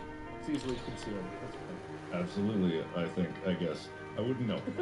But this one is also split 50%. It's even closer of a margin than the other one because it's 338 to 333. This is people afraid of being bald and afraid of looking like bald. And the winner of this point was 338,000 versus 34,000 is Wade shaving bald every morning. Specifically, yes, you Wade. Specifically, would you rather have long hair or have Wade shave his head every morning? Which one? You've been waiting for it, and here it is, Wade. This is your reward point for being bald. Dude, I already won best hair like a couple of weeks ago or whatever it was. So like, best hair, best bald. I'm the best me. All the other Wades and other timelines, fuck yourself. I'm number one, baby. Put me on a boat. So that concludes all that we have. We ended on that nice double point round that Wade, you won that one. I won this whole episode as far as I'm concerned. I don't care about the point. Unless I won, then I care. Hold on. Did I win? The points kind of determine who wins the whole episode. That's kind of how Distractable works. Well, you're the judge. Maybe you doesn't. I think you could allow Wade the leeway to just decide that whatever he feels is correct. I won't. Hey, asshole. What if you defer to me? Let me wrap this up and declare the winner. You have the authority. We bow at the altar of Mark for this episode. That is true. I agree with Bob. We've agreed on almost everything this episode. That's why it's so close. I agree with Wade. He's right. I don't know which one of you wants to win. One of us speaks in riddles. One of us speaks in rhymes. All right, so tabulating the points, and there was a lot of interesting conclusions that we came to. We didn't get to a lot of these questions. There were some more basic ones like win an Oscar or a Nobel Prize. It was most boring, right? So I skipped over those ones. Allergic to babies, allergic to elderly people, boring, whatever. Keep them both away. Yeah, I know, right? Have everyone stare awkwardly, have everyone look away in disgust, whatever, it's fine. Stare at me, baby. The winner, with 60% of the points total. No. Okay. No. You calculated there, bud? With the majority of points. Good math. Winning 8-6 is Bob. Oh, I can't believe it. You had some good picks. Wade, I think your downfall was everything. Losing. All of the leaps of logic. I think where I went wrong was sticking with what was right rather than sticking with the majority of idiots would do. Exactly. Right, wow. Maybe. So for those of you out there that are part of the majority, I'll take you others. You know who you are. For those of us out here that are part of the majority, doesn't it feel good to win? Doesn't it feel good to be on top? Laughing at your insurance commercials, you centaurs. Good luck itching your ass, centaur. That all sounds good to me. And you could definitely still reach your ass. You have flexibility. You have a spine. Your back's so long. How long do them arms go? Big arms. Big body, big arms. That's how nature works. There's so many other Would You Rathers out there. If people want to see another one of these, we can do another one. But as always, we'll save it for never coming back to whenever we say we'll do something again. Much like all the other ideas that we have never returned to. And haven't we done a Would You Rather before? Who knows? Maybe we have. I have no idea, but thank you, This is everybody. Mark's time. This is Mark's episode to do a repeat. But it hasn't happened. Good, bad, Don't I have a stack of cards sitting over here where we played the pick your poison That's game? different. That's It's different. effectively a would you That's rather different. That's type of game. different. No, It seems no. pretty same-ish to me. No. There's a whole lot of comments from November of last year about Would You Rather, and there's a link to Distractable Would You Rather. No, it's different. We just decided to call that because it was better clickbait. This is the actual Would You Rather. Oh, I see. Pick your I see. poison nonsense. Sure. We were picking which thing we would rather do, but it Yes, wasn't. exactly. If you read Pick Your Poison, it says, what would you rather do? This is Would You Rather. Just like on Bad Habits, I had bad habits, then I had good bad habits. It was different. And Bob was, are you getting older, and are we really getting older? Like, because it was in the further in the future. Nobody put a mine. Mine was actually exactly the same. Okay, so I'm gonna club above on this I one. found this great game called Pick Your Poison, guys. No. Wait, Mark, do you secretly have these cards sitting in front of you? Is that what you're doing? Wait, did we do this or that as well? Isn't that the same? Listen, why don't you do another tier list, Wade? Why don't you do that next time it circles around for a winning Whenever game? I got a host and I show up unprepared, I will. You show up unprepared every time! That's every day! I'm not changing who I am for this show. I am unapologetically me, even if I can't say that word. And the me I am can't say that word, and I'm not changing it. Well, you know what? You both don't get either a loser or a winner speech. I'm gonna give a host speech, and this is what I declare. The things that we do here are not up to you, and you can't decide what we have and have not done, because every moment of every day is an original moment for us. Life is to be experienced in the now and not the then or forever in the future. Good job, buddy. I'm gonna watch some car commercials. All right, you do that. Do you guys want a winner or loser speech? I feel like I pretty much gave it already, but to everyone who voted on the thing that we're not going to tell you what it is or where Mark found it, if you participated in that, you're probably right, and you're probably very wise, and you probably made the right choice. Although some of them were much closer than they should have been, and some of you need to really reconsider your stance on becoming full-body paralyzed once a day at random. That's the one that bothers you, not the getting naked in front of children? Both, because it seems to be dismissing all the positive facts about the deaf community and how much you are able to live the exact same full life that you otherwise would be able to if you could hear, and ignoring the dangers of the limpness. I think you can adjust either way. But don't get naked in front of children. Don't punch them either, but like... No, definitely punch them. Don't get naked. Okay. Thank you, everybody, for watching and or listening, watching on Spotify and listening everywhere else. We really appreciate you being here. And we don't apologize for removing the YouTube videos again because we brought them back for a brief moment. You had already accepted them being gone. The clips are still there. You had accepted it being gone, and then we brought it back and we ripped it away from you again, so it should have hurt less the second time. Get used to it. Anyway. Can we get some fan art as us with like fish tars and mermaids and centaurs? I want to. If you're good at drawing, man, I want to see the Distractable Boys as weird, horrible creature combos. I don't. What would you be, Mark? What would you combine yourself with? Like a koala or something? Oh, fuck off, bitch! Time to find out my answer. Guaranteed on the next episode. Crocodile? Crocoflyer? Listen only here. Make sure to like, favorite, or whatever. Do the thing where you remember when it comes out. We're bi-weekly now, which means 2 a week, maybe. Have a good day. What's a giraffe be? Geriplier?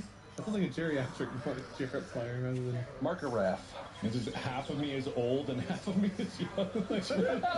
Half of you is old Mark from space.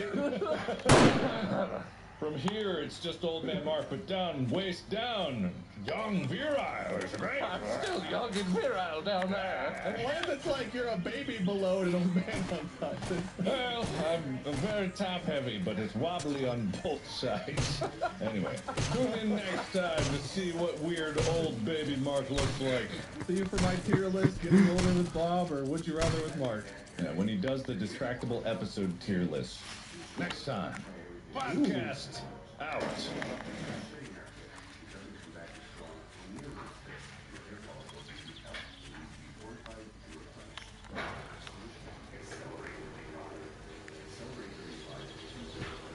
Think self-managed super funds with Stake Super, SMSF administration, and an investing platform under one.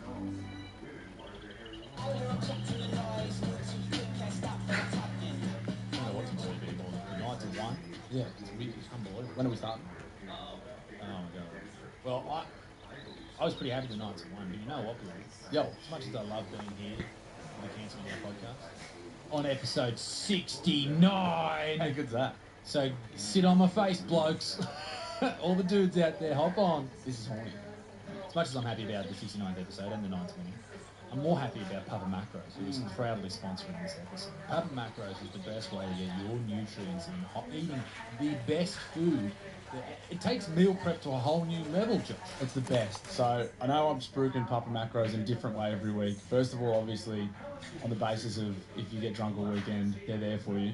Second of all, if you get sober, if you get sober, or if you are sober, you work all weekend, they're there. I had a new Papa Macros experience this weekend. So I just... Good evening, gentle listener, and welcome to Distractable. This week, Bob is quizmaster, yet performs heinous chicanery as he and Wade stitch up their homebrew. Majestic Mark has tech issues, gets seasick while swinging, and reports an epiphany over hooks and magnets. Wade only munches on a muff, so he must, while reminiscing over vomiting and drains, cramming, and things to say. From school days to principal singers, it's time for Our Thing. Now sit back and prepare to be distracted. Hello, and welcome to Distractable, where everything is normal and just like it always is. 2.5 men. A warm welcome to our gentle listeners and an extra special, even hotter welcome to our silent viewers. Only on Spotify. If you want to watch the video, it's only available on Spotify. Make sure you check it out. Our vivacious viewers. What's vivacious? I would know that before you say it out loud. Anyway, welcome to the Spotify. Attractively, lively, and animated. Oh man, he's a rowdy one. That's good. That'll work. That'll work for the topic today. Welcome back to the show where one of us hosts the two of us to win and to win the host match. As a host, I brought a topic, and that's the way the show can go. And as always, I'm joined, I'm your host, Bob, I don't know if I said that name, Bob. And I'm joined by my two competitors for today, Mark and Wade. Hi. Where is Mark? I'm down here. Mark's camera has been adjusted to reflect his actual height. Hello. So if you saw the three of us standing next to each other, Wade and I are about the same height, and then Mark is the correct. It's been corrected to display the height difference. Yeah, it's actually Yes. I think this is actually what it would be. I like the rule of thirds we got going on here. 2/3 of the camera is Bob and I. 1/3 of the camera is Mark's nose up. Hello. Yeah. My chair's. I think it's settled. It's settled at the bottom. Are you gonna change your camera, or are you gonna put your chair back up? Here we go again. Going back up. Alright, we have to watch over the next 15 seconds as Mark sinks again. It's my big boy chair. Alright, let's see if it stays up this time. Well, if you're not watching the episode on video format, you're gonna miss Mark slowly sinking off the bottom of his camera over the course of the next hour. Yeah. But yeah, how's it going? We always start with small talk, and I have reserved tradition. I will allow it. So small talk. But then Mark share me. How's it going? I got a muffin. Oh, what kind of muffin? I can't think. Blueberry, the best. possibly imagine. I ate so much pizza this morning that it gave me heartburn. I can't eat pizza after like 10 p.m. or I turn into a heartburn gremlin. I don't know what happened to me is like, because I've been, this is funny thing where I was doing that diet for a while where I was trying to like slim down for the movie and I was just, and it worked. But as soon as I started filming, I was working so much and I was eating like 3 meals a day. I was eating well, but I was dropping weight still. So I was like, it got to the point where my costume wasn't fitting anymore because like I actually slimmed down so much. So then everyone like started a conspiracy to keep me eating more, and it was crazy because I would get a random third meal of the day because we get a great breakfast, great lunch, and then the crafty guy Kevin, he would just start cooking me meals. In the middle of the afternoon, and just for me, and then sometimes just for everybody if you could get like a good deal on like what is it, large. You got that concierge meal service, is what you're saying. But this morning we had pizza, and this morning I was like, I'm gonna eat good, and so I had 2 slices of pizza, and then 4 garlic knots, and like lots of garlic sauce and lots of pizza sauce. And I don't get heartburn a lot, but my esophagus, my esophagus burned more than it ever has, which is like outrageous. So that was my point. You're supposed to be dead! There it is. Oh, concierge, what are you doing? You just see Amy close the door slowly behind him. And it's like, oh.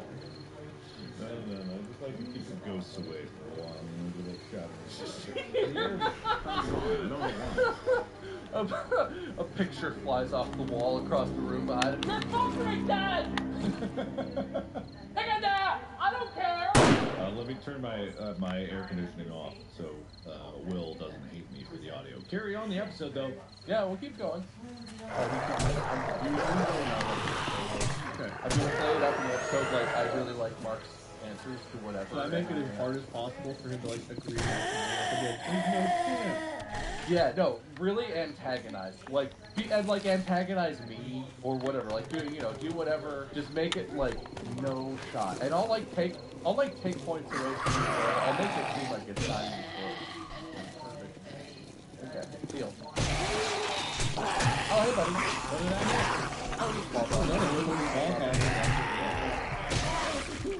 What's going on? What's with your lives?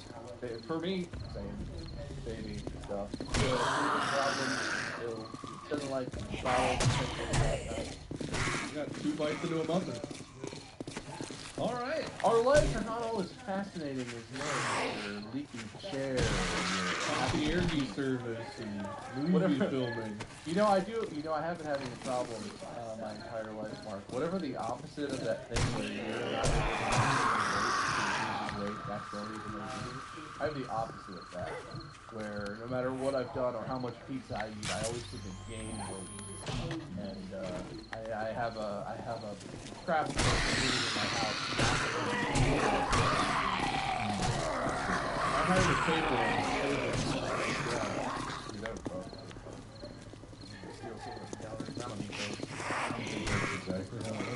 We start a Go Catering for Bob. I think that's like straight out of like a 1920s Do you want to lose weight without changing a thing? Dr. Strong's tapeworms can do you right. You're going to get a jar of eggs, mix them into your morning coffee for 3 days in a row, and you'll definitely get a tapeworm. And that little man will do all the work for you. You like hold up the thing for 3 little red lines. You're like, we're tapeworms. Oh my god. The thing with the 3 little red lines. Yeah, like the birth detector, but it's your tapeworm detector. What a reference. I don't know if it was on purpose or not, but you guys remember when we talked about birth detectors? No, wait. I think I called pregnancy test like on stream one time on accident. I couldn't think of the word pregnancy test. I called it a birth detector. You hold up the old birth detector. So, personal life stuff. I do have a topic for today, and I don't get to read it. Well, there's only a 50% chance that you're hosting. Yeah, it's not great. But we're going to try it anyway. And I'll even tell you ahead of time. Today we're going to be talking about firsts. And specifically, firsts in our lives. the first time we did or experienced. And I have a couple reasons I want to talk about this. Because we're going to talk about like childhood stuff. We do a lot of things. I guess. Yeah, well, we can talk about that. But anyway, we're going to talk about first. And so I've got a variety of things. But the first talk about is kind of a classic. Oh, and I'm just going to give you points. This is, you know how the subreddit's always like, you guys change. You don't do this episode where you just talk about stuff. There you go, complainers. You got what you wanted. First one is very classic. First day of school. And it can be the earliest first day of school that you do remember. How far back does that go for you guys? Because I feel like the most is like school. Skipped over a lot of years there. I have weird memories of kindergarten. I'm pretty sure it's not my first day. I'm pretty sure it's a blur that whole year that in my mind is one memory. But I know it wasn't. It's just like a memory of all of kindergarten for you or something. Yeah, do you want me to just go, or are we gonna do like titles? How do you want to talk about it? So I can go in. I don't know if you need a second. I can go in on what I remember. No, I know. If you guys, let's do titles. Let's All do right. that. That sounds fun. Wait, what's your title?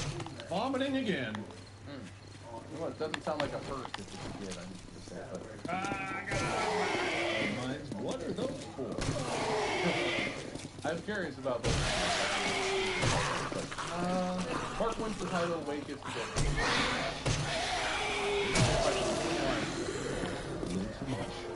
First memory I have is I didn't go to preschool. I went one time. So I guess if you count preschool, I went one time with a friend to experience it. I remember there being, in my brain there was a trampoline. There can't possibly be a trampoline. I had an apple. At school? At preschool. When I think about like my one day at preschool I ever had, in my head there was a trampoline and an apple. And that's all I had. And we're talking about kindergarten. I remember waiting for the bus, which there's nothing that interesting about it. Like the bus stop was like right in front of my driveway. There just happened to be like another street that intersected right in front of my driveway. And the bus stopped right there, so I'd like walk up my driveway, wait by the stop sign. I remember a couple other kids that I got on the bus with. Kindergarten itself, I remember being scared of Tyler, using safety scissors and cutting the tip of another kid's nose. On the first day? Again, I don't think it was the first day, but this is what I remember. I don't know when the order of events. But I do remember there was a girl who came in every single day. She cried for her dad whenever she had to be, like, she got dropped off. Her dad was a firefighter. Whoa, hello. Dude. But I remember her being, like, just so sad that he left. Every single day, she would cry until she threw up. Like, every single day. And so, like, my biggest memory of kindergarten is, like, story time, sitting on, like, a carpet, gathered around, like, listening to a book, but the smell of vomit always slipped down on the floor. Because it was just, like, it's so much. There was so much vomit. She got sick every day. It's really sad to think about, like, you know, she missed her dad that much. But, like, at the time, it was just a raw smell of vomit. So I think of Tyler punching everybody, being scared of him, cutting a kid's nose, and vomit. What, Tyler from Go, my favorite sports team? Yeah, Tyler from the hit sports podcast, Go, my favorite sports team? I can't believe that. When I listen to that top podcast, he sounds like such a nice guy. And he's such a master of balls. I don't know about first day other than the vom. I know the vomiting happened day one. Do you remember your motivation for trying to cut another child's nose off? We were sword fighting with scissors. So it wasn't intentional. That'll happen. Like, there was no ill intent on either one of our parts. We were just sword fighting with scissors. And I got put out into the hallway afterwards. My father for cutting his scissors was sit in the hallway for a minute. And Tyler was already out there because he was already in trouble or something. Because I remember I walked out to sit on the floor, and I looked over and saw him, so I went to the other side of the hall to get away from him. He was terrifying as a kid. That's one of those young boy moments that I feel like all boys have. He sliced his nose, and he was kind of like... I don't know if he's trying to not usually kindergarten, so, you know, we lost some of our very usual conversations about it.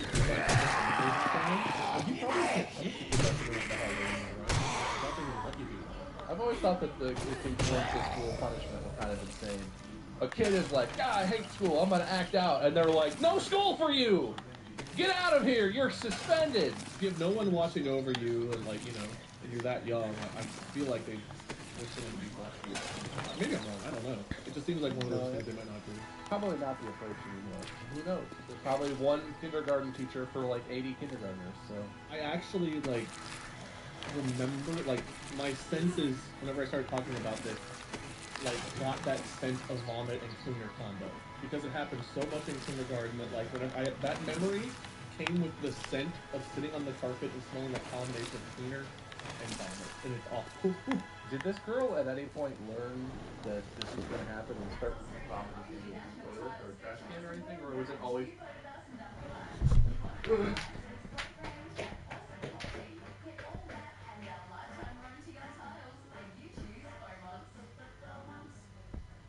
Australians have been enjoying Spanline outdoor spaces for over 30 years. Visit us online to get started. More space means more time to do the things you love. We offer free custom design, measure and quote. Contact your local Spanline team today. It's pretty unusual for two women to be talking about soldiers. Yes. Well, they were collected by my grandfather, and he died in 1944 when my father was 12. This was half of the collection, which was then passed to my father. The other half going to my uncle at the time. So there's been half the family life all my life. When you looked it up extremely well, I can tell you, and very hard, because it's a very big collection.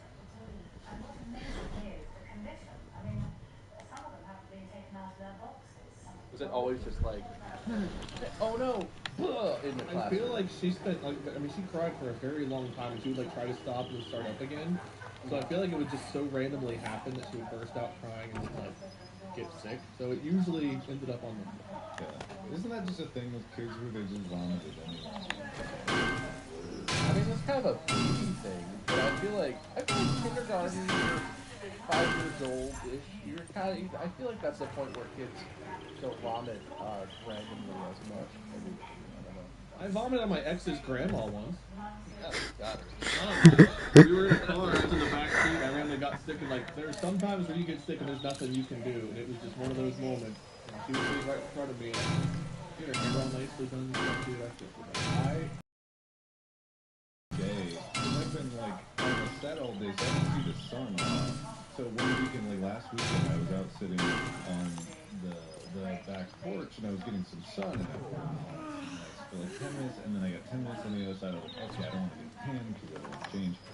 But I sat on this like swinging hammock out back there, and I sat on there for maybe like a minute, and then I was like nauseous.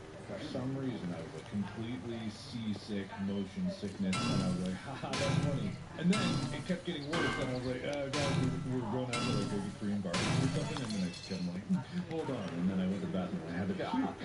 Literally, I had to puke. I think it was just like the sun. Your body makes a lot of vitamins when it gets sunlight. I think it's like a sudden surge of like these vitamins, vitamin D and whatever else there, and then I sit on the swing for a bit. I had to puke, and that was the first time I had to puke at random. This is confusing. So either your weird diet things you do, the diet plans you started telling you, or you're getting older. Because you started off today talking about your heartburn from eating pizza, and now you're puking and eating free barbecue from sitting on a hammock. It's not weird, like weird diet. You do weird things. I don't do weird things. You're like, I'm only gonna eat white cheeses for a month, and then like the next month you're like, I'm gonna sleep 15 minutes at a time. That's a complete exaggeration. You do of what weird I'm doing. shit. And name another weird thing I do if you're so smart about my life. Mark doesn't drink anything that's thinner than Jell-O. That's a lie. I did try to eat a lot of sugar-free Jell-O in my life. Okay. I like how we just make up weird shit, and Mark's like, I never. Well, there was that one time. Mark only wears left foot socks. Okay, but that's just because I lose track of them. How am I supposed to know what's and I do buy them in left and right pairs. I don't even have to do this. Bob's doing it for me. I guess Bob can take my point. I'm fine. What do you think you know about me? You know. Yeah, do one, Wade. Do one. You're so weird that you grow your hair out to weird lengths and you dye it weird colors sometimes. And then, like, you look really nice with it one way. You're like, no, what if I ruin it and I eat only, like, cow feet and chicken legs for a month? No, man. You said to do one. I just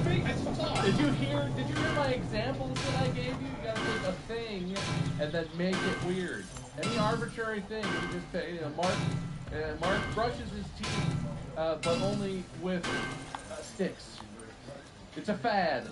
You use the bark on the stick to clean your It's teeth. true, actually. Bark is better than bristles for getting between the teeth, because the bark's between your teeth, food can't get there. Anyway, whatever. This is dumb. I'm talking about my kindergarten. God, tell me, what was your title again, Mark? What are those for? What? That's what I said it earlier. You said you gave me a point. Oh, what are those for? I thought you were asking me what titles were for. What do you mean? No. It's so that I know what your story's about, Mark. The title? What are those for? What are those for? Got it. Private school. Sorry, continue. So, yeah, it wasn't a private school. It's called Calvary Christian Academy. It was a church, basically, and a tiny one like that. And they had, like, a school program.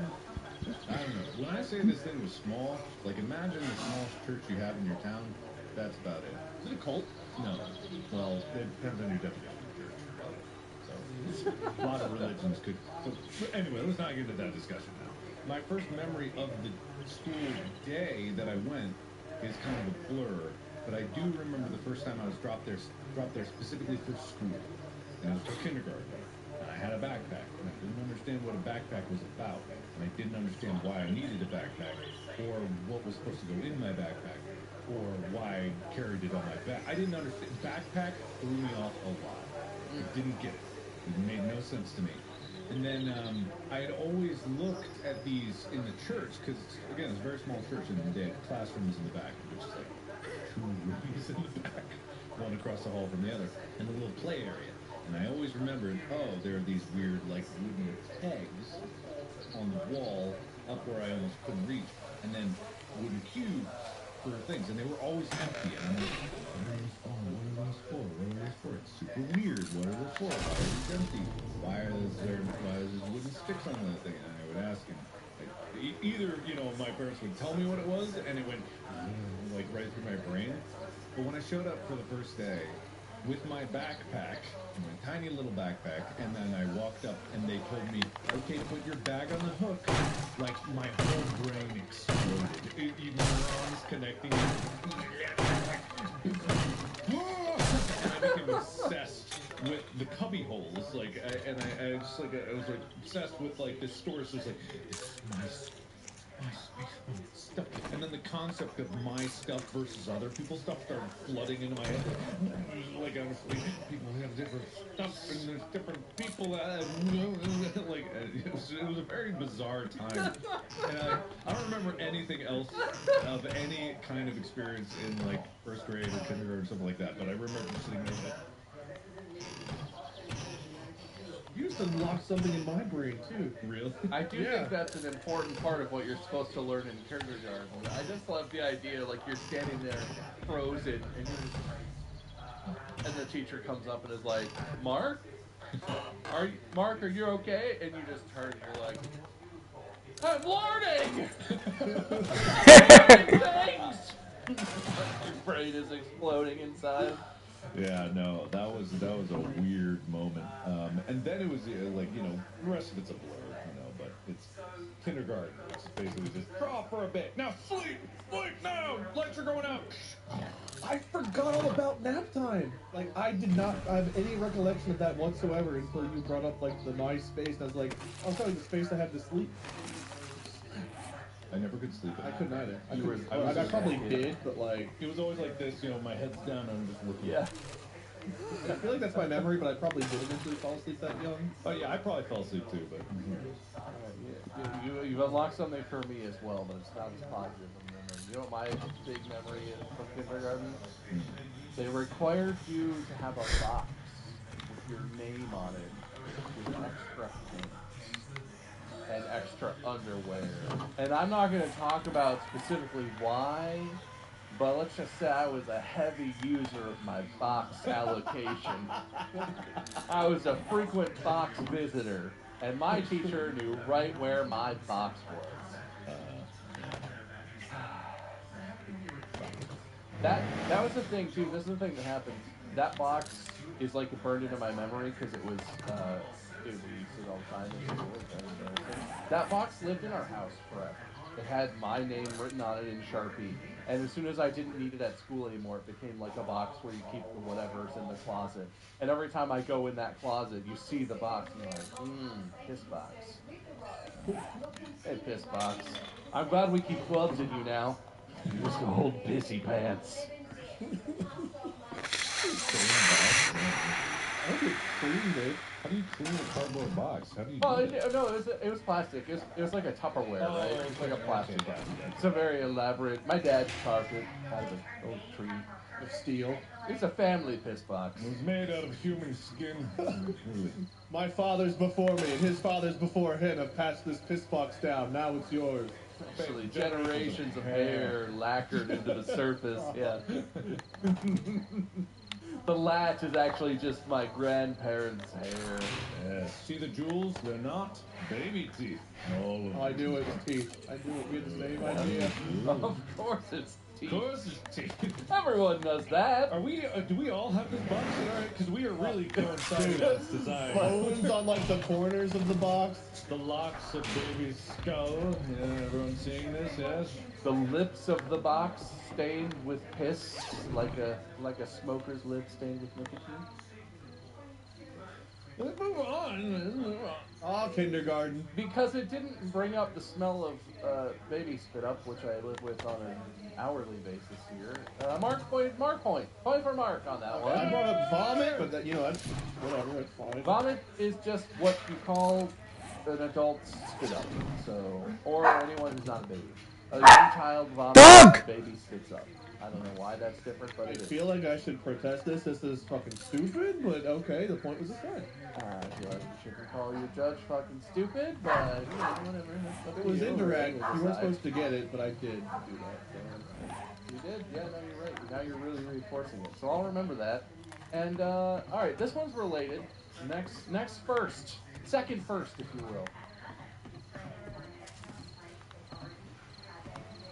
Okay. But this one I feel like is a different vibe. What do you remember as your first school trip? And I'll broaden this to be like, this could be field trips while you're in school, or this could be like if you did a summer camp. So a lot of kids will do like summer camps where you go away and you sort of sleep in a cabin somewhere. Any kind of thing. What was your first like school trip, organized trip type deal where you had like maybe camp counselors or you had a chaperone and that sort of thing? I'll just say my memory of this is very strong in my school district. It was like kind of a tradition that when you got to 6th grade in my school, the way it's set up, that's when you move from elementary school to middle school. Middle school for us was 6th to 8th. I know it's kind of weird for the middle schools or whatever. But so our 6th grade year, all the 6th graders always get like a trip over like a weekend, where it's like you go away for a few days.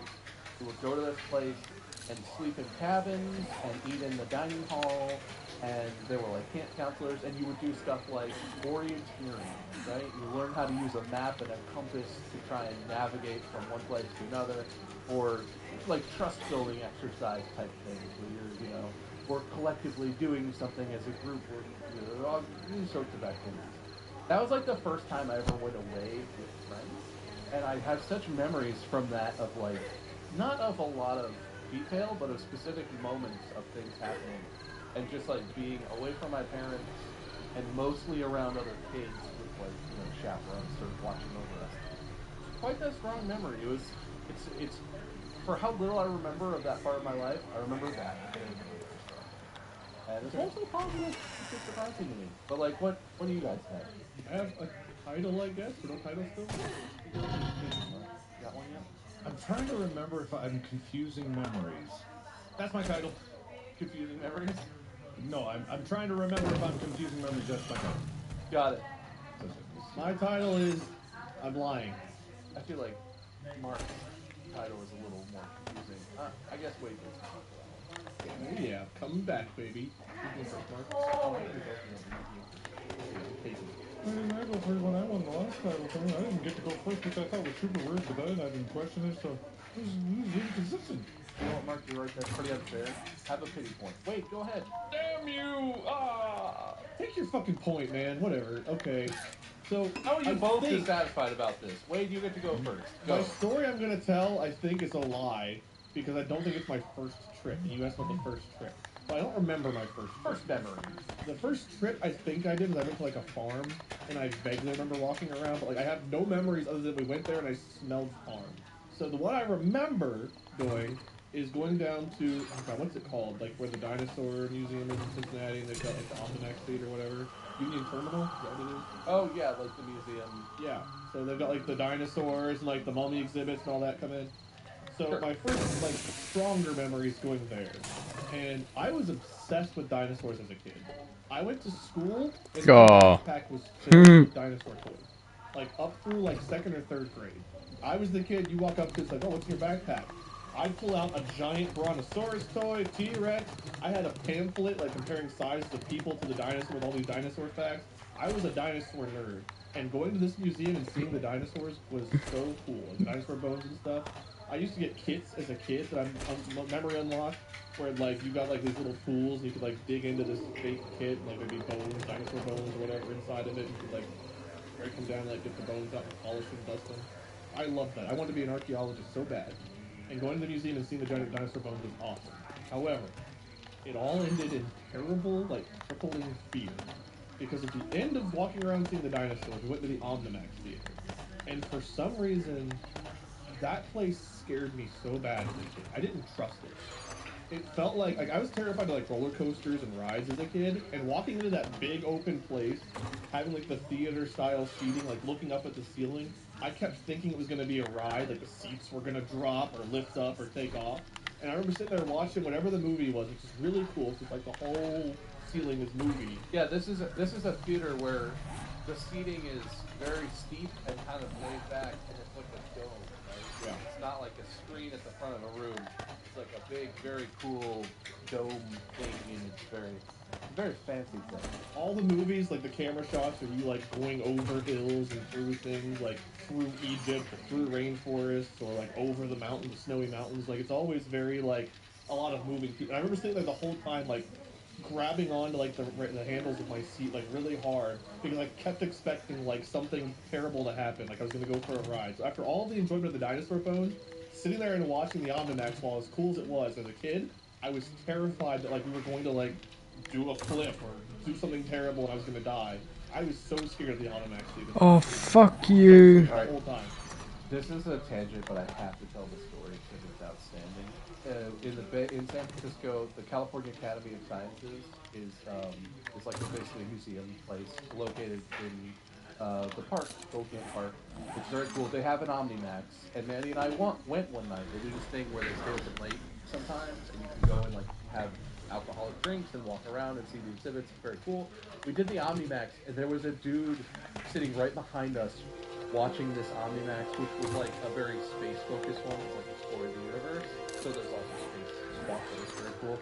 He was high off his ass. He was so high because it was cool, right? We're sitting there kind of like,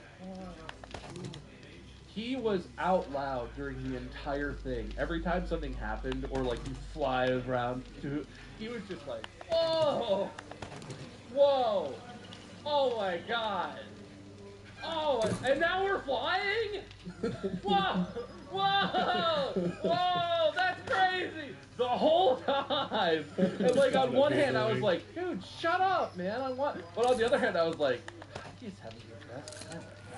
God damn. I am jealous and I hope that he continues to enjoy this. Anyway, that's completely non sequitur, but that was the funniest shit because he was having such a good time and he couldn't keep it to himself. I want to go back. I've not been down there in so long. I want to go back and experience the Omnimax again now. This is crazy because it just reminds me, oh yeah, we went to the same school because I couldn't remember if this was here. My first school trip was also to the Cincinnati Museum Center where there was the Omnimax. And because we were at the same That's right. the same Grew trip. up together, right. I think in elementary school I went to a farm, like, anyway, go ahead. And I remember a farm too, something hay bale bullshit. I don't know, like a maze or something. I don't know why, but in this one, tell me if I'm confusing memories. Because I don't remember the dinosaurs thing at all, but I know that's there. Was there like a booth in the main lobby area with magnets? I think so, yeah. Like iron shavings, and it was like, that was there. Because I was trying to remember, because I didn't see a goddamn other thing there. Because the same with the pegs on the ceiling there. When I saw magnets and I saw like the iron shavings just like move on their own, my brain once again went. But it couldn't make the connection. It was like. We didn't stay in the lobby the whole time. We walked around the exhibit. I did. I was in the lobby the whole time. I thought we had chaperones that kind of like forced us to stick together. In my body, I was elsewhere. My mind, I was still at those magnets. I don't remember a goddamn thing because I just saw the metal shavings and I was like, you probably thought I was a fucking weirdo because you look over and just see me just foaming at the mouth like as I was walking through the dinosaurs. If we were in the Omnimax room and I was clinging and you were foaming at the mouth, I'd be like, see, I'm not crazy. He's also losing his shit here. It's terrifying. I remember the Omnimax, but even then, I remember seeing it was very cool, but I still was thinking about those magnets. And I remember I got home and I was like, Dad, I need magnets! Magnets! You bust in the door with your backpack and you see your backpack hook and you're like, oh, okay, now magnets! Yeah, but I remember when I actually got magnets, because I didn't have iron shavings, and I just went clack, clack, they get stick together. I'm like, these aren't magnets. Where's the metal shavings? And I stopped playing with them.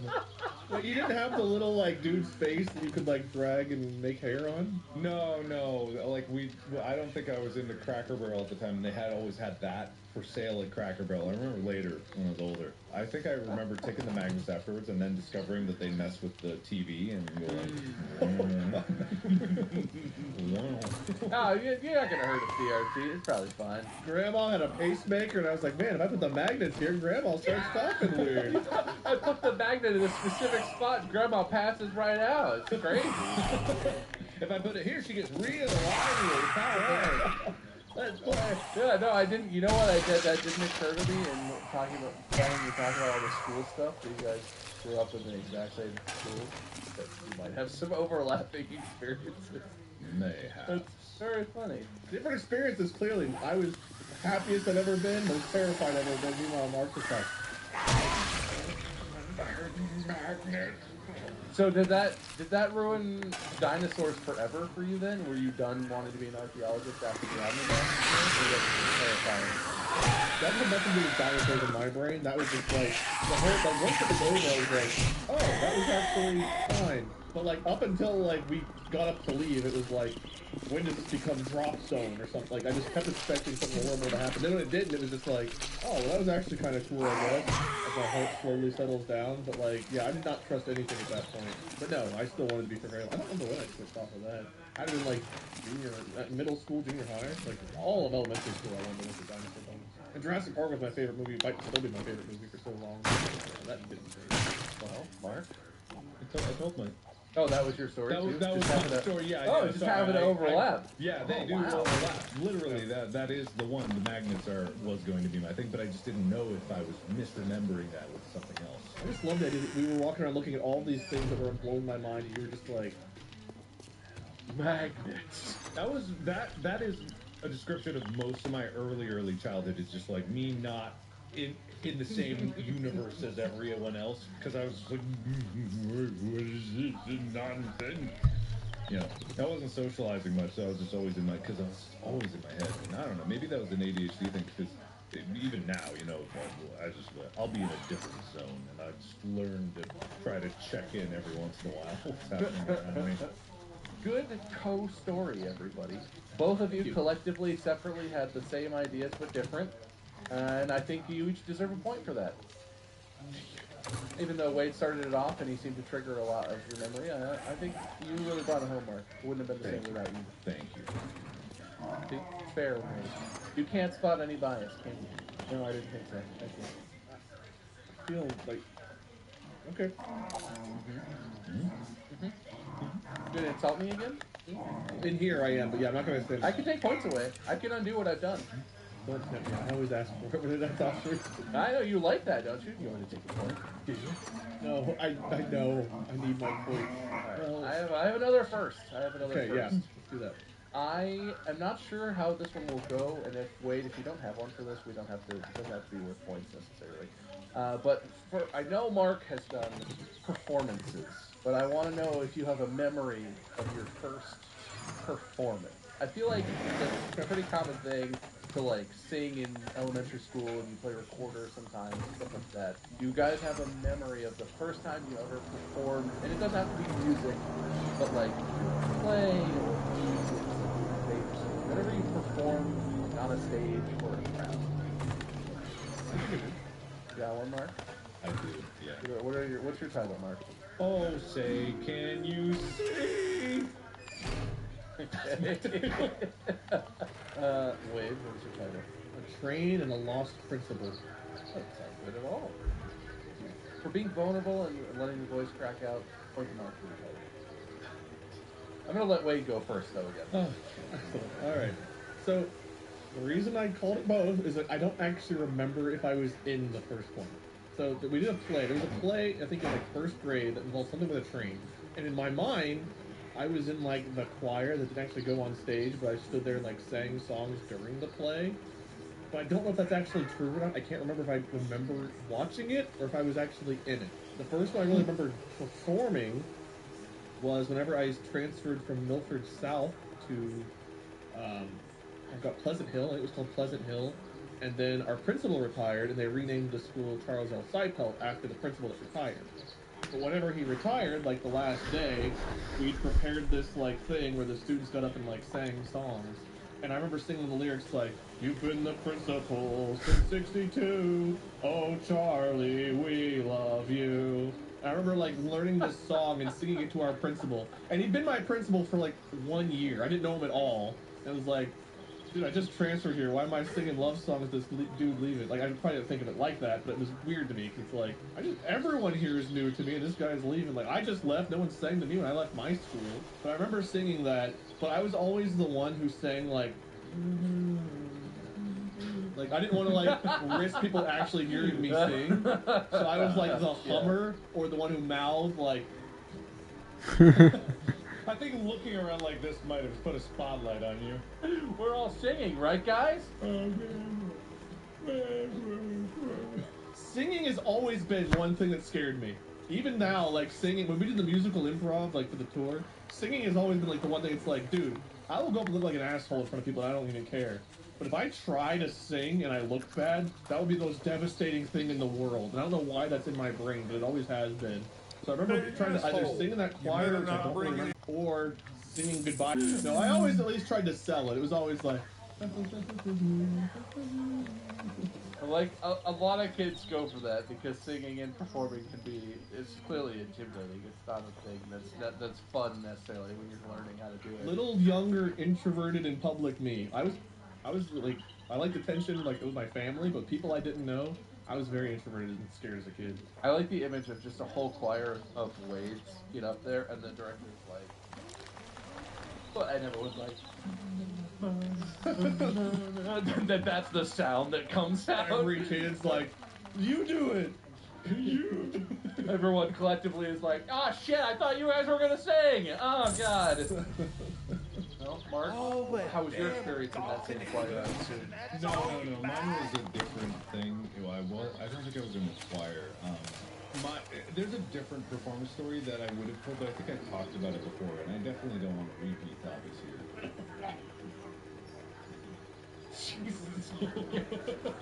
Wade's over here throwing up again. I wasn't prepared for bullshit today.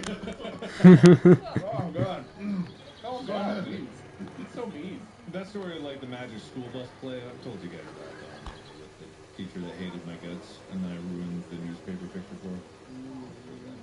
If you have, I didn't listen. It's possible that both Wade and I don't remember it, and you did tell us. Probably. I'll let the viewers decide. But this is a different one because it actually, I think it happened for it, and it was another singing-related thing.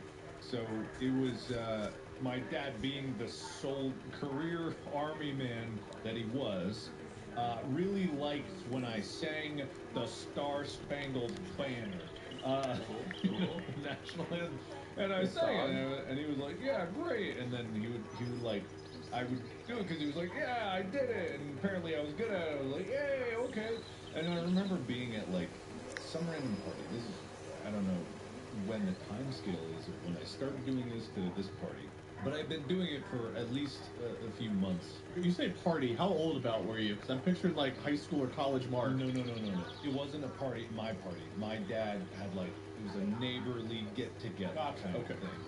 So it was like, a barbecue. Some barbecue, yeah, something like that.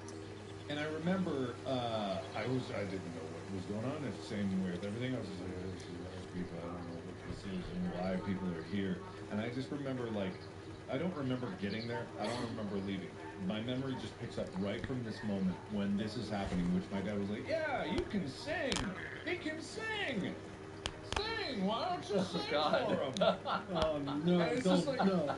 and all these adults are just like, oh, you can sing. Oh, you can sing, can you? And it's just like, I'm just like, what? And then my dad's like, yeah, sing. And so I go, oh, and you sing. And it's like my voice cracks immediately, and I just freeze. And I'm stuck, and I can't move, and I just want to explode on the spot. My first experience with like burning shame. I had no idea why I was there or what happened. I thought it was like a dream or a nightmare, and I was just like. I still like the image better if you go to like a college party, like bringing a 12-pack of beer and someone's like, sing! Oh, say, can you see? That'd be like if you went to a college party and everyone was like, Mark can do a Scottish accent. Mark, do a Scottish accent. Uh-huh. Oh, can you see? Oh, can you see, lassie? Yeah, so then I never wanted to sing again. I don't. Did your dad do that a lot? The like, hey, Mark can sing a song for us, Mark. Well, I don't think he's done it in a few years. Well, you might, there's ways to communicate. I don't know. There's messages. I don't know. Yeah, you go to a Ouija board, it's just like S-I-N-G, Daddy. I've never known a parent like this in person, but you see on like TV and movies, right, where there'll be parents who's like, yeah, play the piano for us, child, or whatever at like a party, and I kind of get that because it's like you're kind of showing off and you're encouraging your kids. Like there's nothing wrong with doing that, even if it's not so great. Like you're encouraging your kids to get comfortable with performing and have it, it's for fun. But in real life, that's such a weird thing. If that there are parents who would just be like, my boy can play trumpet. Get your trumpet out. No. It's encouraging campfire guitar guy at a young age. Hey, Mark, get your guitar. Play Wonderwall for him. The kid whose response is, oh, yeah, and they run and get whatever and start. That's campfire. That's true. Yeah. The ones that's like, oh, Daddy, I already have my guitar right here. Yeah. Oh, this guitar? I brought it just in case. You know, my mom is still like that to this day, except it's with YouTube. Any human being, doesn't matter who they are, complete stranger, friend, a new friend that has been invited over to the house to meet me specifically, everyone is like, did you know my son is famous YouTuber? Here, let me show you an entire 30-minute video of it right now.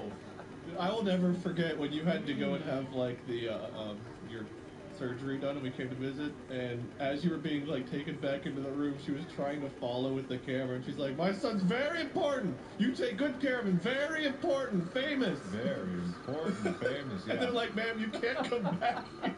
I told you about the last time that I was in the hospital. I was like in the midst of, after I took 7 shots of laxatives, and I was just stumbling to the bathroom desperately, and my mom walks in with phone in hand, like,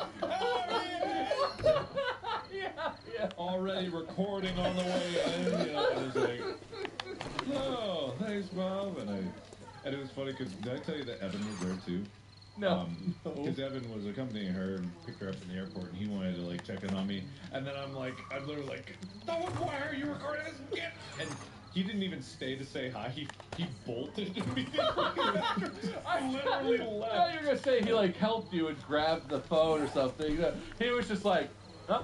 Oh, he's like, I'll hold the phone for you while you go. What do you have to say to your viewers, Mother? I felt like, please don't cry. And then I dug in the bathroom, and I'm sure just horrendous poop noises.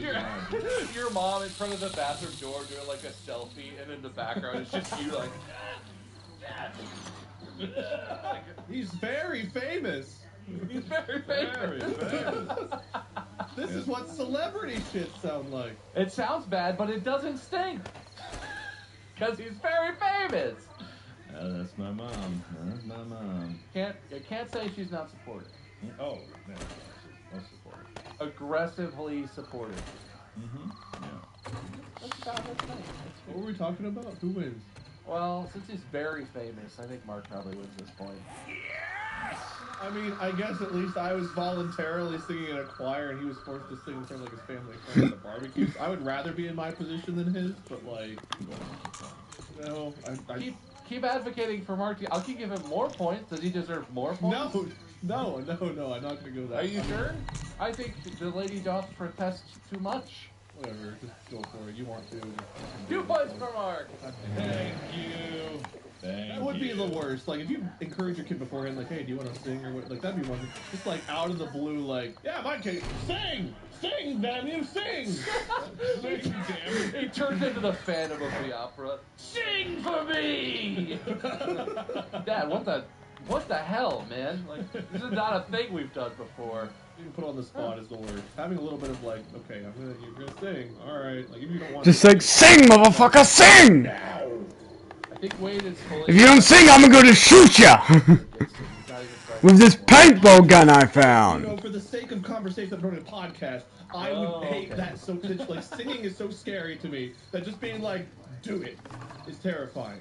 I pulled a Uno reverse on my dad, though. I remember now, because he played a little bit of piano, but he didn't play a lot. But there was this one rhythm that he played with like his left hand. It was like doo doo doo doo doo doo. It might have just been a warm up or something. But when he did it like in repetition, and I would, whenever he would play it, I would run around the house in a circle, and I loved it. So I'd be like, "Hey, Dad, I wanna run!" And I would run and run. He'd be like, "I don't know if I can keep playing. My hands cramping up." I'm like, "No, keep playing!" And I'm just like running as fast as I can. God. I mean, I think it was an exercise because like it's a long reach. It's supposed to be I'm not singing it to the exact notes, but it's like you hit a low note and then a high note and then you go up. Yeah, and so it probably hurt his hand, and I would just be like, oh. When you said you pulled me Uno reverse, I thought you were like, oh, we're at a party, and I was like, my dad plays piano. Dad, go get the piano. Oh, this one.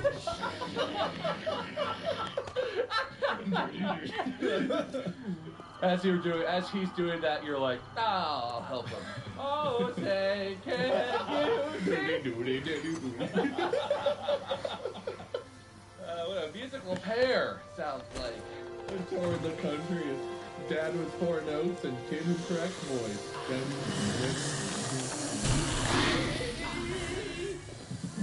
Just see.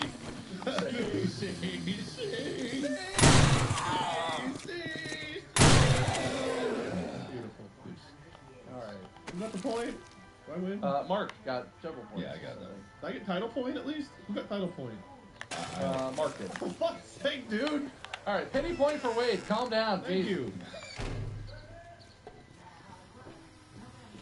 I think this is interesting, but it might be really hard. I'm just curious what you guys will come up with. Okay. The first time you realized something that you don't like about yourself. I feel like we're all old enough, like we're all adults now. We're self-aware enough. I feel like the 3 of us all want to have things about ourselves. We don't like things. That's a very like adult sentiment, right? You realize things, you're like, whatever. I feel like everyone don't like what they do or whatever. But as kids, you're not that self-aware. And there's a point where you are a kid, and there's that first time where you realize, like, oh, wait, I suck. Like, wait a minute, I did something, I was really mean to that person. or like, you know, it comes in different ways, I'm sure. But there's got to be a point where you're a kid and you have that moment of like, oh, why did I do that? I'm so sad. I'm so disappointed. I hate that about myself. Whatever. I'm just curious if you guys have any memories like that. I do, but it doesn't perfectly fit the mold of how you're describing it. But I remember the first time I found a fault in myself that I hated. Well, not I don't know if it's the first. It's the one that stands out in my mind. Yeah, so first one you can remember is easier. But I mean, yeah, Mark, you feel like you're getting something? I do. Again, it's kind of like tangential. You'll fucking get a point for it anyway, so who gives a shit? Point for Wade for spitting truth. Thank you. Oh, hell yeah, dude. Comeback starts now. You guys have titles? Anything but that. Okay. Well, that's some. That's some trauma. Is it all of that? That's some. That's some trauma. Okay. Point to Mark for the long title. God damn it. Okay. And for the first time, you know what, Mark? Why don't you go first? Hey, all right. So yeah, this is it's a complicated one, right? Because the first time that I hated something about myself isn't so much of a nicety where it's like, oh man, I'm sad that I did that thing. The first time that I hated myself was when I realized that not only was I Korean, but that I was different than other people.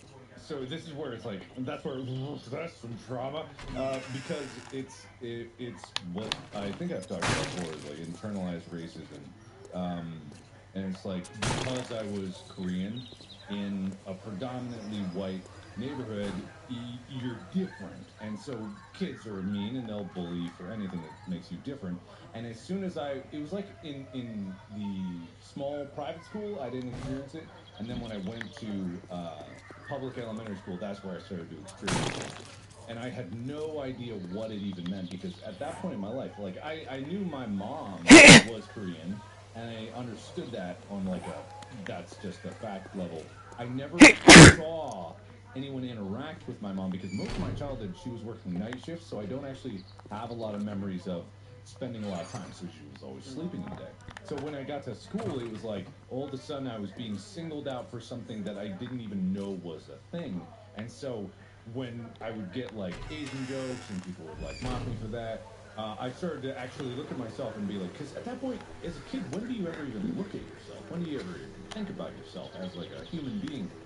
You're just you, and that's it. And so that's when I was like, started to not like those parts about myself. And that that spiraled for a very long time, way longer than I would have ever liked.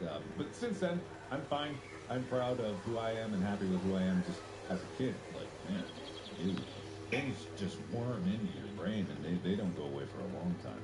Well, equally as horrible and traumatic and unfair, I remember around 3rd grade, we got our eyes tested, and I was like, anything, please, no, just don't need glasses, just don't need glasses. And then I found out I needed glasses. And I would say that's almost even worse than growing up with racism hatred. Wow, you know what? Point to Wade for being really brave about this. That's, yeah.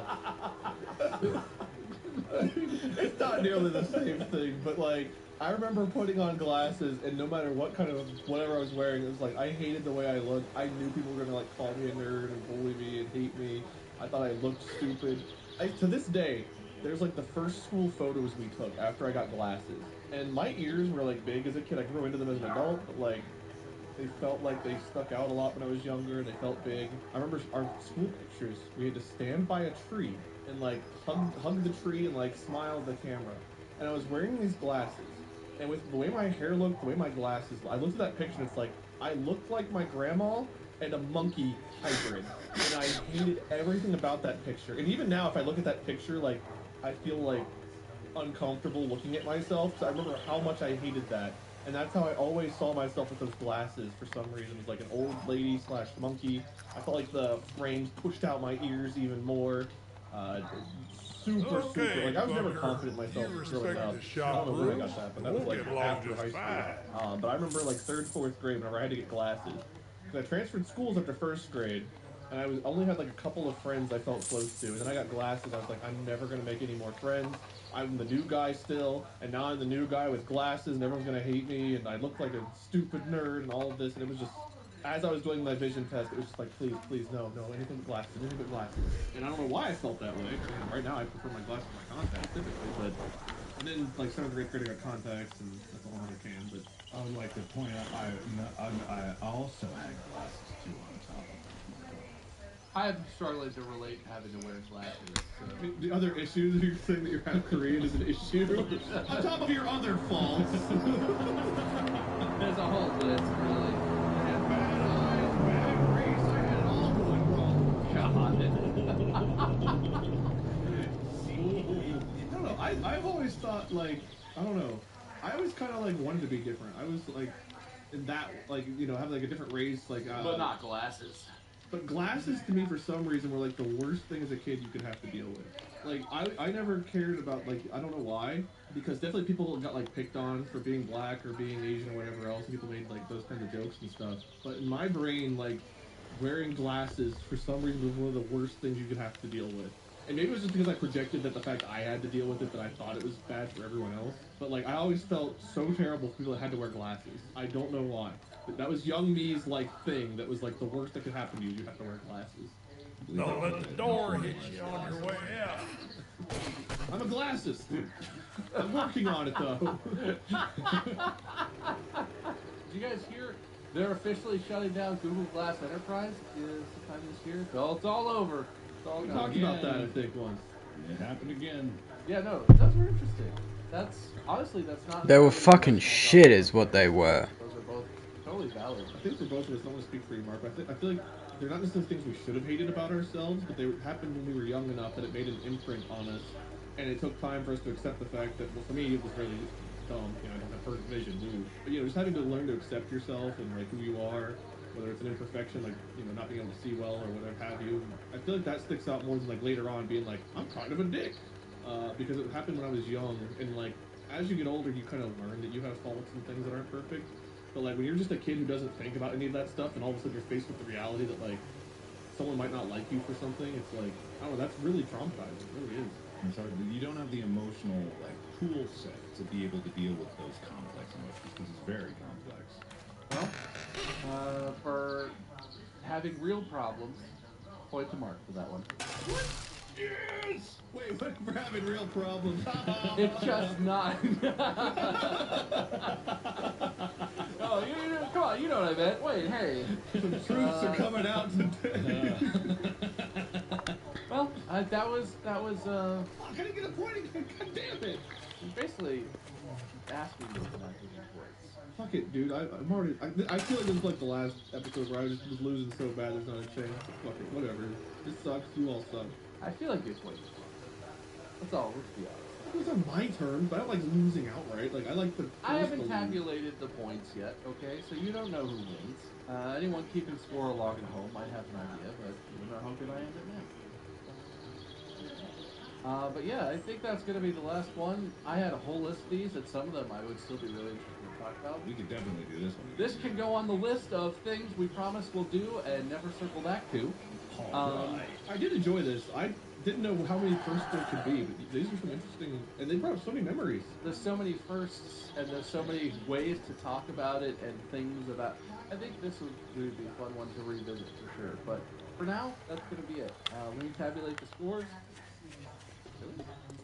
That wasn't a score. I just got it. Anyway, I looked at my phone as a bit, but then there was a thing. I saw Mark look concerned. I was like, today's winner, for reasons completely unrelated to the score, and as might be kind of a surprise to Mark, is actually going to be Wade. You may be thinking currently, wait a minute, I tracked every time Bob mentioned points. Wait a minute, I feel like I had way more points than Wade, almost like Wade was trying to not earn points. But when you stepped away twice at the beginning of today's episode, Wade extended his hand and made me an offer. And I told him, and I shook his hand, and I made a promise that he would win no matter what. That you were fighting a pointless battle, and that no matter how well you did do very well, and you really do deserve to win. If I look back on everything we talked about, you had some very good stories, Mark. You had no chance. You literally couldn't win. So, because I'm a man of my word, and we shook hands on it, digitally, although it may be, Wade is today's winner. Congratulations, sir. Thank you. I'm just so glad that Mark's losing streak is back. You know, it might just be 1 right now, but 1 is better than 0. It's good to be on now top. that we're done doing business, get out of my stall. Thank you for a very fair episode. I appreciate you honoring your word. And if Mark had just stuck around and not fucked with his audio setup, maybe he would have heard that, and then, you know, he would have had the handshake deal. But I decided to be here the whole time. I didn't leave during your hosting time like he did, so I deserve this. And thank you for a fair episode. Very fair. The fairest. You could say this is the fairest episode there could be because there was an agreed upon outcome, and the agreed upon outcome is the outcome that we got. It's 100% fair. Yep. Everybody that was there and made terms and had something to offer, contribute, got what they deserve, and what they were promised is very fair. Mark, as today's loser, how do you feel? Give us a speech. I just feel like me as a kid looking at some wooden pegs on the wall. The deceit, the lies, the truths, the truths. Well, it's a moral victory at the very least for you today, because you definitely got a lot of points, and Wade only got a little bit of points. It's true. So, you know, you got the moral victory, which Wade can tell you how good that feels. Are they rollover points? Maybe. Would you like to shake my hand and make a deal? For what? To have your points roll over into the next episode that I host? Yeah, I'll shake. Yeah. Okay. Yeah. I require no offer on your part. Mark, today you earned... hang on. I'm stating the terms. Today you earned... I didn't actually write them down because it didn't matter, but I'm going to say that you earned 10 points today, Mark, because you got a lot of them. You have 10 rollover points. Shall we shake on it? Yes, and shake. Can you send me, like, the cost of the pre-order for the next one so I can just buy some points so I can catch up that way? Yeah, no, I'm going to throw together an app, actually, where you guys can buy distract tokens, and then you can use distract tokens in the app to redeem points. And Yeah, so he got 10 points, so I need to get at least 10. I think if I buy 2 of the $59.99 pack, that should get me to 10. So I may or may not remember this, Mark, so definitely you're going to want to remind me if you want this to actually happen. All right, we're good at memory, so we will definitely... Between the both of us, I'm sure we will get this happen. But these points last forever, so if you don't cash them in, you'll just have 10 rollover points sitting in the ether. At any point in the future of the show, and I'm the host, you're able to just cash them in. Mark, would you rather remember that you lost this way and get rollover points, or forget it ever happened and feel like this show's always been fair? I'll remember. I'll never forget. Well, 52% of people say, never mind, we'll save that for your next post, then we'll read that. You need to kick me when I'm down. You already won. You both laughed at me! You laughed at me for being on the bottom by myself. Thank you so much for listening and or watching to today's episode. I have been your host, Bob. My competitors, Mark and Wade. Make sure you check out their socials. Lord Minion 777 or Minion 777 and Markiplier. You probably have heard of them. We have a store with merch. Store.distractablepodcast.com. And we have a sore loser and a valiant victor. And that's going to be it. Wade, when you host the next episode, I look forward to fair and equal judgment. And I think it's going to be great. I have no worries. I'll get it in the next one. I always perform my best. I'm sure you've got it, Mark. You got it in hand already, I'm sure. Just be careful, Mark. If you ever step away during an episode again, it might not end well. We'll see about that. We'll see about that. I guess we will. For now, though, that's it. Goodbye. Thank you for listening. Podcast out.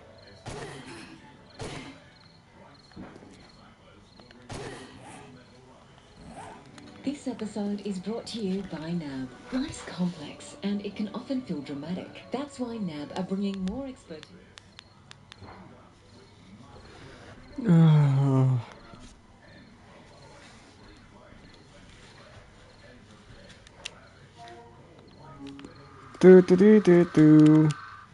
Well, hello, whoever's watching. As always, hit subscribe. As always, subscribe for more if you're new. And if you find yourself coming back on the regular and you haven't subscribed, you might as well hit subscribe. It only takes you a second to do. And yeah, it really helps me out. I really appreciate it. And share my channel and videos and streams with your friends. And let's get this sub goal to 22.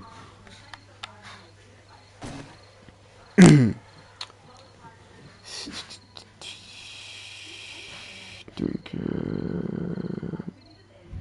care. Shit.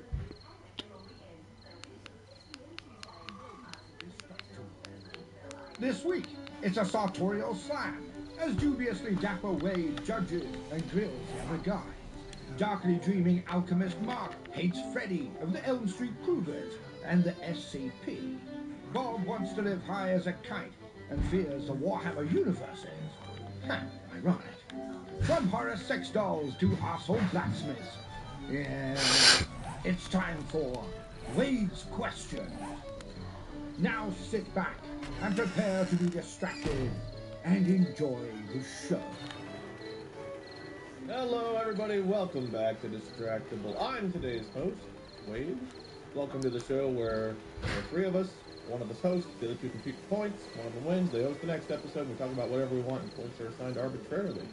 I'm joined as always by my co-hosts, Mark and Bob. They don't have to be arbitrary. I just want to point that out. They don't have to be. They do sometimes. They're sometimes completely unarbitrary. Like, frequently when Mark does it. Well, that's arbitrary if they are or not. Even that's arbitrary. That doesn't have to be.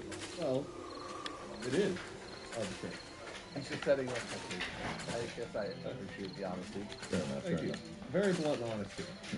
I'm going to interject with my own small talk. I had the most insane dream last night. Okay. So, sure, what's that small talk? How many people did you kill? Honestly, it wasn't me killing anybody. It was me dying over and over, very repeatedly. I'm going to write down because Not peculiar. I've had dreams like that too. I'm sure most of us have. I don't often do this, but I wrote down like my stream of consciousness from my nightmare right before I fell back asleep, okay? So I'm going to read you everything that I wrote down here. So, my nightmare was, and I'll explain this after I read it all. Pulsing electrical buzz, trapped in bed, forced to live an almost video game-like experience, endlessly dying, rapid fire, tiger, question mark, animatronics, question mark, not quite. Testing, lots of testing, seeing outside. Every time I thought about it, the buzzing would instantly return. Buzzing was extremely loud, could literally feel it. Bright lights, sparking, something else associated with it too. Can't remember. Only was able to wake up because I heard Amy calling for me, trapped in bed. So that was my stream of consciousness. So this electrical buzz Tiger? Yeah, tiger, question mark? Animatronic? Maybe. Not quite. Not quite. So it was like this electrical buzz was the weirdest part about it. This nightmare lasted a very long time. Like I felt like I was in it for hours, and I was because I woke up like 5 hours after I had gone to bed for this, and I was just stuck looping this. I would die. Like I would feel like the thing was fighting on my head and like ripping my head off, and then I would wake back up in the bed. And I'd be stuck on this like loop. But the buzzing like light was the weirdest thing because every time I thought about it, it would like rush close to my face. So I would forget about it, and then I would remember and go like, and it'd be like this like literal ball of lightning right up next to my face that was like extremely loud and shaking my entire head. And then I would have to mentally try to push it away to like just get away. I couldn't physically push it away. This would just loop forever, and then some weird, not quite, it's not really an animatronic, but it was something, it was mechanical in some way. Tiger? Yeah, kind of like, and for some reason, I was like, is it a tiger? And like, but I couldn't quite tell. And it would just like kill me over and there. It was so fast. Everything was so fast paced. Like it was like death, lightning, but it would last forever. I literally only woke up because I heard Amy calling for me, and she can't quite remember, but I'm pretty sure I must have been thrashing around because I asked her about it in the morning. She said, well, yeah, I do think I remember I was calling because you seemed like you were upset about something. So yeah, that was the most insane nightmare. And then I continued dreaming the most intensely vivid dreams for the rest of the night. I slept about 11 hours because, you know, I've been so busy during the week. I catch up on the weekends, but I slept 11 hours and it's constant, endless nightmares and dreams. And dreams. And that brings us to today's topic for the episode, Nightmares and Dreams. We've never done this before, so I'm your host. Wade and Bob here are our participants, so I'm going to be judging, and they're going to be getting points according to this. I want to hear about your best dreams and best nightmares. And I know your you're dreams, thinking, fuck your nightmares. Okay. That was funnier anyway. What were you going to say, Bob? No. Yeah, now that I've said the funnier, can you say what yours is? Well, I was just going to say, oh, you did one called Dreams and Nightmares. Well, this is Nightmares and Dreams. Mark clearly said it. It's different, Tyler. Yeah. It is different. It doesn't stand up. Mm-hmm. And we've never had like a Game of Thrones style episode where literally just my throne was taken from me during the Oh, so it was today's the episode where Wade gets killed. Wade's just like, yeah, I'm just gonna die right here.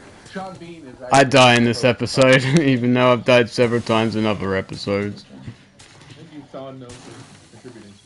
And that's news to him. I'm sure Sean Bean listens. He just lit up because I said his name. He was all, oh, I do who I am. Well, Bob, how were your life compared to Mark? I don't get to have dreams or nightmares. There's a baby that lives in our house, and as much as I feel like I don't get to sleep, he loves torturing Mandy even more. Mainly because she's really sensitive to every time he makes a noise or anything, she hears it, and I'm asleep.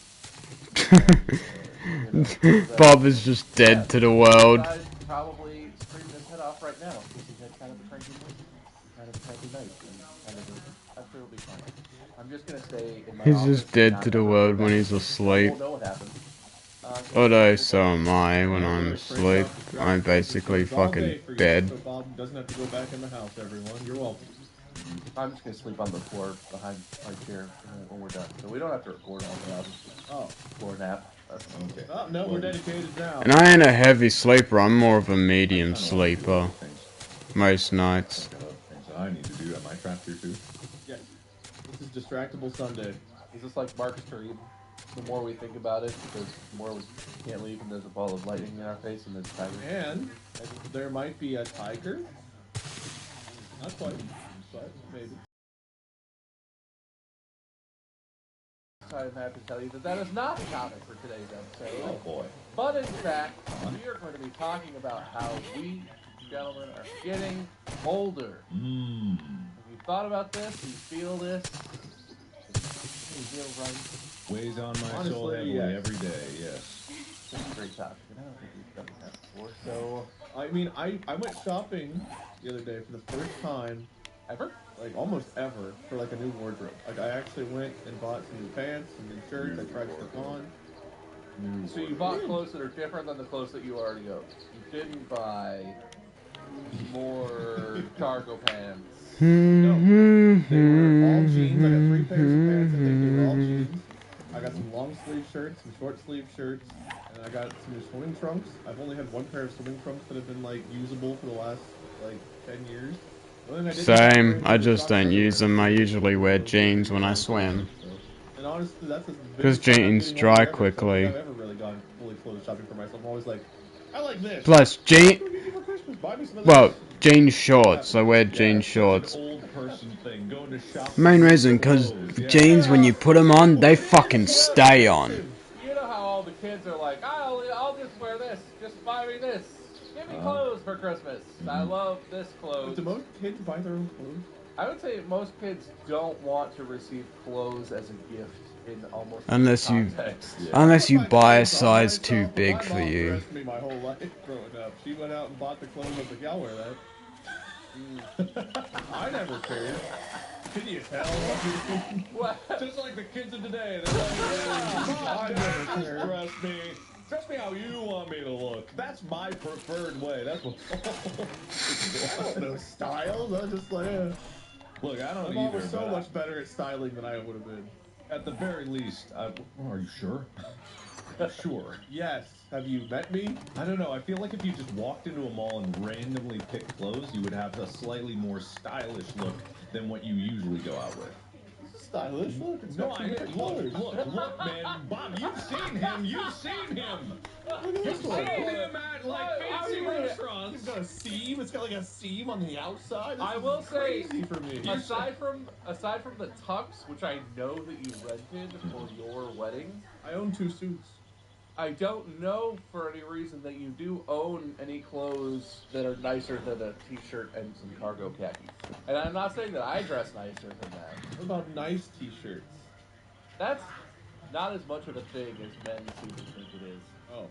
I know that there are some t-shirts that cost more and that have more, maybe more paneling or better textile. There's not a meaningfully nice t-shirt there are worse t-shirts, but if you're trying to look nice, like Mark was saying, if we're going to a fancy restaurant, a nice t-shirt. Maybe. Do you own any button-downs, Wade? I do. I own a couple of the partial 3 or 4 buttons, and I own some full button-down shirts with you Buttons all the way down is kind of what I'm talking about. When would you wear those, and have you worn them in so many times? I put them on so much. Occasional nice dinner, like you do a nice You always wear t-shirts. Oh, you mean yeah. All right. So I gotta interject on this because I'm like the whole statement that there's no such thing as a nice t-shirt. I have to morally object to. Well, come on, t-shirt man, defend me. I don't mean better and worse quality t-shirts. I mean if you're going somewhere where you intend to dress up, a t-shirt is almost always a t-shirt unless you're talking about something really look out there, Mark. This seams on the that's a t-shirt, Wade. That's not a nice t-shirt because it has shoulder panels that are on different colors. Look, a raglan isn't automatically a nice t-shirt, but that is nicer than say a graphic tee. There's graphic tees, and then there's nicer tees, and then there are stylish tees. I swear to God, I'm gonna actually collaborate with fashion YouTubers at some point because I wouldn't. Fashion people are usually dickheads. Oh man, alright. Why are you going to collaborate with fashion? For example, James Charles. I'm kind of CEO of a big fashion icon, especially with the trans community. Massive dick head. Massive dickhead. Massive entitled piece of shit dickhead. I'm learning that it is just as in-depth as anything we could ever nerd out about, and as time goes on and I start to get more insight into it, I do start to have an appreciation for better style of clothing. There's a whole world of people out there that love clothing as much as you guys love video games, and they obsess about it and the different brands that are out there, and there are levels and levels and levels to how to style and the trends and things that go into high fashion and how that passes on its styles into the mainstream fashion, and then there's footwear, Bitch, I'm aiming for your head, so fucking die when I hit you in the fucking head. You get different little genres of clothing styles and stuff like that, so it's so much more in-depth. But Wade, having stitching on the outside doesn't automatically mean that it's fancier.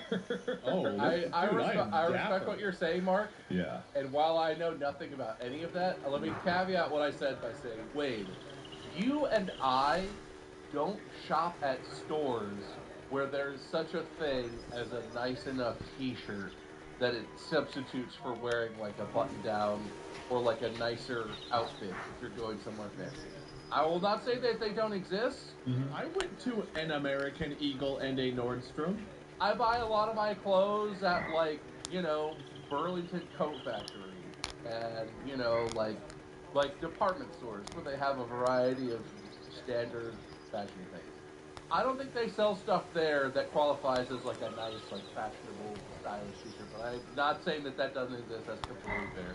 I just want to say the two things that you listed, Wade, American Eagle and Nordstrom, are so categorically different. I would never do a fucking collab with a fashion YouTuber because I don't give a fuck about fashion. Why the fuck should you fucking like fucking put yourself like rate yourself on what you fucking wear? Just wear whatever the fuck you want. You shouldn't have to wear a certain thing, a certain fucking trend. Just wear whatever the fuck you want. It's your body, your choice. Just wear the whatever the fuck you want. Don't wear what other people want you to wear. Wear what you want to wear. Wear something else. For fuck's sake. This was me doing something for me. I did it. We gotta do a mini-series called The Fashioned Man. It's just going to be you. Like, I like saying the word Gucci, but you won't catch me fucking... You won't catch me fucking anywhere wearing Gucci shit. Because Gucci is fucking garbage. Maybe we just use some of the show budget. You know, the budget. The budget, right. The budget we put into this, yeah. We have so much production budget. You can see it in so many other places. Maybe we should use some of that budget for some wage shirts. Yeah, this makes sense. This makes sense. Our per diems, if you will. Alright. We are not dipping into the budget. I use that for meals. We're gonna move on, though, because we've been talking for a little bit. Get to our topic today. And we have a nice somewhat transition from our Yes. from the genre of Tigers? Go on. Not quite. But I don't really know how to categorize what the topic itself is. I have some questions about different genres of game, movie, show you guys can kind of pick. And I'm just going to ask you guys some questions, and we'll answer them however you want. That was an elegant transition, you're right. Well done, sir. And may I say, your stitches are looking so fancy and fashionable. Just like I'm stitching this episode together. Wow, that heather gray. You know what, Wade? We're actually twinning today. It's hard to see, but this shirt is also one of that Raglan style. It's just a really dark black and a slightly less dark black. You had put a gun to my head and said, "What is Raglan?" before today. I would have said a character from Raid Shadow Legends. I thought you were wearing a Raglan tee. You are not wearing a Raglan tee. Oh, I thought, okay. Well, I don't know what that is. That kind of stitching is indicative of a Raglan is a 3/4 sleeve with that kind of stitching. Oh no, mine's a. You may. Can you have a Raglan? Is that what it's called? I only know that the kind of shirt that I normally like to wear is called a Henley, which is a t-shirt with buttons on it for some reason. Yeah, wait, no, it is still a Raglan, I think. I may be wrong about that, but I think that is still called a Raglan. Does it have to do with the patterning on the shoulders? Yeah. It's the way the sleeves come all the way up and wrap around the back, yeah. Oh. I feel like Bill Nye the way I'm spinning myself around. Neat. Cool Raglan, Wade. Nice Raglan. Thank you. I'm a cultured man, and these are cultured times. I said you have a cool shirt. Do I get points? No. Yes, 1 point. Oh, fuck's sake, Wade. I was so hoping you'd say no. I learned something today. I should probably keep track of points. Hang on. What are your initials? S and B, B and M. I'm sorry, who's S? S? You know, Smark and Bob. A B is just an S with more markings. A B is just some of an S.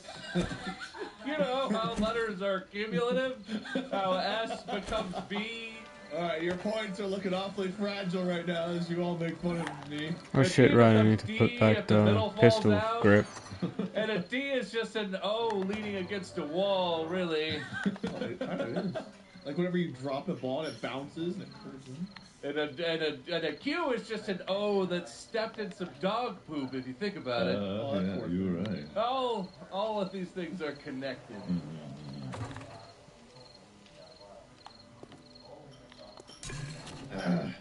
Alright, so we're gonna dive into the topic now. I'm feeling a little bit less self-esteemy. So I've got a few different genres here. I'm going to ask some questions based on each genre, and then I have some general questions if we have time at the end. I don't really know how to categorize this. I just woke up and I was thinking about it. I was like, oh, that'd be fun to talk about. Let's start off with kind of the worst one, but I think the best one to talk about. I think it'll be like a difficult answer. Are we trying to get these questions? Are we trying to answer like factually correctly, before we try to answer. This is purely opinionated, and you can try to sick. justify your opinion. Sweet.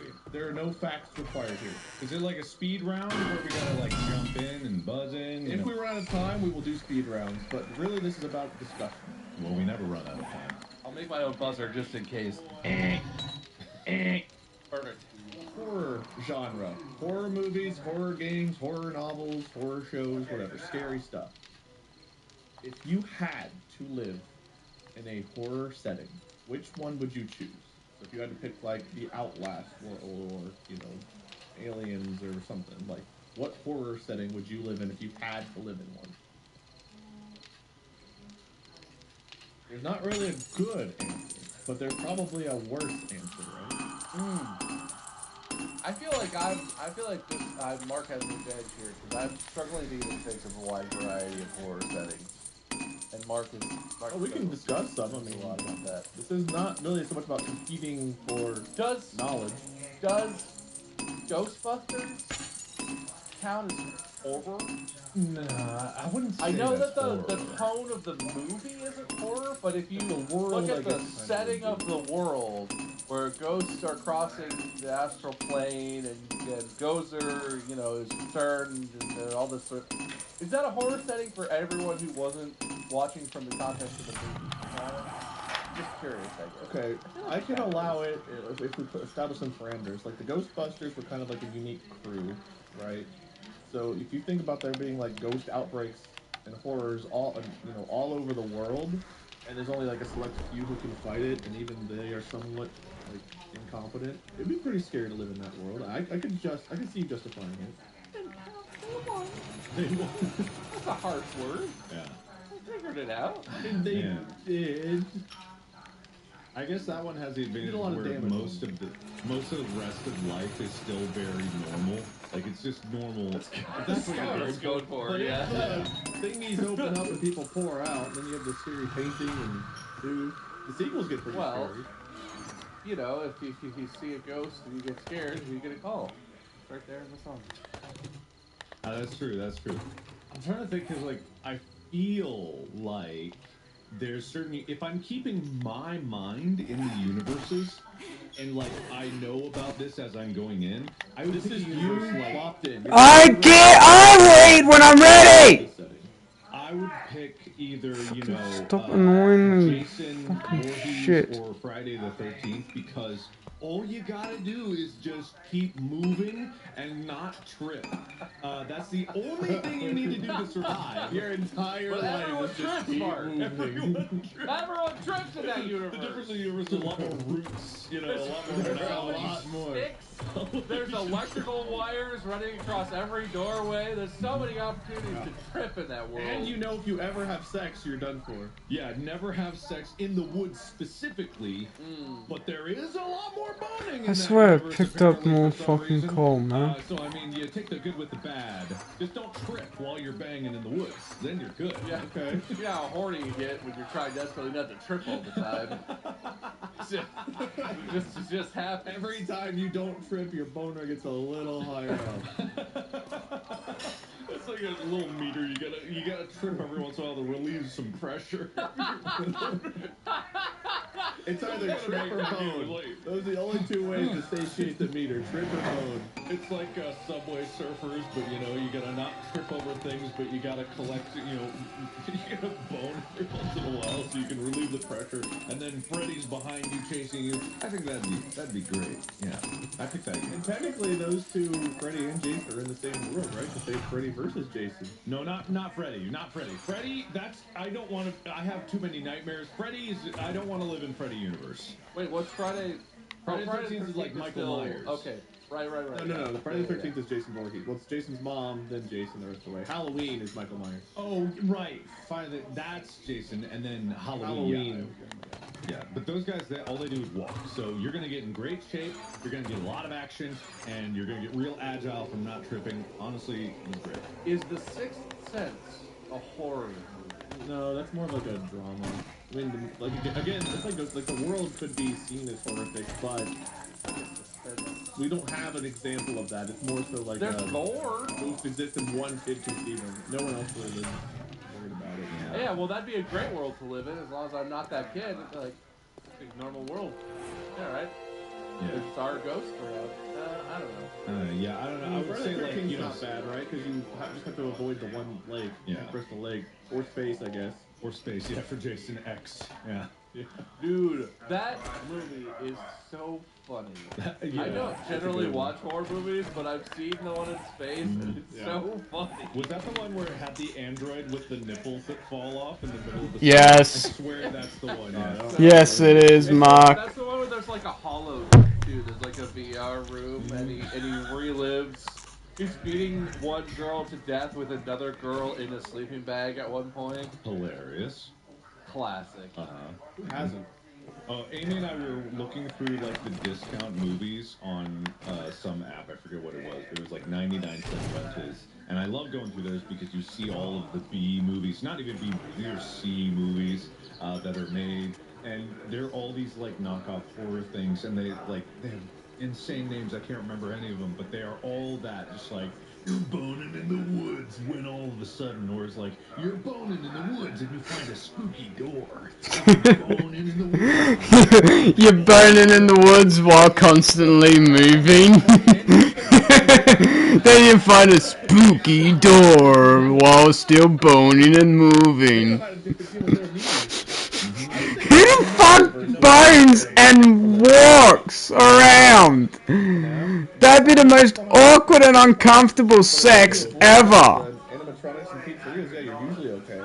And I feel like gone to a pizzeria. I mean, do they not have delivery and That'd probably be the same concept of having sex in your school locker in America. Because we don't have school lockers here in Australia. Yeah. Well, lockers that are, you know, the same size, same length as a fucking human. It's the animatronic. We do have lockers, they're just small. You're not a kid and you're not working there. So long as you don't work there, it's gonna be an entertaining show, I guess, no matter what. Or if don't be there at night. Yeah. Or don't be in the front row. And you gotta have like it's the splash zone when the bite of 87 occurs. And if you have a really awful kid, it's a great thing. They're only like 30 centimeters long or something. The soul, the science and like, you know, physics behind the animatronics even being possible and stuff. And most of those things are at the pool, not at school. Or at pools and stuff. I've decided. I want to live in the universe of the video game We Happy Few. Give me the drugs. I want to be high out of my mind and live no. life in that absolute hellhole. And you get a cool mask. Yeah, that's what I choose. I choose it. Okay. I want to be absolutely blasted, not know what's happening. That's my life. Alright, I'm going to give Mark a point for good, well thought out stuff. I'm going to give Bob a point for creative outside the box thinking with Ghostbusters and We Happy Few and just things I would have considered. Congratulations. That is like a horror game, right? I know it's really more of like a suspense. Oh, it's a kind game, of a it's puzzly creepy. game. Oh, fucking cunt. Yeah, it's kind of hard to define things that are like walk the edge of a thriller versus like just pure horror because that's what I'm about to say is like Piss. Saving Private Ryan is a very scary movie. It's not a horror movie though.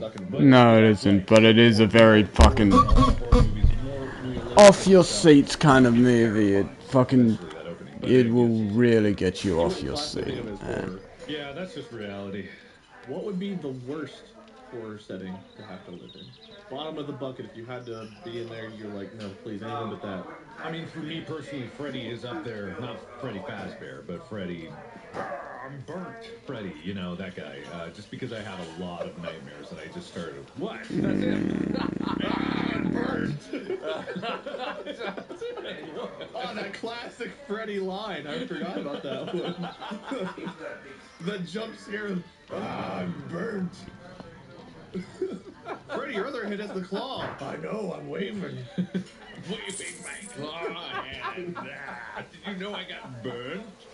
It's the same thing as like the movie. There's a movie about a drone, a like flying like drone that got possessed by the soul of a murderer as it was running away. It's like that's just Freddy, but with an additional step that he's in a drone. Or that tire movie where it's a sentient tire. But yeah, no, that would be bad for me personally because I have a lot of nightmares. So I'd probably be dead pretty early on, or haunted. I forget how Freddy works. Do you have to like? Is it because people believe that he's real? That he's real? Is that him, or is it just like he? I thought he could just area? get into your nightmares. I think yeah, You can, but I think you have to like be aware of him or something. I thought there was a rule to it. Maybe there's not. Worst universe to be in though, hands down, is the SCP universe because there's just too many horrifying. Oh well, that's just a bunch of wild bullshit all happening. All I know, but that's nonsense. But yeah, it's too much nonsense, and some of the nonsense is like you a million ways to die in horrible ways. And that's even where they're supposedly contained. That's not even looking to go for a little bit. I heard that. Yeah. What's the real world like? Is it just Pokemon where there's just like SCPs everywhere killing people and like you have some kind of like victory ball? You gotta contain them all, SCP. Somebody please make that. SCP Go. You just hold your phone up and augmented reality will show you where the terrible monsters are. I am gonna pick, and I feel like SCP is a good one. I didn't think of that, but I had it. No, there's no way that you saying SCP just made me forget what I had settled on. Uh-oh. You're not bringing counterfeit money in here Oh already. my God, Mark. Wait, I was literally about to say that loud. How do you get that? It's in there. It's in my mind. Okay. The worst universe to live in. This is not what I thought of, but I guess I'm going to change my answer. I would say Amnesia universe. Assuming that you have to, like, be in the setting of the game. It's one of those where the entire setting sort of encapsulates, you know, you're in like a big encapsulate. Don't let the door hit you. I wouldn't want to be in there. If I was just another person. That's in the past, right? That's in like yeah. Early 1900s or late 1800s, I forget which. You know, everyone drinking blood and tinctures and the whatever. before times. Is that what you called it? What would the now times be? Well, the now times is like the 90s. We live in the future. The now times is the 90s? Yeah, well, time marches on. You know what they say. Time waits for no man. The 90s. 90s was 30 years ago, man. That's the now times. I don't think you can call that the now times. We barely have the internet. What? The internet lives in the future, Mark. Yeah, look, I mean, it's like... With what? When I was a kid, this is like the... What with? Not to turn it around. It's like, it's always... It's Why? Perspective that when I was young, the oldies was like 70s and 80s, and I was like, man, that was forever ago. That's as long ago now as when I was a kid, that the 90s are.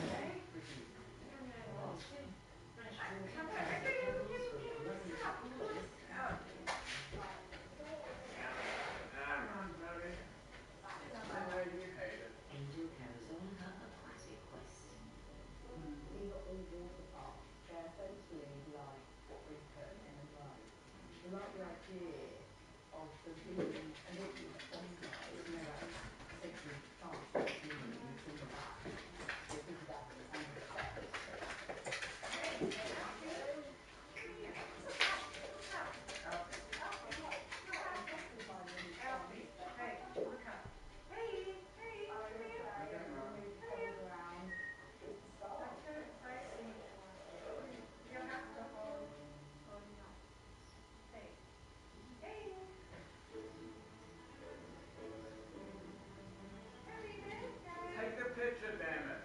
Angels may be new to the nuances of water features, but when it comes to room design, she's a doyen. We had chairs, like soapy outside chairs, and then kitchen stuff. Food, chairs, like couchy stuff. So anything, yeah, bring this over with me. It's really nice. I can do it. Huh? It's literally just going to go over in the corner. You want it? Yes. Oh, dog. This is really nice. And though it's outdoors, it's not long until the new Now, which space one? feels That like one? home. Or that one? You know what? Thank you. Sorry. No, I've got it now. Here we go. It's sort of like comfy, but this is the whole point. Is this That one, sort of because he's looking at inside the candles. design things now. You know, it's like the clothing and quality, but also it gives you that feeling that a lot of us down. That one's more in focus. I feel like it defines you. So I've got a bit more of a classic-y feel. Aesthetic ideas aren't the only things that Dick needs to work out. Because he also needs to fix in place some rather bendy bamboo. The wobbly beach. The wobbly beach. It looks good. What are you doing?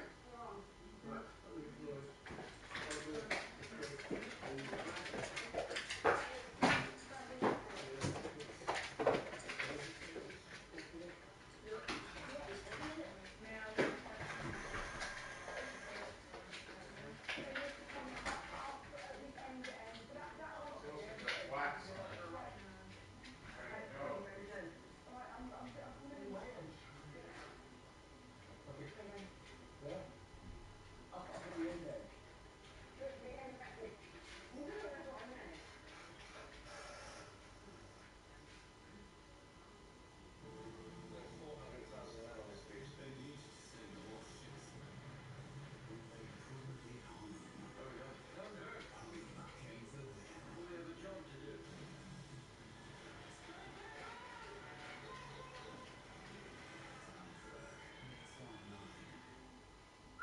Right now, a deadly illness is spreading around the world and threatening children's lives.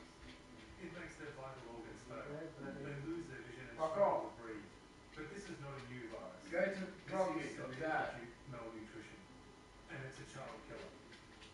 They find the child, the baby is big trouble, very thin, it's losing weight. The child usually maintain cell is very weak, and the pain is because of the hunger. The hunger is too much. Devastating drought, extreme weather, and conflicts are causing the worst global hunger crisis in decades. And right now, millions of children are facing starvation. There's no food in the community. Children are suffering, and a mother is hurt. Hunger hurts, but there is hope. Because what health workers like Elizabeth need to fight malnutrition is simple. High nutrient peanut paste. Save the Children has provided life-saving services to many at-risk children. Please help us reach more by calling Save the Children on 1-800-497-113 or visit our website to give $10 a month. As the hunger crisis gets worse, more children are at risk of starvation. Call Save the Children now on 1-800-497-113 or go to savethechildren.org.au/turtle. Thank you.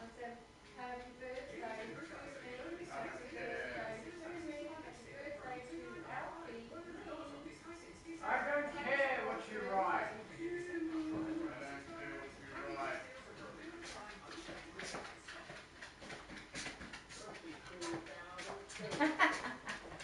Hey, baby. I sent this to the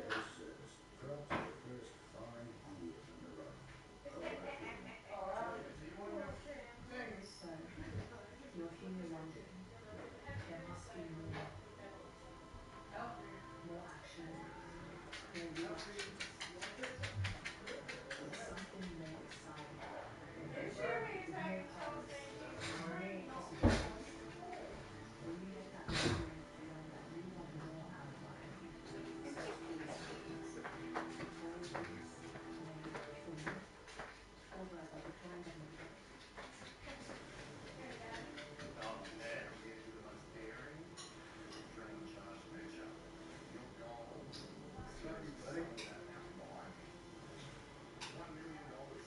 Listen, man, you better eat that. You better eat that thing before Stormy gets to it. She'll take it and chomp it.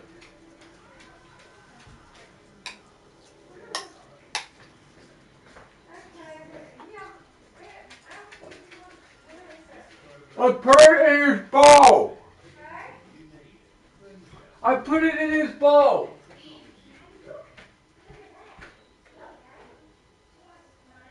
Just leave it in his bowl!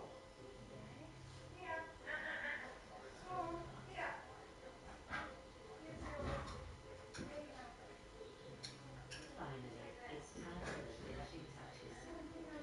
Add 80 bamboo powders into a temperature to skin and change your settings. A little bit of wire. Basically, it'll be anything but. So thinking about that with the Bee Gees and what the bands that my mom was listening to on the oldies stations is like that's. Oh, also most of the Bee Gees died. Yeah, well, Most of the brothers that were in the Bee Gees died, except for You one. have Beethoven, the Bee Gees, all of the classics, the classical era. Betty Goodman, the Bee Gees, Amadeus Mozart, Offspring. I don't know, but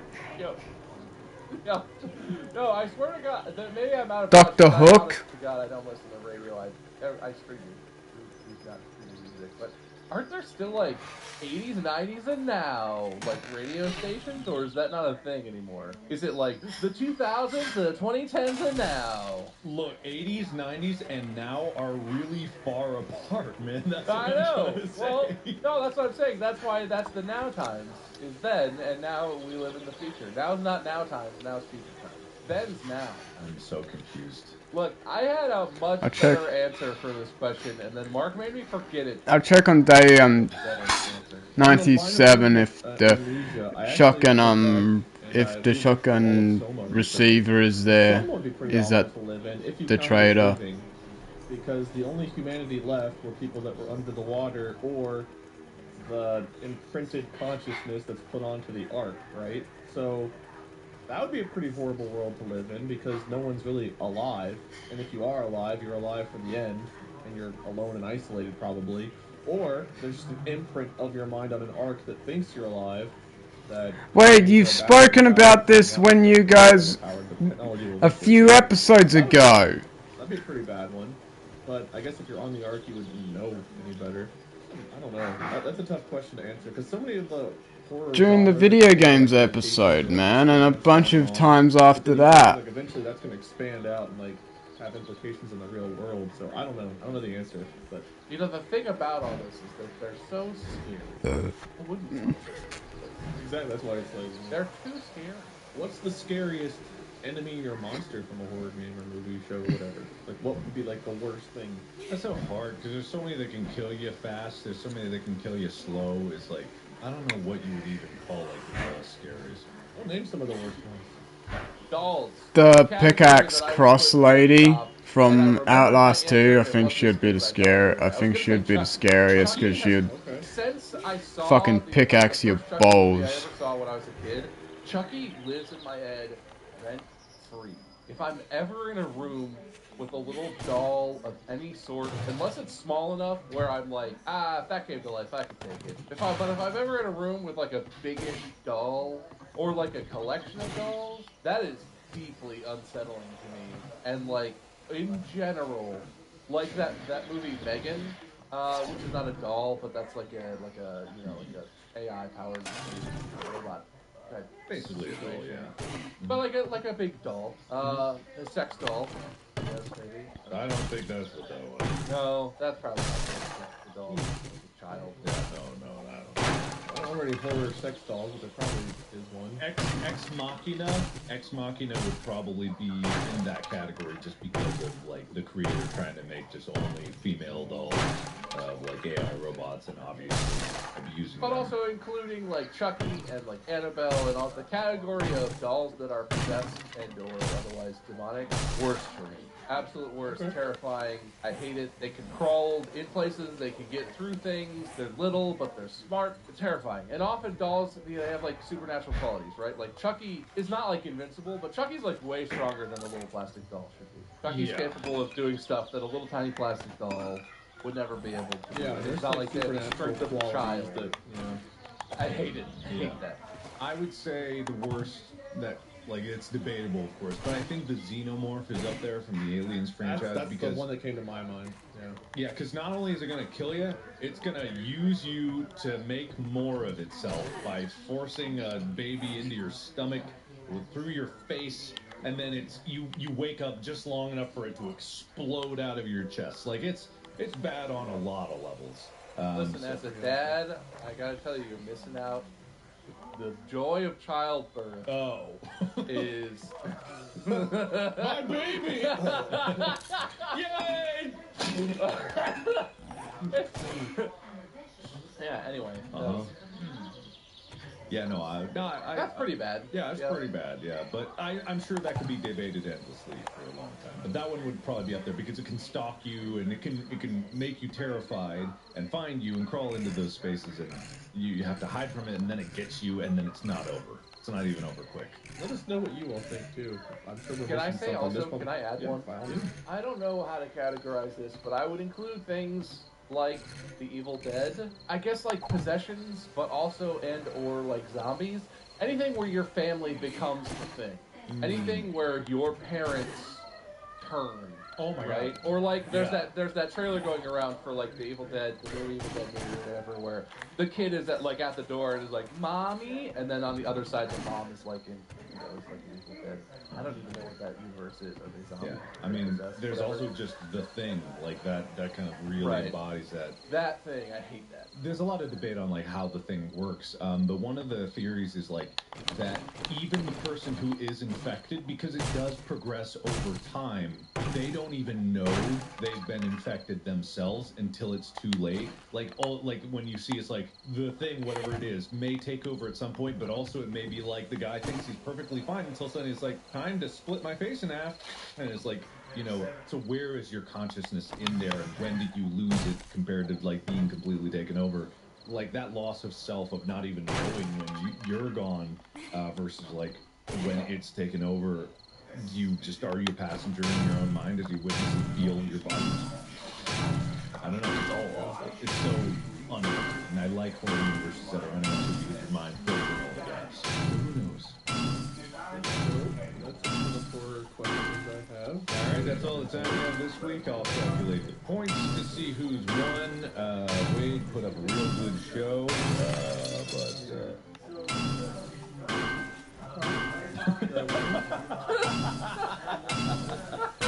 know we're getting older, but I thought I was still hosting this one. That's crazy.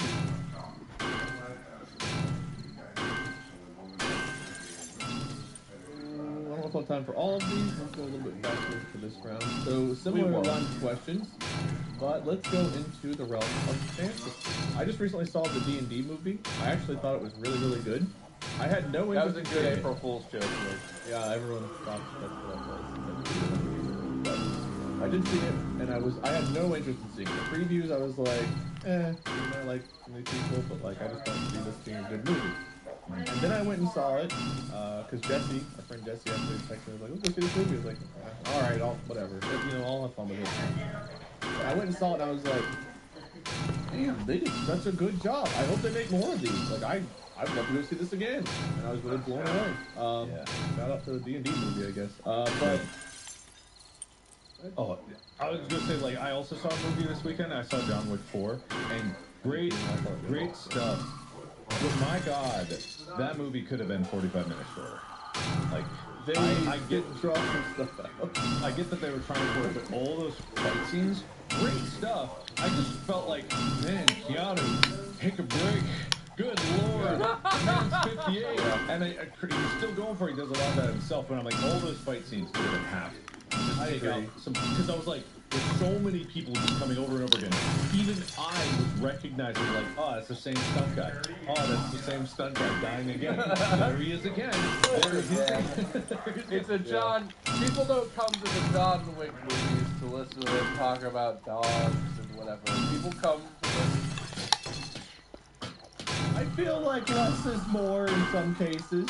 They have some great choreography that they did not, like Mark said, they did not need how many hours of just choreography that they had. That seemed like so much work. And it was like, even if you're like, we've been on these stairs for like, I don't know, half an hour, or we've been like in this alleyway. Yeah, no spoiler to anything, but I did love some of them that they did. It was really imaginative, and I think you guys know the scene that was like really, really, really cool towards the end of the movie. But it's like all of those could have been half the size, and like all the fluff in between.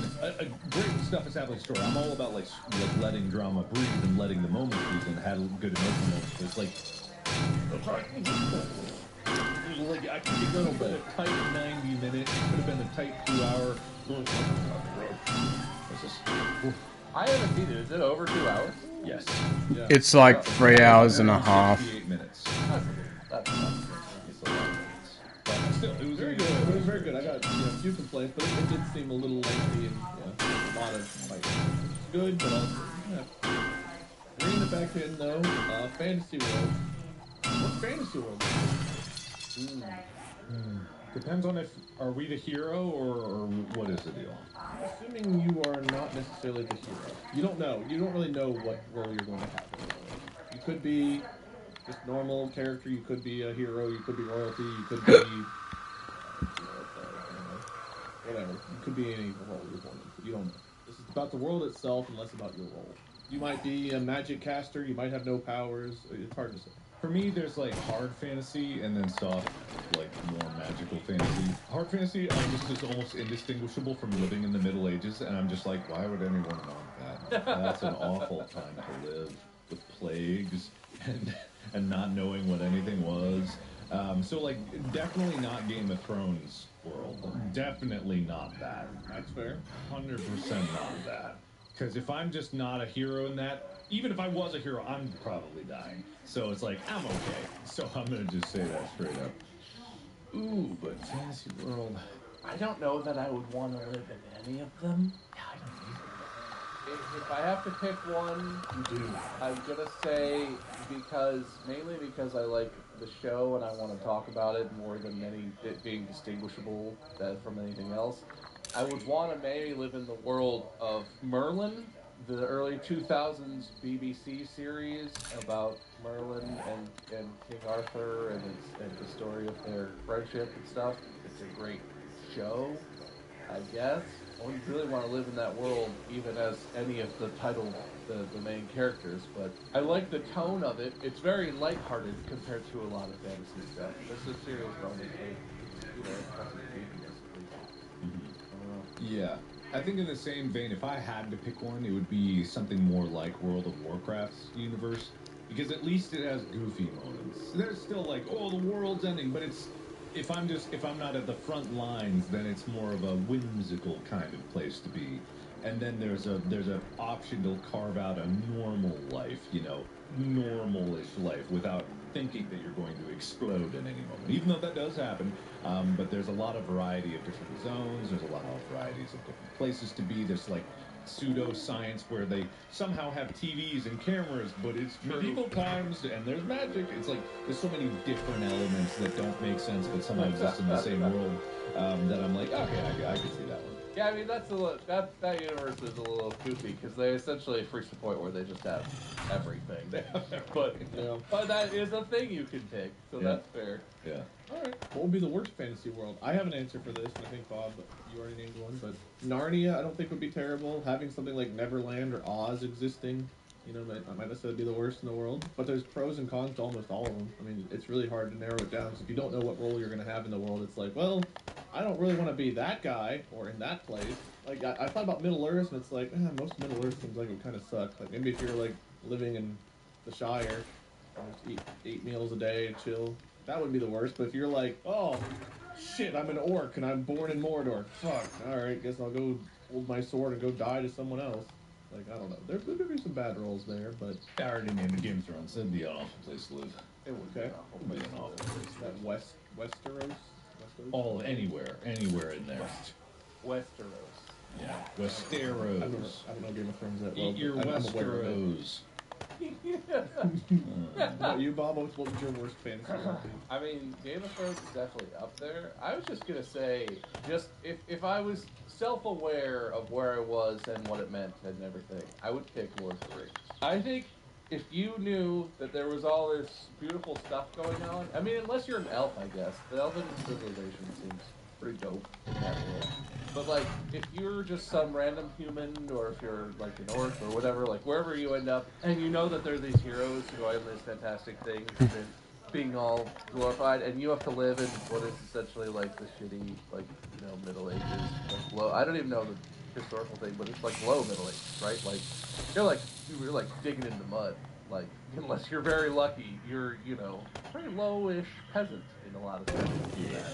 That would be awful. And especially if you were aware of, like, oh, people love this franchise. It's such a, you know, this high fantasy. It's all this beautiful imagery. I'm doing this shit, farming goddamn turnips in the mud out here for nothing for this douchebag. Mm-hmm. Yeah. It just seems like it'd be disappointing. Have you guys ever heard of Athos? No. So there's a tabletop / D&D type campaign. Pathfinder's like a version you can play, and there's like a setting called Dark Sun. There's a world of Athos, which is just like a burnt world where like everything is shitty, and all the rulers are like powerful necromancers and just horrible whatevers. The average citizen in almost every part of the world lives a horrible life. There's like a couple of cities that have like nicer denizens from what I know. I don't know everything about the world, but it's just like everything is hot, everything's made of like easily crumbly material, and people have like powers where they can like grow to be from 10 feet tall to 48 feet tall and just smash your house with a single swing of a hammer and all kinds of stuff like that. I think that would be a terrible place to live. And that was the first one I thought of, was Athos. Yeah, everything It's a very niche setting not everyone knows. It sounds like hell. It sounds like you're just in hell. Yes. Wait, so I have a question, because I don't know how these things work.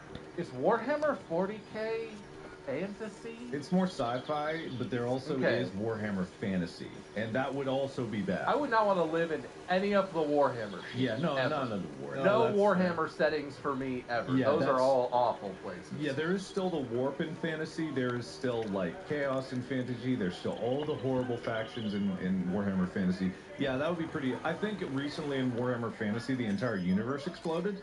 So that was also not good for everybody who lived there. Oh, that sounds awful. Yeah, it was pretty bad. Yeah. But thanks Sigmar, you know, he pulled it all back together, you know. What do you even do? We put like boards over your windows? Like, how do you prepare for the universe to explode? Sandbags? Like, what do you do? I think you go and you bone and trip some, and then just wait for you just spend your time boning and tripping through the universe.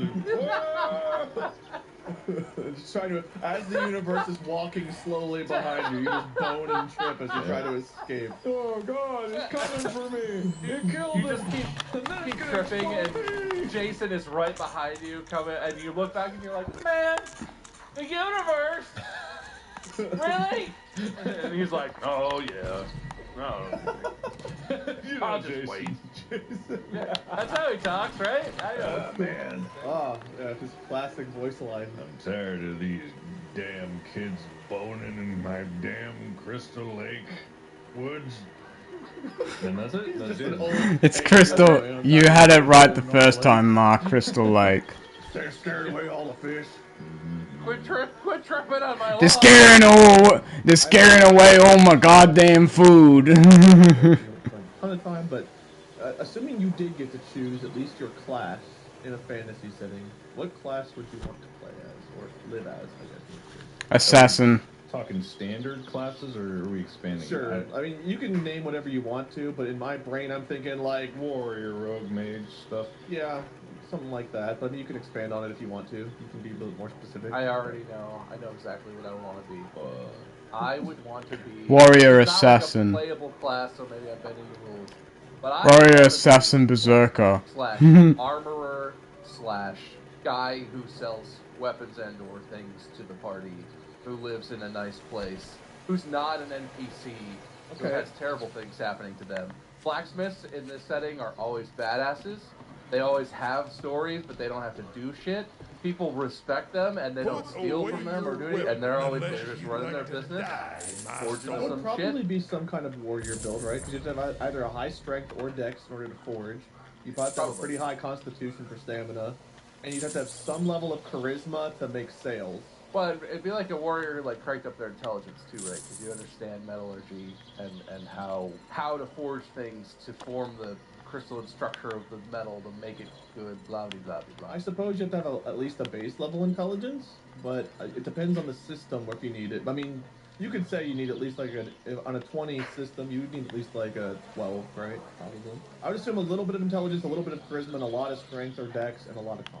That's what I. We sound like really big nerds right now. Yeah, you're. Yeah, I don't know what you're talking just about. talking Don't say trivia. we. Yeah. we. Who do you mean? He's a blacksmith. What are you talking about? Charisma. Are we rolling our stats here? I don't know. I feel like the blacksmiths don't even need charisma. They're just Frozen for fucking chains. So what the fuck, dude? right? You can't be like, you suck. Like, fine. No sword for you, then I guess, huh? Yeah, it really just depends on the type of universe you're in, because I would say like probably whatever magic using class you would have if you had to pick a class, like mage or wizard or whatever. But it depends on the setting. If you're in like The Witcher, like in the TV show, remember when, a lot of spoilers a little bit, but remember that they just started catapulting the mages.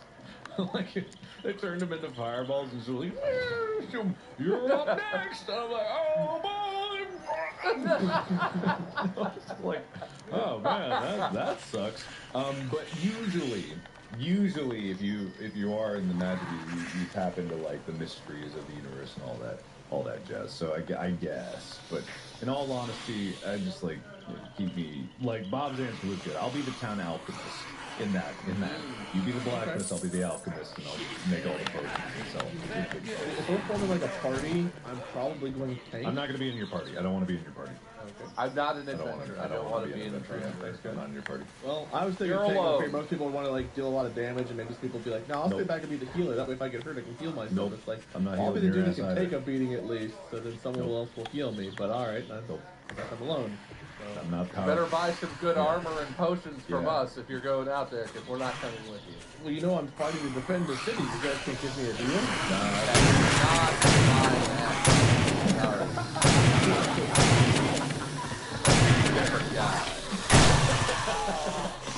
I've never been into power fantasy. Like anytime I've ever played, I've always been a character that just handle everybody. That's why I don't stand I don't care about being a crime lord or a cop.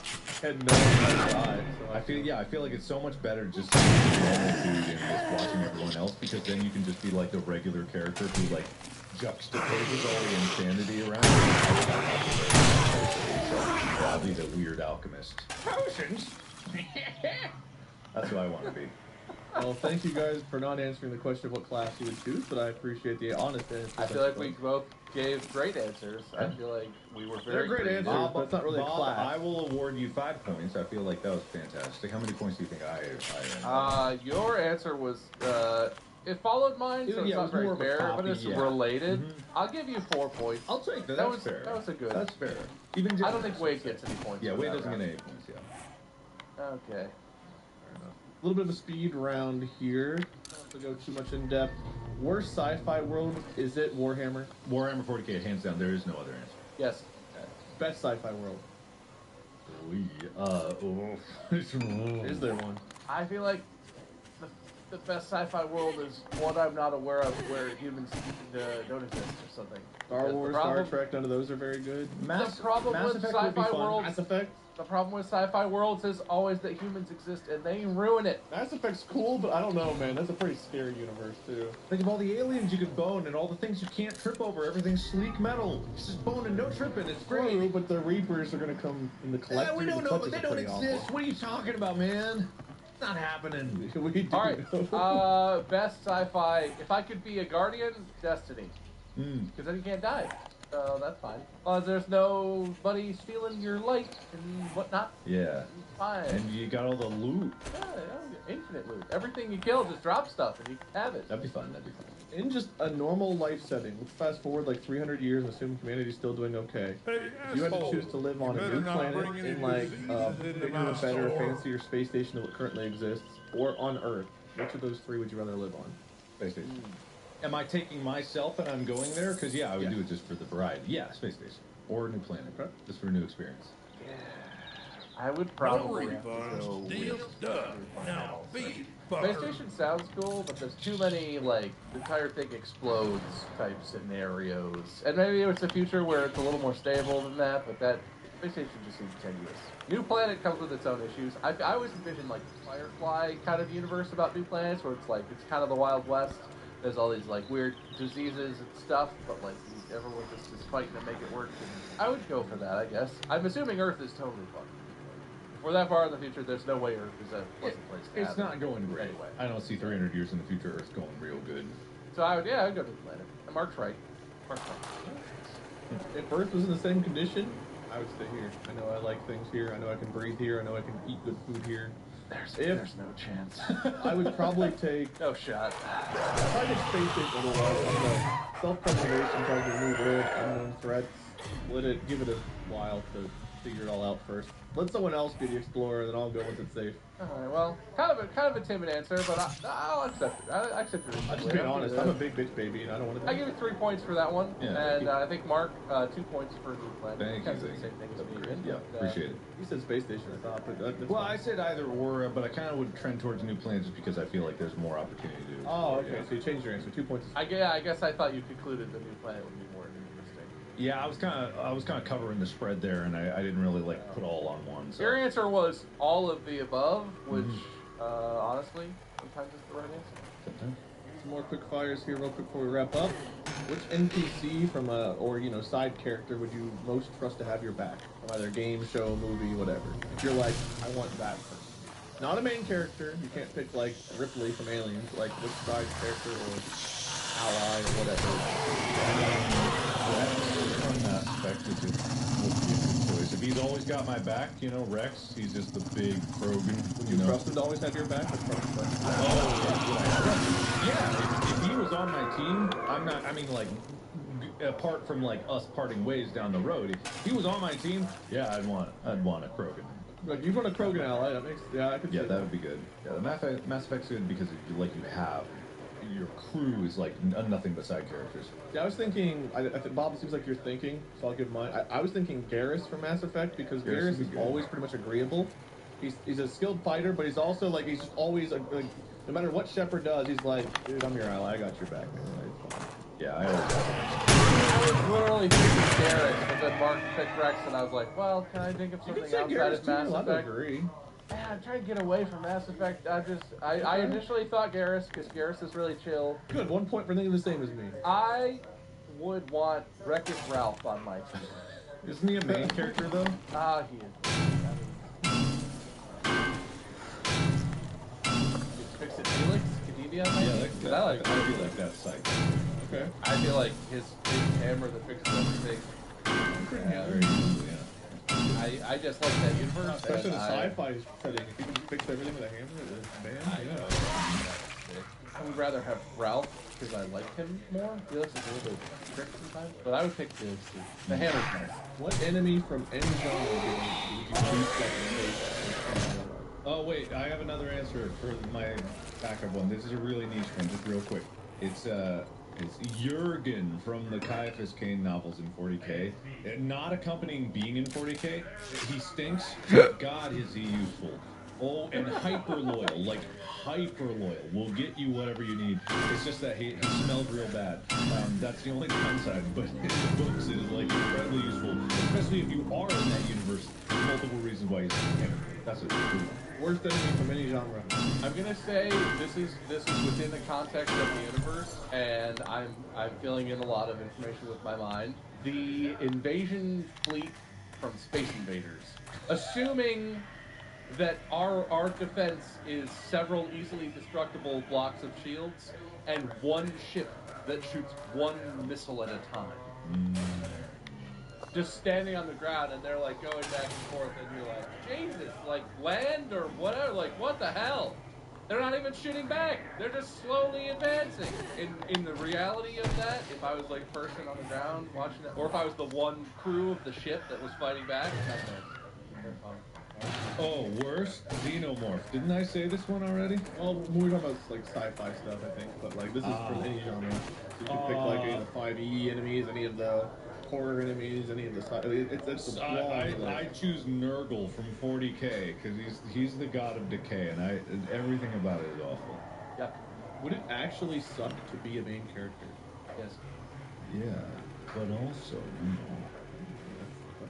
final answer locked in. I need no explanation. I think everyone thinks they want to be a main character, and I think everyone feels like they are. But I think the actual shit that happens to a lot of main characters in a lot of stories is way beyond what happens to a normal person in the course of their life. Yeah, and the pressure put on you, everyone like depending on you for everything all the time.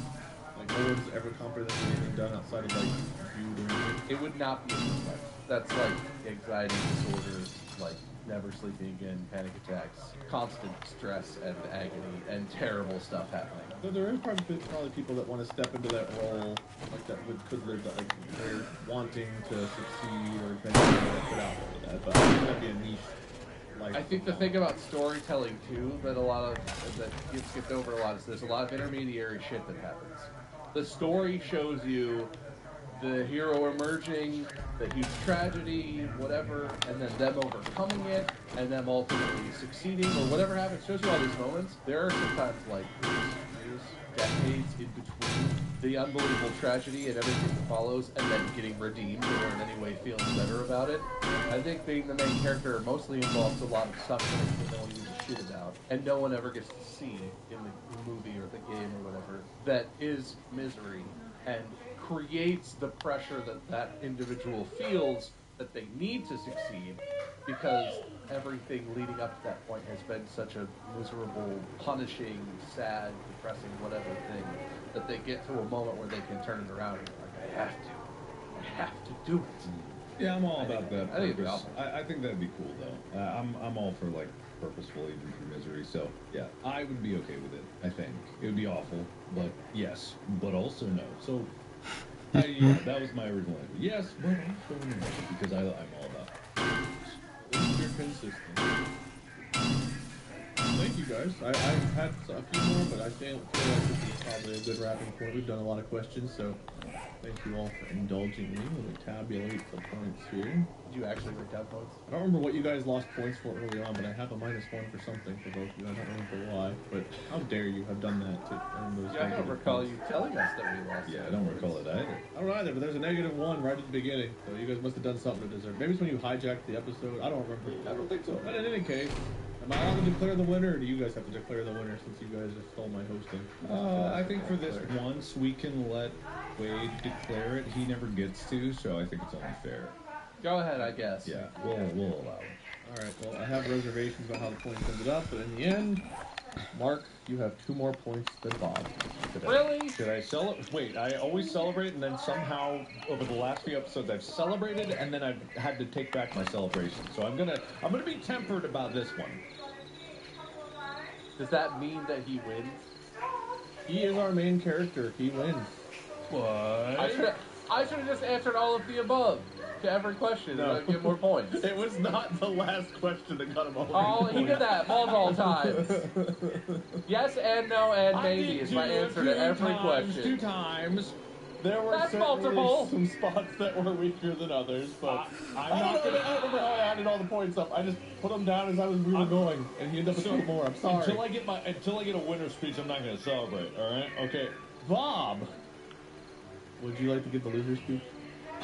Not really, no. But Thank you for your honesty. I appreciate it. I'll give you 1 point. I'm gonna go ahead and pass on that, I guess. No, you know what? I feel like I was put at a distinct disadvantage because this episode involved knowing things that I don't know, and particularly horror. I don't watch horror movies. I don't play horror Your games. answers were creative and interesting.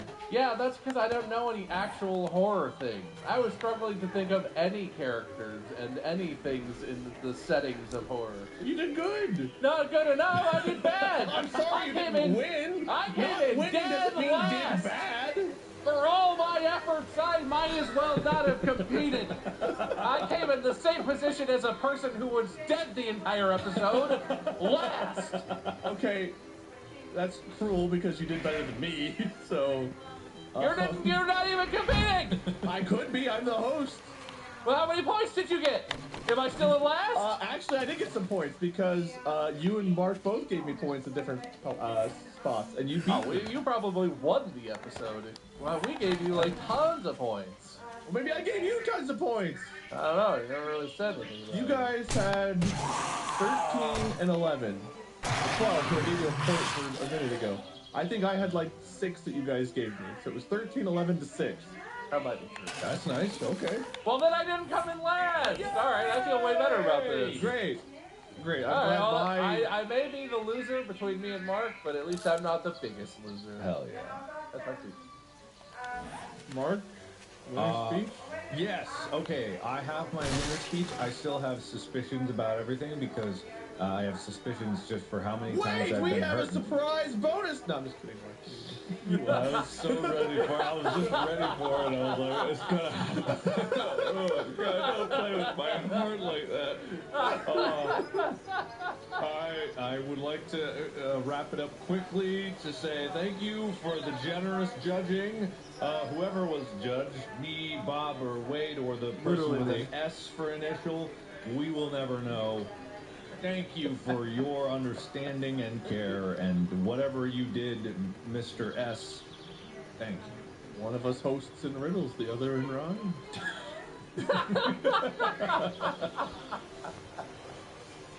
All right, well, good show, everybody. Thank you guys for listening and watching. If you're watching us on Spotify, thank you to my hosts for being here. If you guys haven't already, go follow them. Bob at MySkirm, Mark at Mark Flyer. I'm Wade. You can find me Minion777 or Lord Minion777. Doesn't matter. Whatever. We have merch. You can go to storedupspectralpodcast.com for some merch. And I guess tune in next time where Mark will host, and I'm sure be a very fair judge. I always am. Until then, I look forward to it. Podcast out.